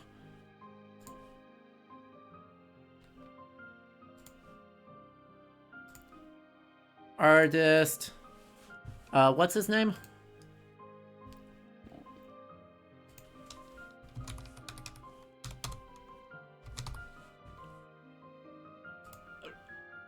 Really?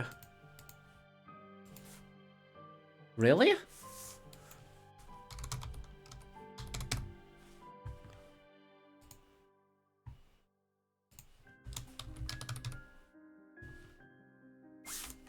Really?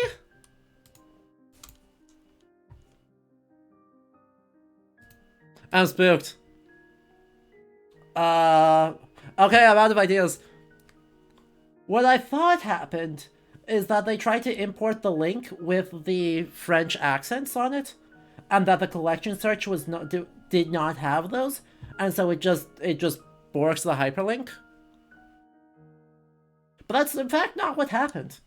So yeah, I got nothing. Right, you can see it there. That the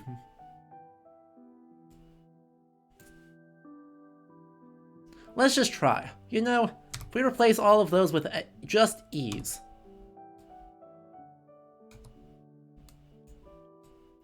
If we just do that, still 4 of ours.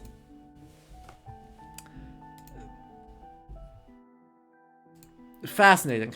Fascinating. Well, okay. This is far and away the best one, and I think it's only the one link has broken. Everything else should be working.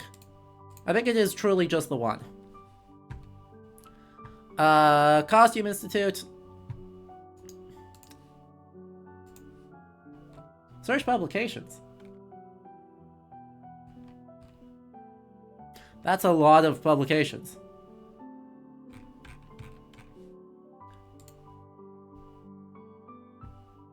View the collection. How do they sort this for us?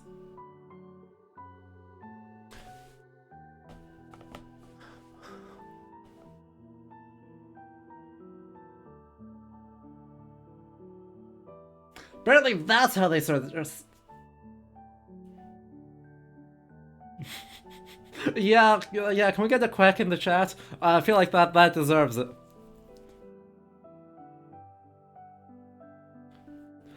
Not like this is Sage's Mary Cringe. Pick your emotes.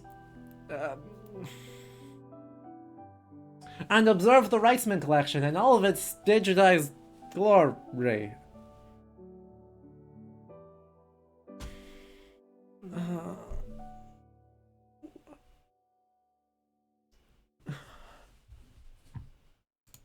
Remind me, was this...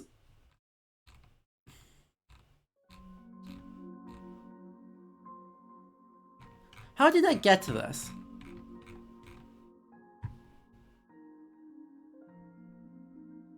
Hang on. Now I need to figure out how the heck... Like, am I just in an area that's not people weren't actually intended to look at? Like, what the heck did we do?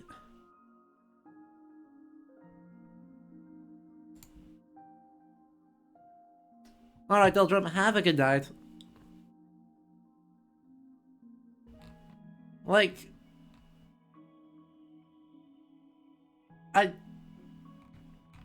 Real talk, how did I get here? I have literally forgotten how I got to this. Not that page, not that page, not that page. Not that page. This page.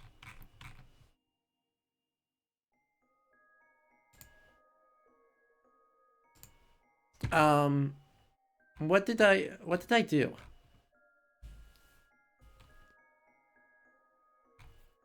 Oh no, not the timeline of art history again. That's sad.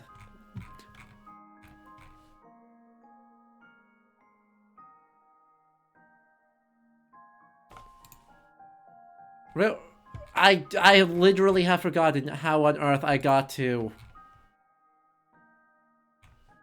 the Reitzman page.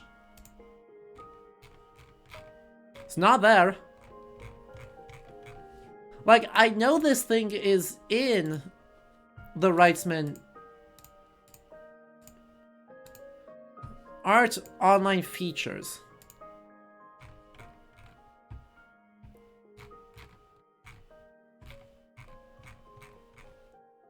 Oh, right. I had to actually Google how to get there through a search engine.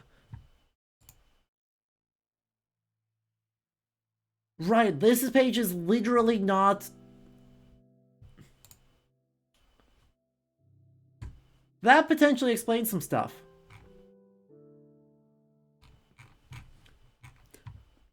Because I don't think it's physically possible to get to this through navigation menus.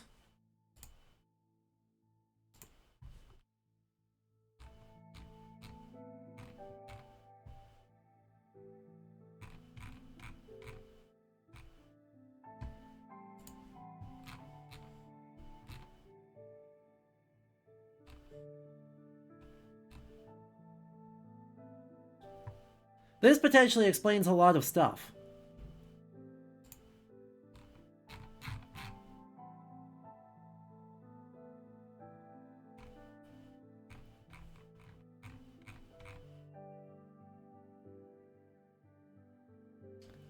Yeah, we Googled into the back rooms.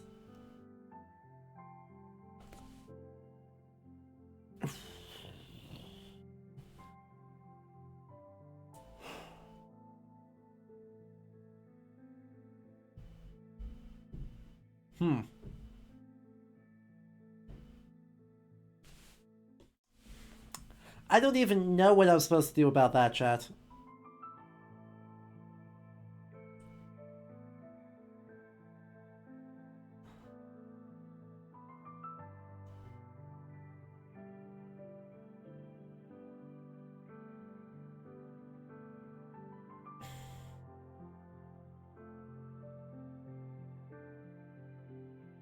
You have so many professional thoughts about this. I should be having professional thoughts on Saturday night. I'd apologize if I was actually sorry. I am also having professional thoughts about this, but I signed up for this. What? What the fuck? What am I... So yeah, just to explain what's frustrating me so much, apart from, you know, brain breaking at the... We'll say quality of the exhibit in the first place. Their page on online features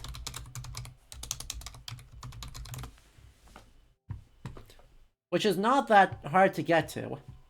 Met online exhibits. Google. The first thing that shows up, not the active page on virtual events, with the really cool, with the, again, really cool virtual premiere of a new exhibit on medieval Africa and Byzantium, which is online and free with advanced registration, and that's the only thing going on right now.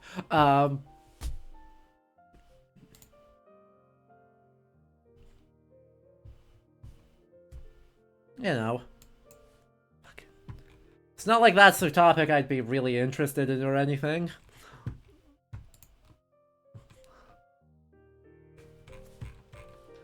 Anyway, oh,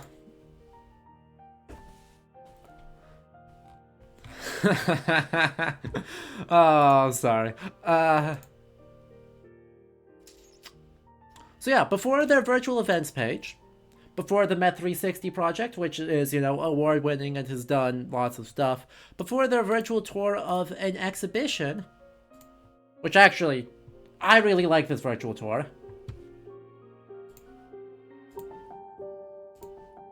By the way, they have good virtual tours. Did you know that they have actually fantastic videos for... Andrew Bolton, curator in charge of the Costume Institute, and I'm taking you on a tour of our most recent exhibition, In America, an anthology of fashion, which explores defining moments in 19th and 20th century American fashion. Did you know that they have really good virtual tours on YouTube? Because they do.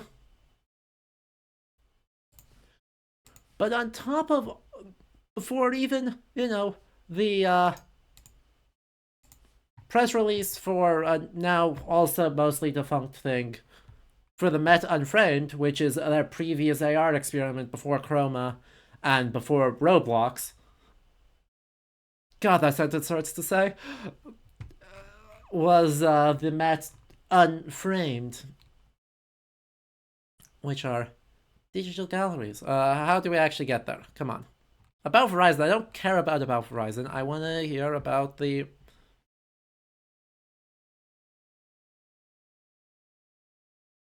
Oh, it's literally the same team. Yeah, Unit 9. So yeah, this is literally the predecessor to Roblox.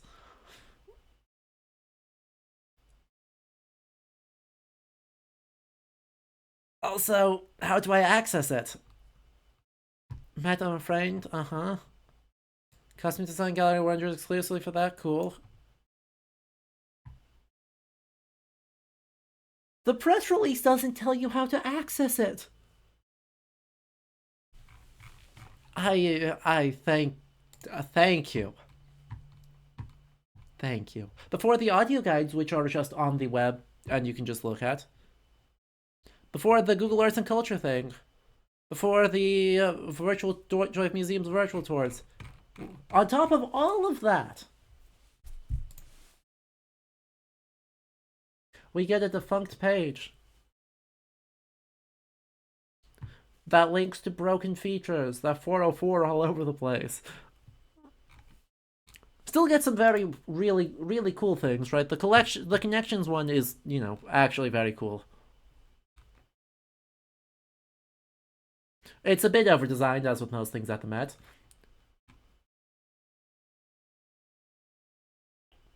As with most things at the Met, it's a little bit wildly designed. I'm Harry. Okay, it's like a 4-minute thing that goes through a bunch of artwork, so that's actually not bad. Like, 4 minutes is about as long as I would want that to be. So, really cool projects. Really cool, exciting projects. How actually are you supposed to get to here? Can you still get to here? Is connections just dead?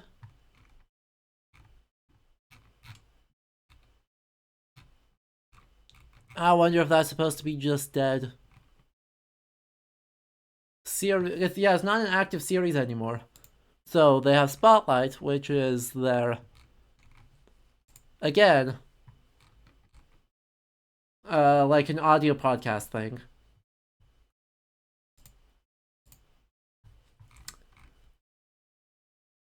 It's real hard to fix Google. Right, when... And this is why having old legacy versions of web pages up can be, right, bloody impossible to catch, but also super dangerous for museums, right? Like, because old information, outdated things, and things that just look jank can get way too visible with common search terms, because you change the website and that page kind of fell through the cracks. And it's... God.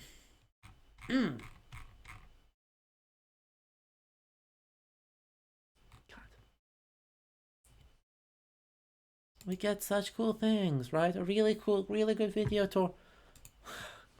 But yeah, no, the entire connections tab I think is dead. From the archives?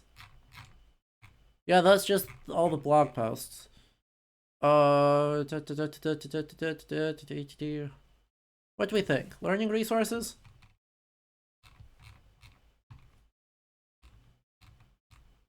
Classrooms, students and scholars, internships, fellowships, lol. I love that their students and scholars is come work for us.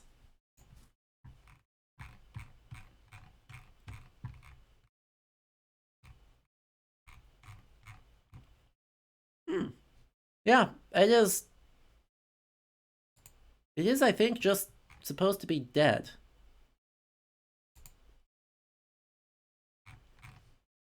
Yeah. That sucks. And that's kind of the thing at the core that I dislike about the Met, right? As much as I love the collections, I love what they do with open access, I love what they do with all these programs, right? The Met and most large museums, right? Let's be clear about what this is. Most large museums, in an attempt to constantly be relevant and get new sponsorships, new donors, new stuff, right? Very important, necessary things to keep the museum functioning and able to fulfill increasingly ambitious goals of education and access to artifactual material. They have to constantly be abandoning sort of ongoing projects. And, right, they don't design these virtual projects with an end date in mind and a plan for their afterlife. These are resources that are supposed to be up and like live service, right? I mean, most people here know me for like game stuff. It's a live service model, right? These are things that are supposed to be actively maintained in perpetuity. And then what happens when they're not?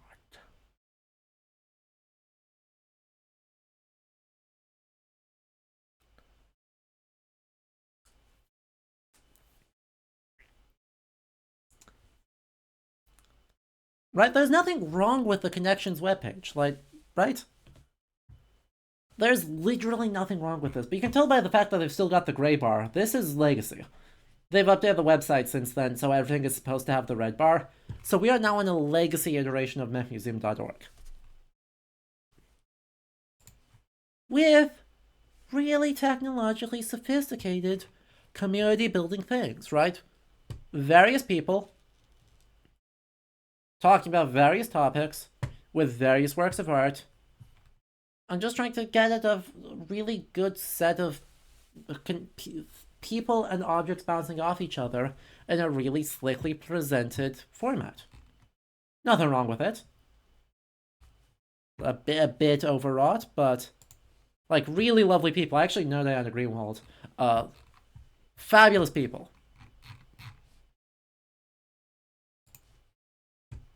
I'm Diana Green. And we get this, a 4-minute long video that's bite sized, right? That's not TikTok bite sized, but that's bite sized. Certainly more than a 4.5 hour long live stream. Lol.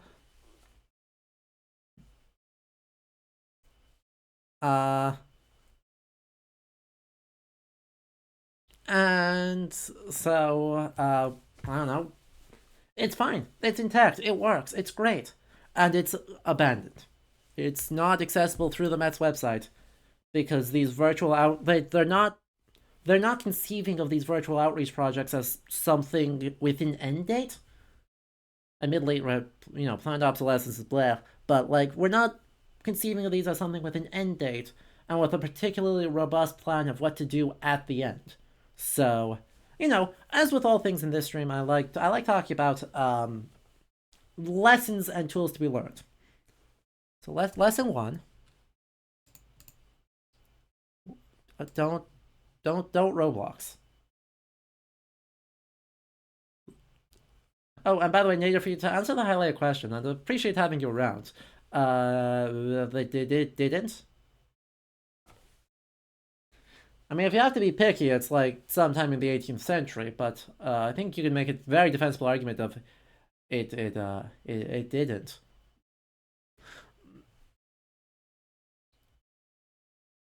But yeah, lesson number 2, investing in website management is a virtual outreach tool in and of itself. Right, making sure that your website is fully up to date, that all your links work, that that your tools do what you want them to do, and that your slick, overwrought presentation is doesn't break when it runs into real people. That in turn, right, gives a sense that you are a professional institution, and it supplements your content and makes people trust you when they see you, which makes people show up to your thing. Lesson number 3. Have a really clear sense of the beginning, middle, and end of your virtual project. Right? Because it's really cool to be like, oh yeah, we've got this super ambitious, cool partnership.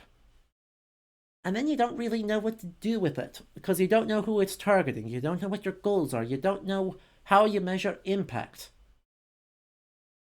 Okay, make it break as little as possible when running into real people. And you're not conceiving of an online thing as a thing with a life cycle that ends and then either has to be archived, stored, some alternate route to making it accessible, or fully removed, scrubbed. Poof. If it's done, it's done. Get it out of here. Please don't do that. I don't like when things get scrubbed when they don't have to be, because, good lord, that's a lot of investment in tools. At the same time, if the choice is between the tool breaking and being frustrating to work with, and the tool simply going away, I'd rather the second one.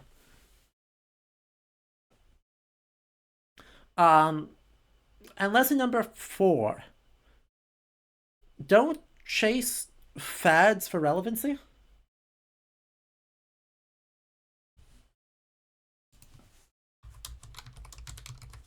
I mean, that is partly lesson 1. It's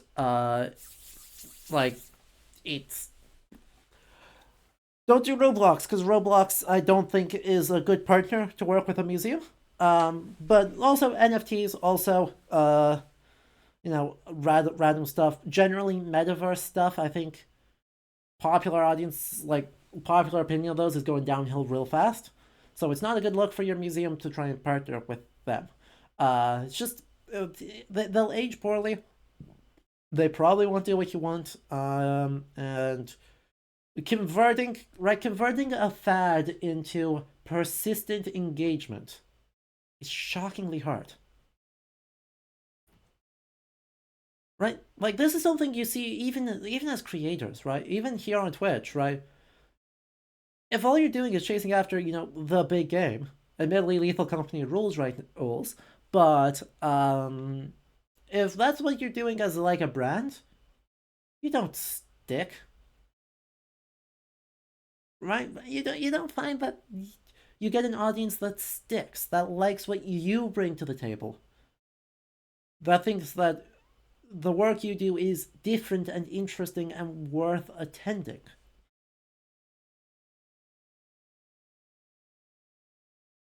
And so you might get people to show up once, right? Same with collabs with like giant things, right? Like I can say this in terms of very meta stuff, right? Like I work with Overly Sarcastic Productions regularly. I love them dearly. They're good friends of mine. People who come in because I did a thing with them really don't come back. That's okay, right? A very small number do. But in terms of like the return on investment, or I guess return on exposure, it's like a fraction, single digits %, and I think probably lower than that. That's okay. Right? If a goal of my outreach stuff is to get people who will persistently engage with the content and engage with the culture that I want them to engage with, like, that's not a project that is quite working. Oh, most people here are actually results of the outliers. Let me be frank. Most people in chat right now are actually the outliers.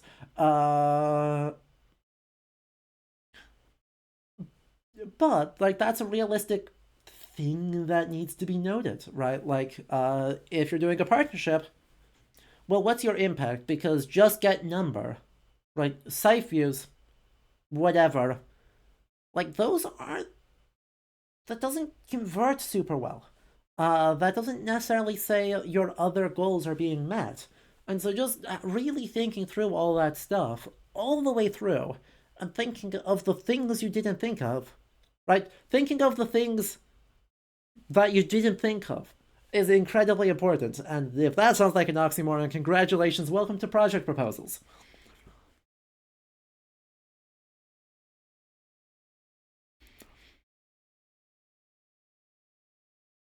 And lesson number 4, know your audience. Like, I mean, people were happy to come hang out, talk to me here, which is shocking and lovely. Like, if you're writing or talking to general audiences, don't insert French words for no reason. Don't use superlatives for the fun of using superlatives. I know that doesn't feel like very good advice, but like, I mean,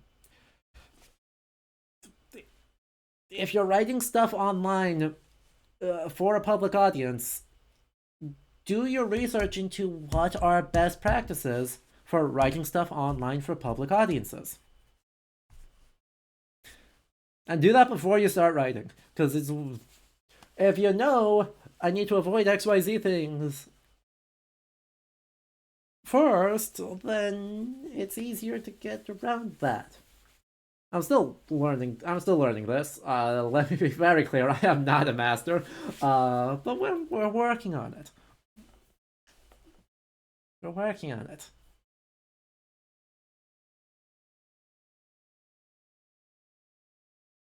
Ha! Started with OSB, saw me in Barry's chat, and also saw me in GDQ chat, and now you're here more often. Yeah, that sounds about right. But both Charlingua and Kekan, I think both of you point out a very good point, right? Multiple exposures, right? Things that will draw people either long term, like doing several events targeting the same audience, or one event that encourages repeat exposure is often needed to make that conversion. The first visit, probably not going to be enough. I need that good first visit, and a good second visit, and a good third visit. And then you've got someone, right, that will hang out and chat, participate in conversations, spitball some really good ideas, really funny ideas, and be like, yeah, this place, this community, this culture, this museum is something that resonates with me, and it's something that I want to invest time into, and potentially invest money into, through, getting memberships, subscriptions, perks, whatever, right? They have enough stuff here that gels with what resonates with me, that is like, yeah, this is an institution or a person or a whatever that is worth investing into. The same logic works, right? That's part of why I'm interested in doing this stuff on Twitch, is that the same logic works. Between museums and live streams and commentary and video making and vlogs, as long as we're operating in online spaces, a lot of the same best practices apply. And so I really do feel like there's, I don't know, some lessons that the Met's wild swings, which they are able to take those risks on, are actually usable lessons for all of our stuff. Yeah. I think that sums up the number of coherent words I have. Wasn't that an interesting end to the stream? Or end to my coherent words? Anywho, we've been going for almost 5 hours. So, yeah. I think that does most everything. I do still have Met Dog and Met Cat written down as a thing to hang out with more. And thank you, Wolfie, for the gifted sub, too. Annabella. It's very appreciated. Enjoy. Outliers Unite. Yep.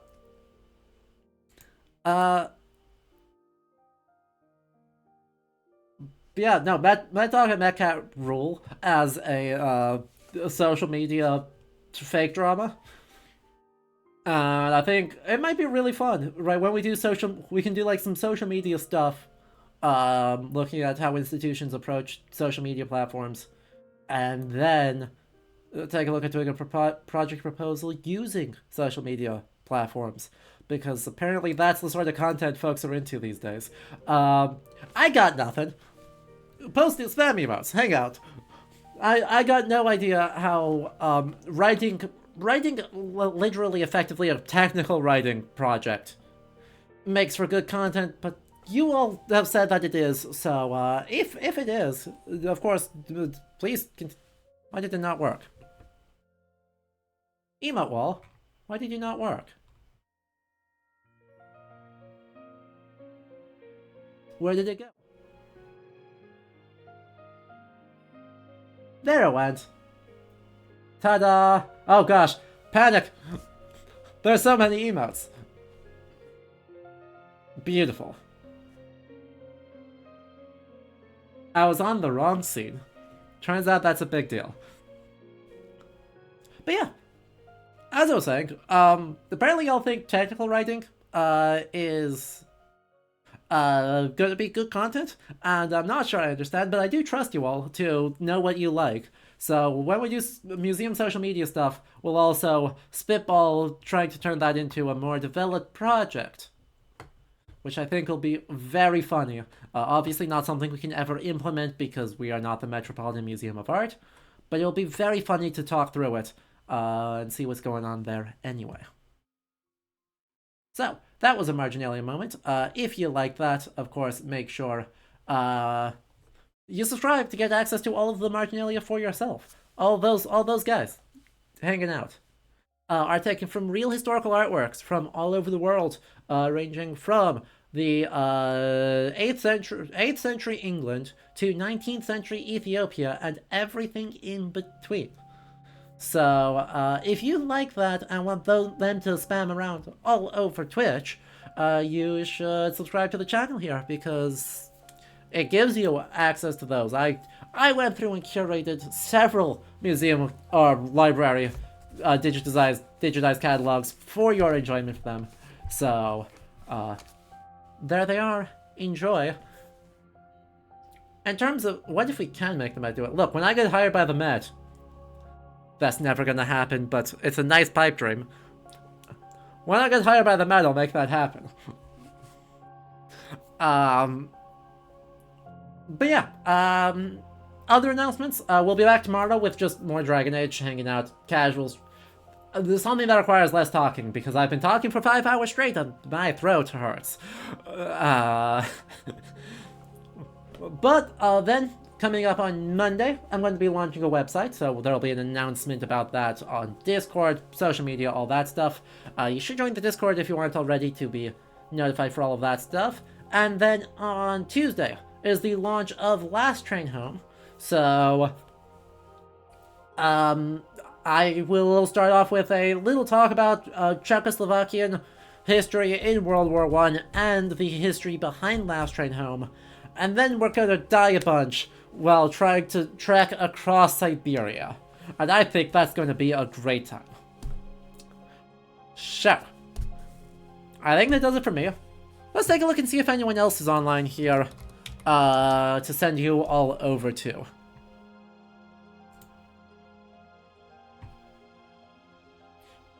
Oh yeah, no, it's a stacked week. Looks like PaleoStream is online, and that's about it for our history people. PaleoStream, as name suggests, is a paleo artist, so if you want to switch over from talking art museums to talking just art, but also dinosaurs, I think that's going to be a good time. So I'll set up that rate while we roll the credits, but also, thank you all so much for hanging out and indulging me with this. I'm glad you all seem to like it. We had some really good conversation. We had a lot of people in for the clickbait of Roblox, which, again, I wish was actually clickbait, but it's unfortunately not. And I'm not sure, I still don't know how to feel about that. The Metropolitan of Art makes some odd decisions. So, thank y'all. And until next time I see you, I hope y'all have a good rest of your weekends. Extra thank you, of course, to our Patreon supporters listed on the side there. If you want to join them, you can head over to patreon.com/LudoHistory for as little as $2 a month. Thank you also for all the gifted subs, resubs, and follows that were happened during the stream. You all were thanked there in the credits. I see you all, and I appreciate you all. And I hope you all have a good rest of your night. VOD watchers, thank y'all for hanging out and tuning in. Let's go wave high. Let's go wave high up Paleo stream. All right. Good night, everyone.